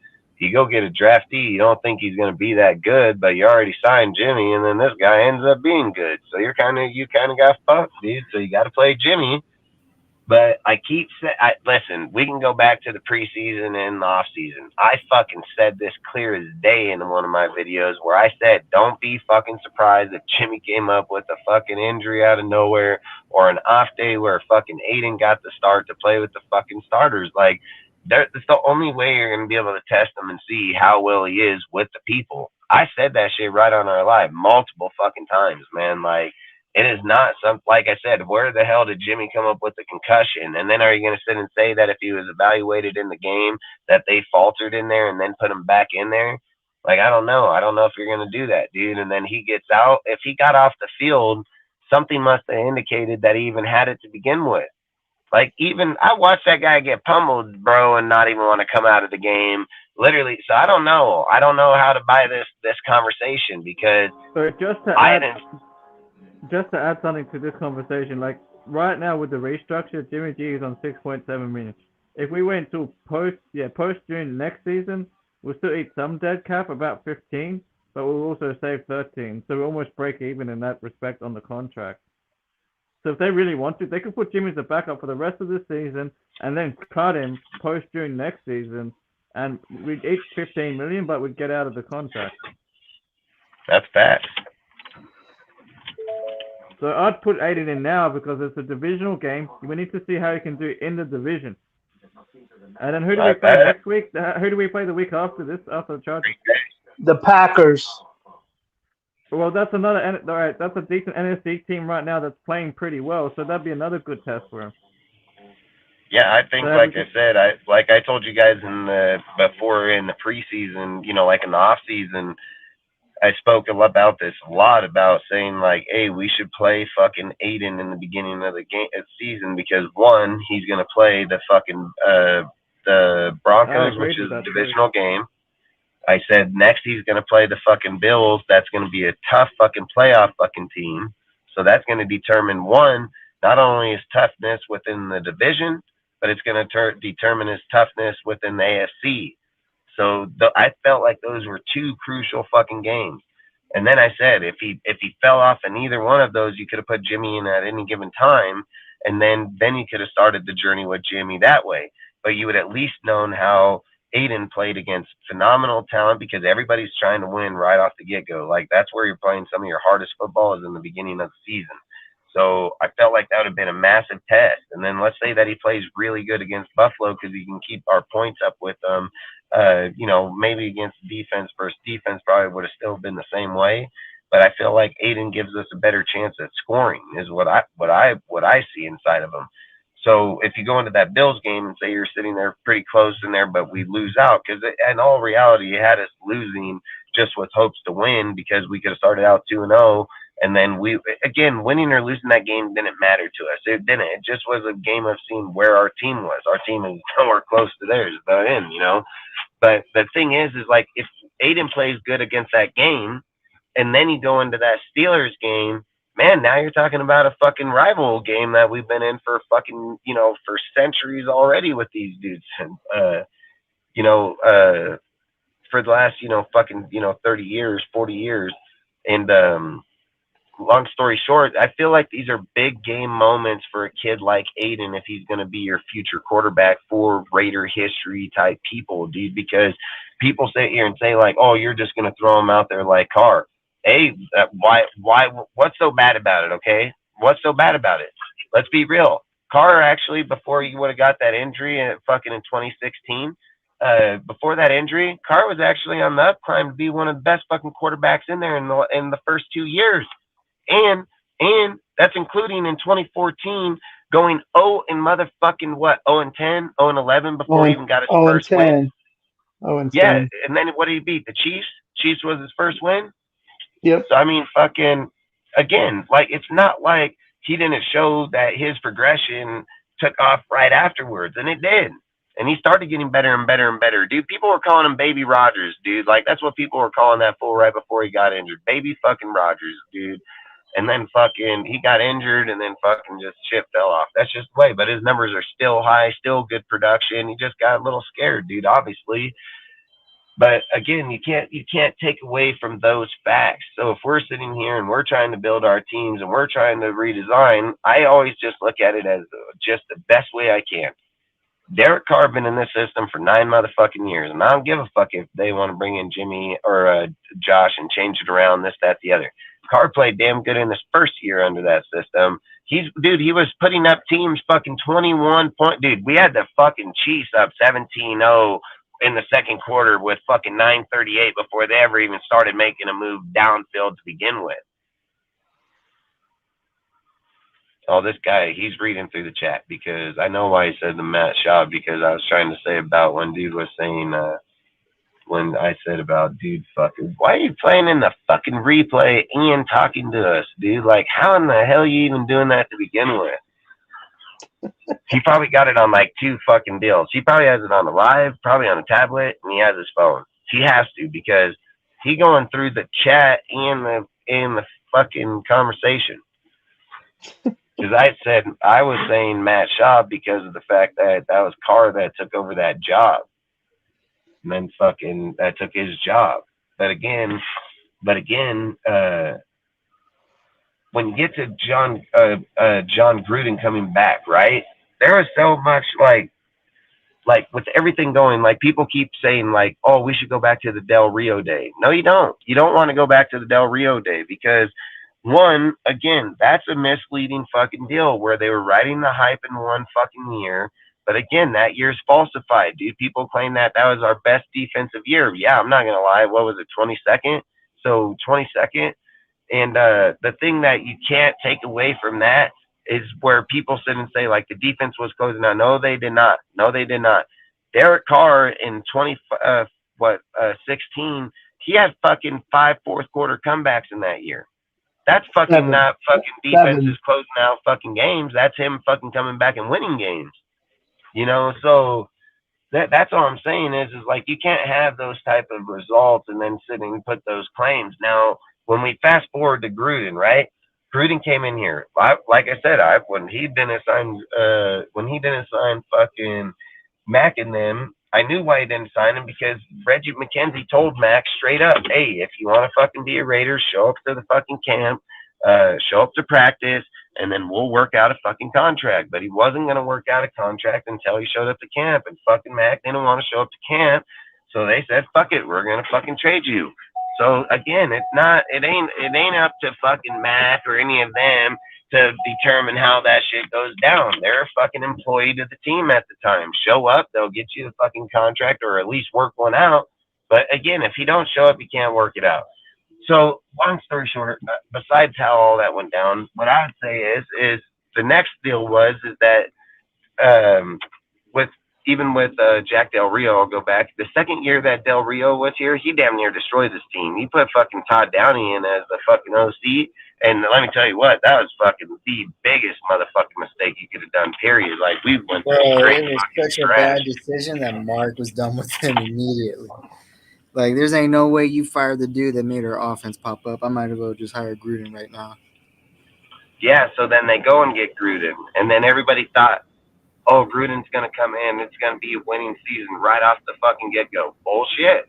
Bullshit it was, dude. Right off the get-go, dude, we were fucking struggling inside that fucking deal. I'll bring up something real funny right now, right? Because, you know, people bring up Jack Del Rio and shit and how we had the 22nd ranked defense and whatever. Well, you do realize that this year, even as shit as our defense is playing, they're ranked 18th right now. With our team 18th? Yep. Right now, they're 18th. Yeah, but say that's just because the team might till you get done with that Charger game and then watch that shit. Yeah, that's where we're at. But yeah, that shit gonna get. I agree with that. But what I'm saying is, like, as shit as our team is right now, if you think about all the times because of Jimmy G, our offense is going 3 and out, and like not scoring, that affects that overall rank too. Yeah, that's the one thing that makes me mad too is how we didn't take advantage of how Jimmy is holding us back. In the point where we can't take advantage of the games that we could just win, so then the games that are probably going to be impossible of winning, we just get over with. Yep. That's fine. Jimmy ain't going to beat those fucking Chiefs. Jimmy ain't beating the Chiefs, bro. Hell no. Hey, salute, Michael. Appreciate you, bro. Yeah, Jimmy's not going to beat the Chiefs, dude. I don't think he's going to have a chance in fucking hell. That's a miracle fucking game. That's the only way that's happening. Oh, it's no way, dude. They just got fucking Jones back there, dude. They're like the 6th best fucking defense right now. They're not, hell fucking no. They're like 6th or 8th. I think they're the 8th best defense, dude. But still, like, yeah, that's what I think. Like, I don't think you're going to fucking go over there. I don't think we're going to beat them.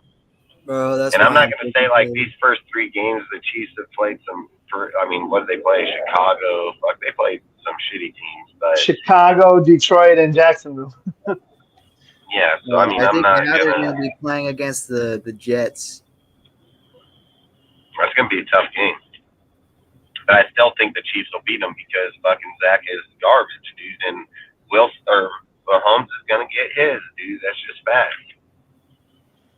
Yeah, I think I that think when season you is going to show that you can have a good defense, but if you don't have a quarterback, you're not going to win. I think that's what's going to happen with that Jets game. hey, look at Carr and Mahomes, dude, when they were in their house. They put up 29. They were going for 2 to win the game. And Mahomes if we started out that game 17-0. Bro, that game, now I'm thinking about it, that game's a perfect example. Remember when we tried to go 2-0 because McDaniels didn't trust his defense and everyone called McDaniels an idiot for that? And now because we don't go for the 2-point conversion because McDaniels doesn't trust Jimmy at this point. And they're like, bro, which one do you want? Yeah, exactly. People say the opposite shit when the other shit happens. So I've noticed that shit. Are you talking, Ozzy? Can you hear me? No, I couldn't hear you. Your mic is very low. Yeah, you sound like you were muffled for a second.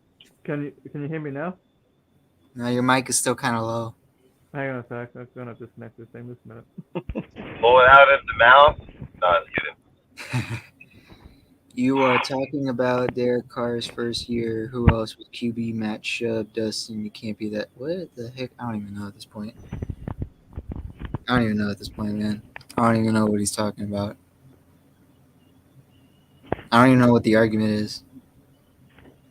Yeah, what's the point? What's the point? Jay's dumb, bro. He don't even make sense. That's why I don't even read his shit anymore. Like, hey, look, dude, the thing about me is when I find out some dude's handicapped, bro, I quit fucking even paying attention to that motherfucker. Like, I ain't got time to sit here and fucking teach slow, okay? We ain't got fucking time for that, all right? They'll fucking be sitting here taking our time out of it. Your fucking parents fucked you. That's their problem. You know, fuck, you were born in the 90s. I might have fucking helped you, but fucking now, no, you're fucking screwed, bro. Like, this guy over here, fucking, what? Yeah, I can hear you now. I was just saying what you guys were saying before about the fucking last year we went for the 2 points and all that, and we lost the game, and people were kind of like talking shit and that. Now this year we did the fucking opposite, and then they're bitching about it the other way. Like, pick a lane.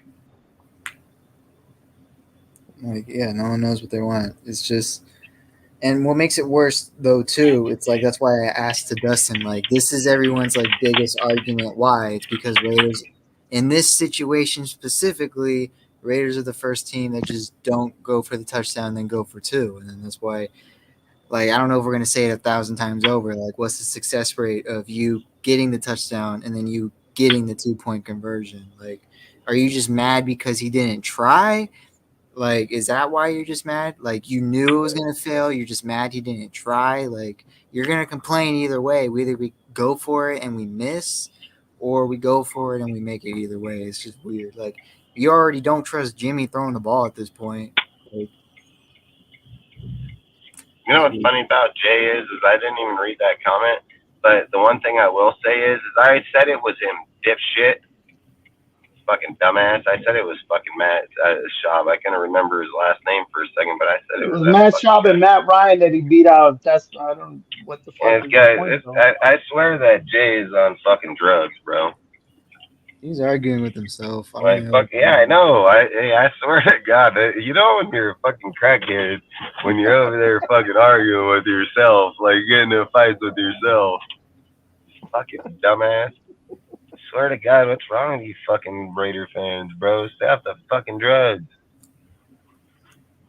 Do shit you can control. He said, I still think Jimmy will have a lot of people catching throws versus KC. They have plenty of linebackers and DBs he'll be passed to. I think Jimmy will have a lot of people catching throws. Oh, I think he's saying. Oh wait, now I get it. I thought he was trying to be positive. No, he's saying that Jimmy has that all of Kansas City's linebackers and DBs are going to pick him off. Good, because they will. A lot of people are going to pick Jimmy off this year. The first half, it looked positive. I thought he meant like the receivers in our team. Then the second half, I was like, no, it's not. Bro, Bobby Boucher is going to pick off Jimmy G this year. Are you serious? Fuck, Jay, I wish you'd come up on the panel so I can laugh at you. I need to laugh at a motherfucker tonight, man. So I'll laugh at you for sure. I mean, do you got fucking face paint on too, fucking clown? Like, what's that commercial say? What do you call a dude with face paint that can't get the fucking clown? Yeah. Wasn't that Kelsey that said that shit? Yeah, too? Dude, hey, listen, I wish Kelsey was a Raider, okay? Because this motherfucker, dude, I don't know if you've seen when they went to the presidency. Did you see that shit? Oh, that was funny, bro. He literally told Biden. He did. Hey, Biden, what's that? Biden, what's that? Yeah, he said, "What's that? Stay right there." Turned around and walked to the podium. Fuck, he was like, "Yeah, I've always wanted to do." Fucking Patrick's like, "Hey, fuck you." I thought that was Biden's security. I was like, "Wait, that's Mahomes." Hey, I ain't gonna lie, that shit was funny as fuck, dude. Like, fucking Kelsey's funny as fuck, bro. I ain't even lie, bro. Hey, anybody that'll fuck Biden like that and fucking right on in national TV, that's my fucking guy, bro. I don't give a fuck what TV is on. When people want to know what the biggest problem is right now is the fact Hey, that... Jay, go tell your daddy to quit licking ice cream, bro. Fucking sniffing kids, all right? If anyone wants to know what's the biggest problem in this world right now is the fact that a star player just did the oldest trick in the book to our leader in this country, doing the, hey, what's that over there? Okay, my fellow Americans, just basically doing that, like trying to grab everyone's attention. A kid could have done that. Hey, when they're all looking like, what? Dustin, your daughters would have done that. Hey, what's that? Get to the podium. Did you see fucking Biden when he was coming back? He was like, hey, fucking, you didn't even know. Still, you're probably still trying to catch on to what's going on. And everyone was confused, like, yo, what's he doing? Nah, I ain't even lying. That shit was fucking funny, bro. No one even noticed Kelsey just up on the podium. Sometimes, dude, you just gotta live life, dude. And that's what I love about people that just live life like that, because you're not worried what people think. You're literally just gonna straight talk to America as a president. Like, fucking, yeah. Like, you can't just walk up there and do that. And then the other thing I think is like, you don't even respect them, because if that was Trump, they probably wouldn't even did that shit at all. But being Biden, he's like, oh, look that way, fucking goes, look over there, turns and walks to the panel. Like, what the fuck? That's what I'm saying. Kelsey's a dog, bro. That dude's a fucking dog, man. I'm not gonna lie. I don't think Trump is a Chiefs fan anyway. I don't think he would give like whatever. I don't know what the heck. What was Biden doing anyway? Was he like giving like a present to the Chiefs or something? No, they gave him a jersey, fucking, because you know the Super Bowl champs and all the winners that win the like Super Bowl, the fucking pennant, the fucking titles, like they all go to the White House and then they all fucking get greeted by them. They have like a dinner, fucking, it's all the athletes do it. Even like the women's basketball was trying to turn it down, dude, because they tried to invite both of them. They were like, hell no, we ain't doing that shit. But, yeah, I forgot. Like even the women's soccer team, they're like, we don't want to have dinner with President Trump, and then they immediately like lost all their games. Yeah, that was that fucking blue-haired bitch. Fucking, that was on Team USA. That bitch's career went down. She was laughing. She was laughing. They were all laughing when they were all missing their kicks. Yeah, that girl, fucking, man, her career went down burning. Like she's fucked up on that deal. But that's why I say, hey, speak your politics, but just be careful if it bites you in the back, because you ain't coming back from it. Just like there's a lot of professional. They want it with Trump and Biden. Like there's a lot of professional athletes that got so political that they lost their careers over it.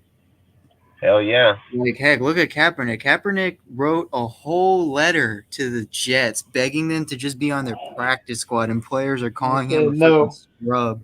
Like, they're like, they all told them the Jets messaged back and said that it's been 7.5 years that they need to lay to rest or some shit, dude. Like, they're not going to sign him. Nobody's going to sign him, man. So, like, this dude is that's like a prime example when you get like so political. Sometimes it can like just ruin your. You have to be prepared for that. Hey, look at Tim Tebow, dude. Tim Tebow wasn't a bad player, dude. He had a good quarterback and rushing. He had the halfback mentality for sure. And like I've always said, I think the reason he was ousted out of the NFL was because of his religion belief. How he would always fucking do kneeling down, fucking praying to God in the end zone and shit. Like a lot of people didn't like that shit, dude. They're not coming here to freaking watch you do. They want to watch you play football. Like they'll take it to an extent, but not to that extent. It was like every single thing Tebow was doing. Wait, he did it more extreme than Carr? Yeah. Oh fuck, he was every single time on the field, everything. Like yeah, because I know everyone respects Carr. Like everyone respects Carr when it comes to that. Yeah, but he's not open like that on the field. He's open as fuck like that off the field or after the game. But every single thing, like Tebow, dude, when he'd go in, he was doing things in the end zone. Like he kept doing that kneel down and fucking do the cross and shit. And there was numerous things he was doing, and people weren't liking that shit, dude. And then the people were calling him out, dude, about putting his like religion beliefs into the fucking football. Like that's why they were saying like it's not politics, all this shit. Is that why then, he like had I said, his hair looking like a freaking monk from the Dark Ages? Well, he had that 316 on underneath his eyes. So, like, that was one of the craziest days, like, I think in NFL history, dude. There's, like, this whole thing that matched up with that 316, dude. Like, I don't want to say that because I don't know it 100%, but you can look it up. You can look up a video. They have a video on it. But everything that he did on that day lined up with 316, like 316 yards, fucking 3 touchdowns, fucking 16 something. Like it was weird, dude. Like it was weird. And then they said like there was fucking one of the biggest watch games ever with X amount, like the 3 million, 6, I don't know, it's something weird. But like I said, dude, that whole deal was weird with that kid, and that's why I always keep saying like people discredit Josh, but that was his dude, man. And fucking John Fox came in, took over the team, and he took them straight to a fucking playoff. So I hate when we sit here and just like trying to build our team to discredit, not being able to evaluate it fair. I keep saying like he has something that everybody else in the NFL doesn't. It doesn't matter how long they've been here. It doesn't matter how much, experience they've learned or not. Josh has the biggest games damn near in NFL history as an offensive coordinator in those games. Yeah, this was I just looked it up. Like it was the playoff game against Pittsburgh. Like he had 316 passing yards. He had 31.6 yards per completion, which is the highest in NFL postseason history. CBS rated the game 31.6. Pittsburgh had the ball for 31 minutes and 6 seconds. And he was wearing John 3:16. Yep. And he had rush and Tim Tebow's yards per rush were 3.16. It was the craziest shit, dude. Like they said, dude, it was one of the biggest deals, like the View deal, like you were saying. Like it was all there were so many things that lined up on that 316. And like I said, it's still to this day one of the most craziest fucking things it's one of the most craziest fucking things that's happened in football. Apparently, and most people don't even know. That's happened during when he was in Florida and it was a championship game. The same thing happened, and apparently it was like people got creeped out because like it was like Tim Tebow expected it, his like religious message or something, his what he called his promise speech. So that's why it creeped everyone out, I guess, when it happened the second time. Yeah, because people said, dude, that they said it was his belief, his religion, dude, why they were fucking booting him up out of there, dude. Like, they were trying to get him to not even bring it up or talk about it or anything. And then fucking he was ousted. But you think about it, not to only just happen once, but happened twice in all those rhythms. How do you get, dude, listen, Not If only you that, turned on but a, in if you college turned on a and random counter, if you turned on a random counter and went over there and made 10 of them, let's just say you got fucking 20 of them. Fuck it. Say you got 20 of them, and let's say on 20 fucking timers, you were able to click one fucking button and stop all 20 timers. I guarantee you're not gonna even come close. You know what I mean? Like, you're not gonna come close to 316 on every single one of them. It's not gonna happen. And then this guy in stat category, every deal, 316, 316, 316, 316, 316. Like, man, if there's not God or something of those factors, I mean, how do you explain that shit? Like, those are precise numbers, dude. You cannot even script that shit. You can't script it. It's impossible.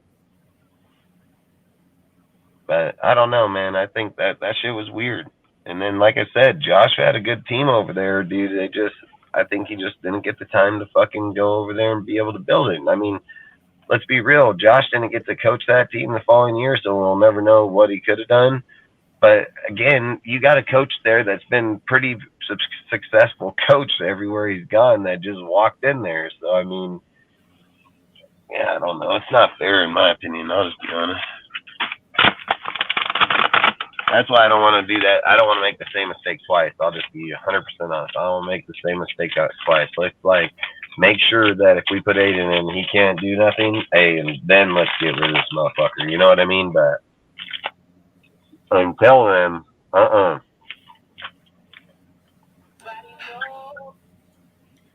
Well, the only way he's gonna go any faster is if he fucking loses that locker room. If he loses the locker room, then you gotta go.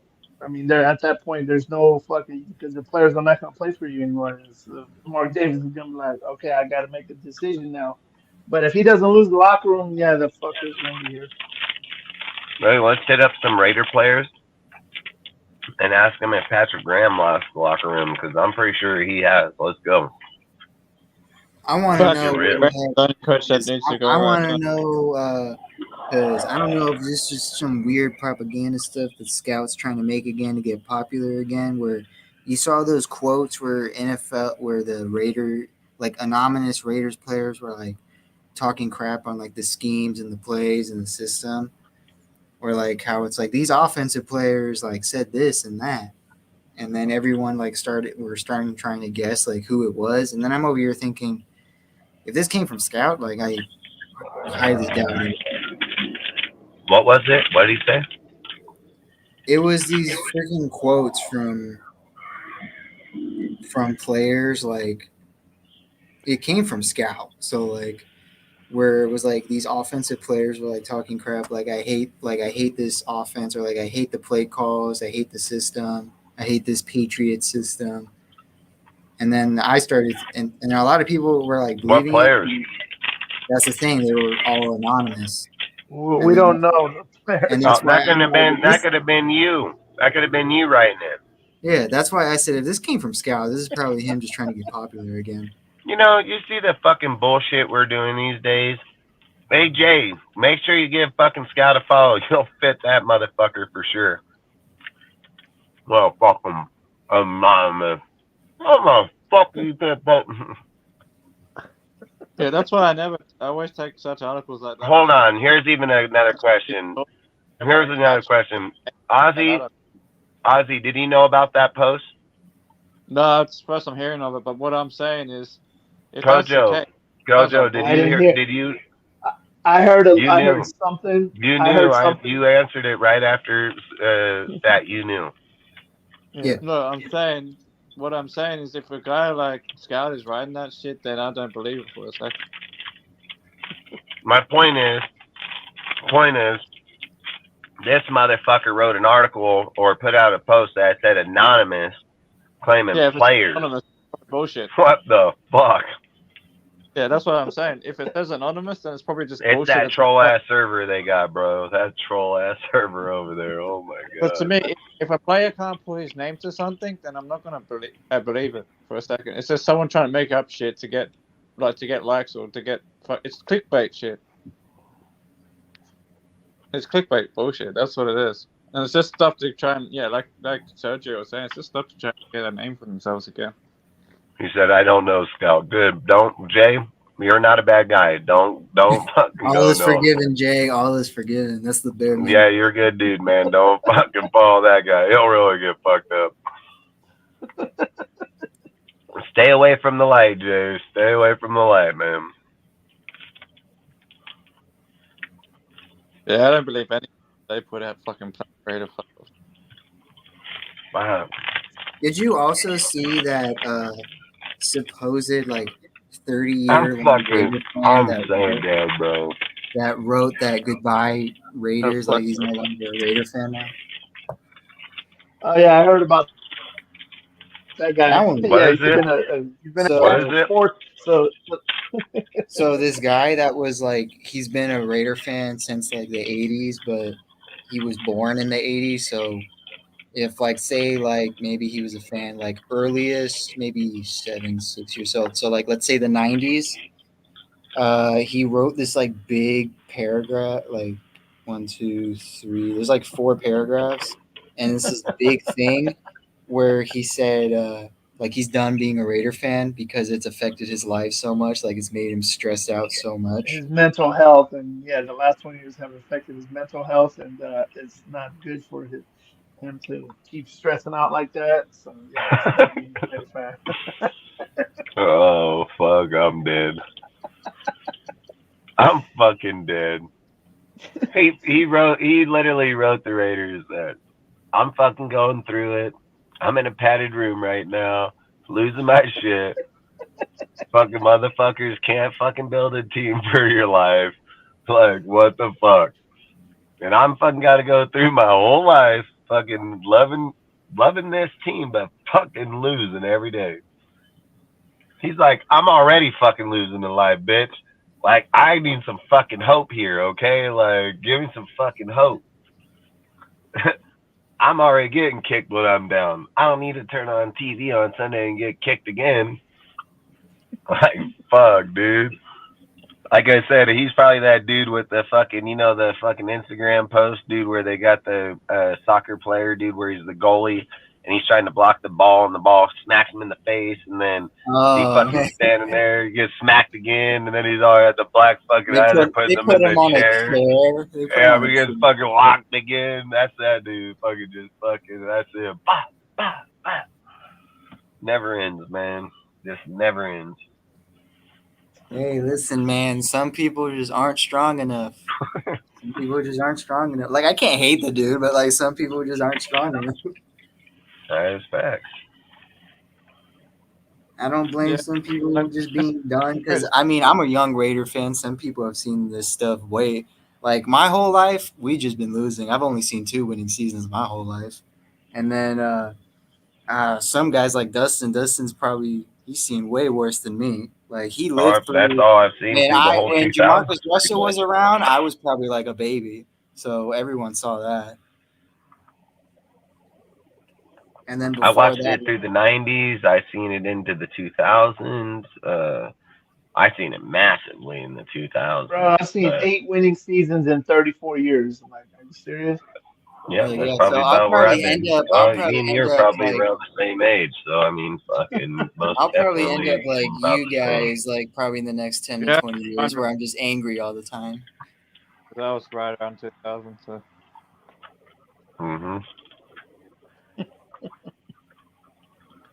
That's why I always say, why do you think I have so much anger in me? Like my woman, she always talks shit, can't beat up woman. Then you gotta fucking deal with your Raiders, and then you gotta deal with Jay. So of course you'll slap the shit out of him like if he was your woman, just cause motherfucker he'll lip up just like her. No, I'm just kidding, bro. But well, I ain't gonna lie, fucking. That's why I always say I feel that dude that wrote the fucking letter. You know what I mean? Because I'm like, motherfucker, I gotta listen to my woman's bullshit. Gotta listen to these motherfuckers at work that don't want to fucking come work, don't do shit, lazy motherfuckers. Then gonna come over here and listen to Raider fans. I'm like, God damn, let me get a fucking break here. You know what I mean? Like, never ends, man. Yeah. So basically, like. in the letter he put. He said if you quit being a Raiders fan, then you never were. That's facts, Jay. I mean, fuck, I'm a Raider till I die, so bro. he was born in LA. At 9 years old, he moved to the Philippines, but he still watched the team. Like, he would wake up like in the middle of the night just to watch the Raiders on primetime during the 90s and early 2000s. I know that feeling. I had to watch it sometimes at 2:30 in the morning. Yeah, and he would do it with his dad. And then he put in the last 20 years, like, Raiders been the laughing stock, drafting sucks, like, coaching sucks, everything about that. And then the final paragraph, he puts, like, this has taken not only my time and money, but it's also taken my mental health. Having a team who you rooted for your whole life rewards you with absolutely nothing but heartache is something I do not want to keep doing. It took me way too long to realize this, but this is better late than never. Goodbye for now, Raiders. Maybe one day you'll get back to that once proud franchise, but until then, I won't be wasting my time. And then that's the end of that. Fucking crazy. He said he was Filipino. Yeah, he was watching. They're probably like, it's disrespecting my culture to have a losing football team. Yeah, he was born in LA, but he lived in the Philippines. Fuck. Was his dad fucking in the military? Most likely. Because I don't know if this dude is Filipino or not, but he probably is if his dad was in the military and they moved to the Philippines. Either his dad or his mom. If you said that he came from San Diego, didn't you? No, he was born in LA, but he lived in the Philippines when he was a kid. Oh.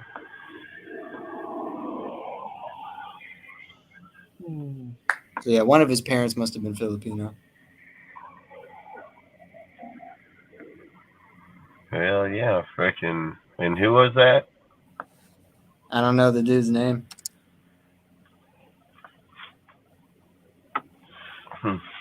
Freaking.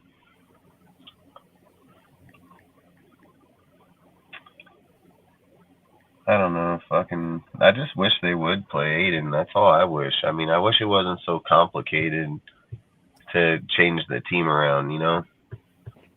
Like, the thing that I don't understand is if it doesn't work, fix it, you know? You don't got to sit here and debate it for fucking 3, 4, 5 weeks, you know? If it was me with Hunter Renfrow, everything like that, I would start getting him the ball. Because if your intention is to trade him, you'd want to at least make sure that people know that he can go play still. You know, you got a $15 million contract on him, dude. He's given him the ball 3 times this year.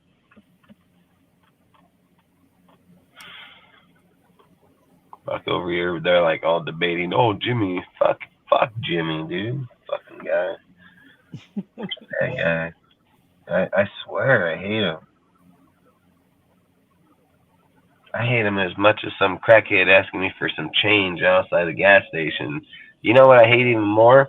I hate when some crackhead sits out the fucking bank door. Literally, I can't even get around the motherfucker. I can't even run from. I gotta like juke this bitch at the deal. Like, fuck, no money for you, motherfucker. They got guys up here, dude, that'll sit at the teller, dude. Literally at the teller. Like, what the hell is wrong with you? Always thinking like some fool gonna run on by, try to like get your food, but grab your fucking money. I'll run him over in a heartbeat. I would, dude. I'm not even fucking lying because I'm always watching my mirror, dude. That fucking guy would come running up like, I'll just pop the door open, fucking catch him with the door, blink, fucking no. I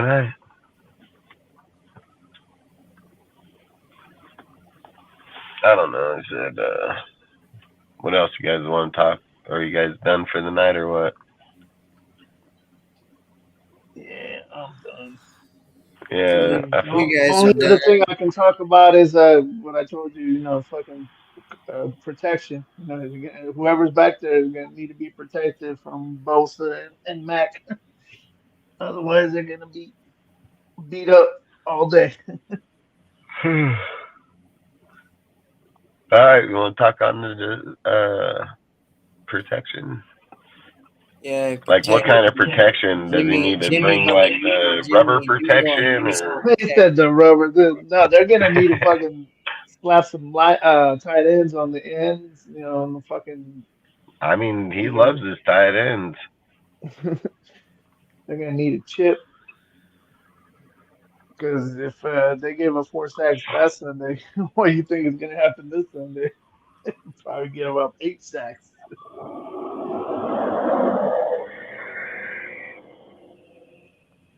Yeah, bro. Offensive line coach is gonna have to. The guy who wrote the article was born in the '80s, dropped the Raiders. Who does that? Never was a diehard. Who? What is he talking about, man? No, he's like saying like the dude that like made the letter, like he's no longer a Raider fan. Like he's saying that he was never. Oh, yeah. All right. Listen, there are man, most people. as much as like crap this franchise has gone through the past 20 to 30 years, there's teams that dealt with way worse and still got diehard fans. I mean, go look at the Browns, dude.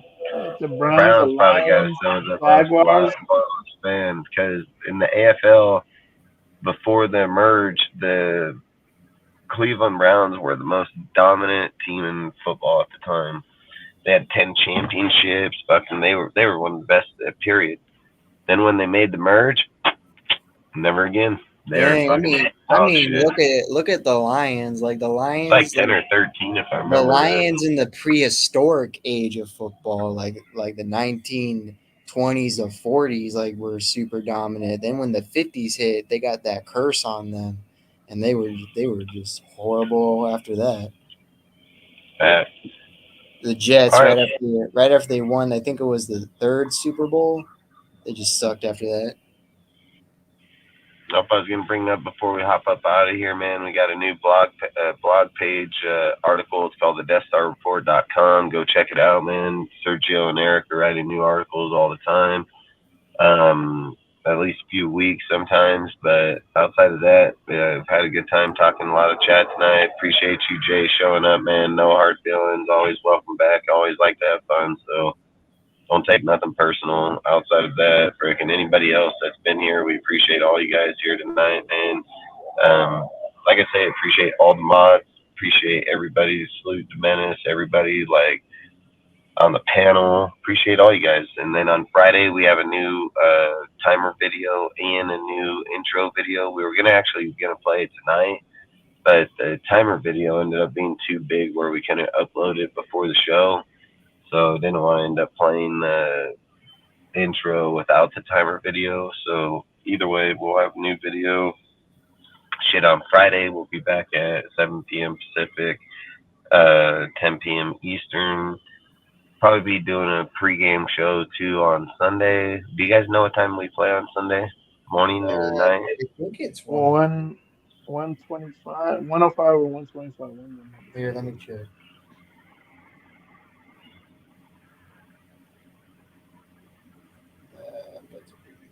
Okay. My time it's 4:00. Your guys' time is probably 1:00. 1, yeah. So we'll probably be doing a pregame show for sure. Friday will probably be more based talking on if Jimmy's healthy enough to come back on the team, things of those factors. So outside of that, man, like I say, appreciate all you guys showing up always. Appreciate everybody on the panel and so on. If you guys want to say your byes, then we can bounce out of here. Yeah, just make sure you check our blogs and share it, man. We're trying to get that up real good. Right now, I'm going to try to make a big one where I'm going to try to start scouting defensive people to see who we can replace Graham with, since we're all pretty much done with him at this point. And then other than that, make sure you follow our social media, Instagram, our Discord, Twitter. Make sure you follow me on Instagram. I'm just Raiders.stats. Right now, I just made it over to 1,200. Now my goal, I'm going to try to see if I can make it to 2,000 before the end of our bye week. That's, I guess, the new goal now. But yeah, make sure you join our Discord. We got the links in the chat. We even got on our post on Instagram and stuff like that. It's a great community. We talk a bunch of football, talk a bunch of Raiders. Sometimes we'll talk about non-Raider stuff. We got free streaming, free movie nights, shows. We even have giveaways. You'll even get notifications on people from different social platforms in the Discord. That way you can catch up with everything on that.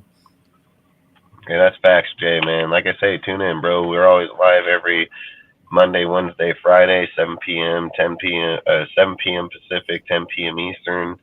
A lot of times we go late like this all the time. Sometimes we do 2 hours. Sometimes we do fucking 5-6 hours. So, like I say, Jay, man, appreciate you being here tonight, man. Love the interaction in the chat. I always say on this channel, just like dude earlier thought he was going to get banned.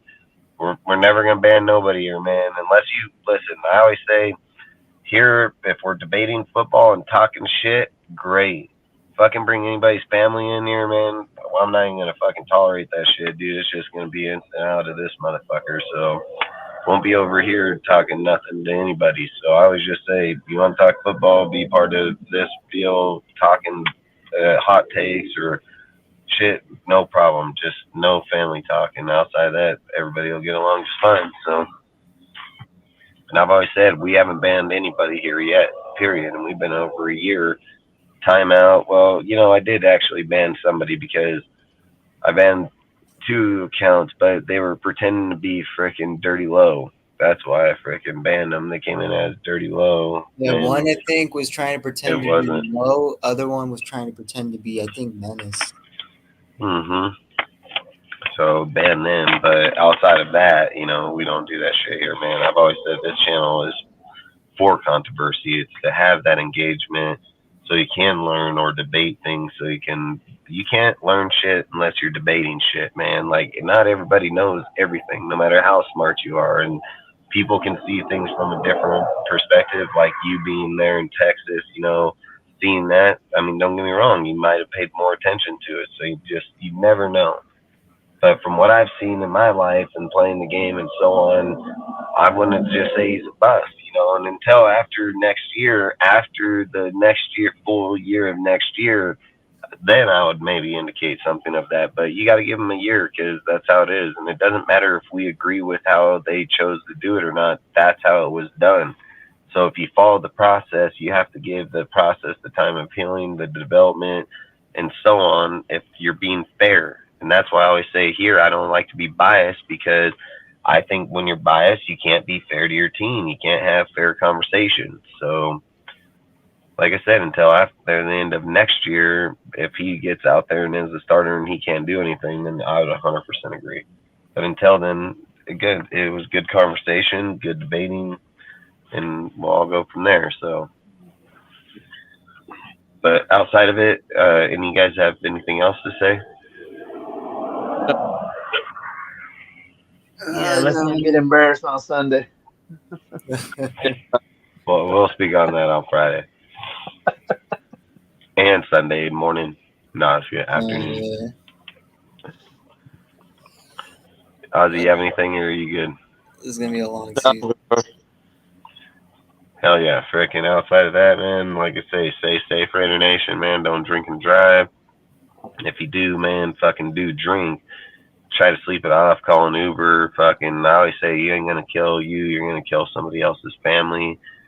And I've always said, man, like, I get it, we're older and people don't really care about much, but most people do care about kids, man. So just always think about, dude, if you're drinking and driving, you might take someone's kids away from their family, and then you're the one to be responsible for doing that. So I always say, drinking and driving ain't worth it, man. It's not worth it in the end of the day for you or anybody else. So wait a few minutes to get where you're going and more home. And outside of that, man, I always say, I'm not your mom and dad, man. I can't tell you. I just asked not to do it. So your choice. But either way, we'll see you guys on Friday. We'll be talking about if Jimmy's going to be clearing concussion protocol. Are we going to be rolling with Aiden Hoyer? And we'll have a lot more bullshit to go over. So outside of that, stay safe, and we'll catch you on the next one, man. Late. Peace out, guys. Late.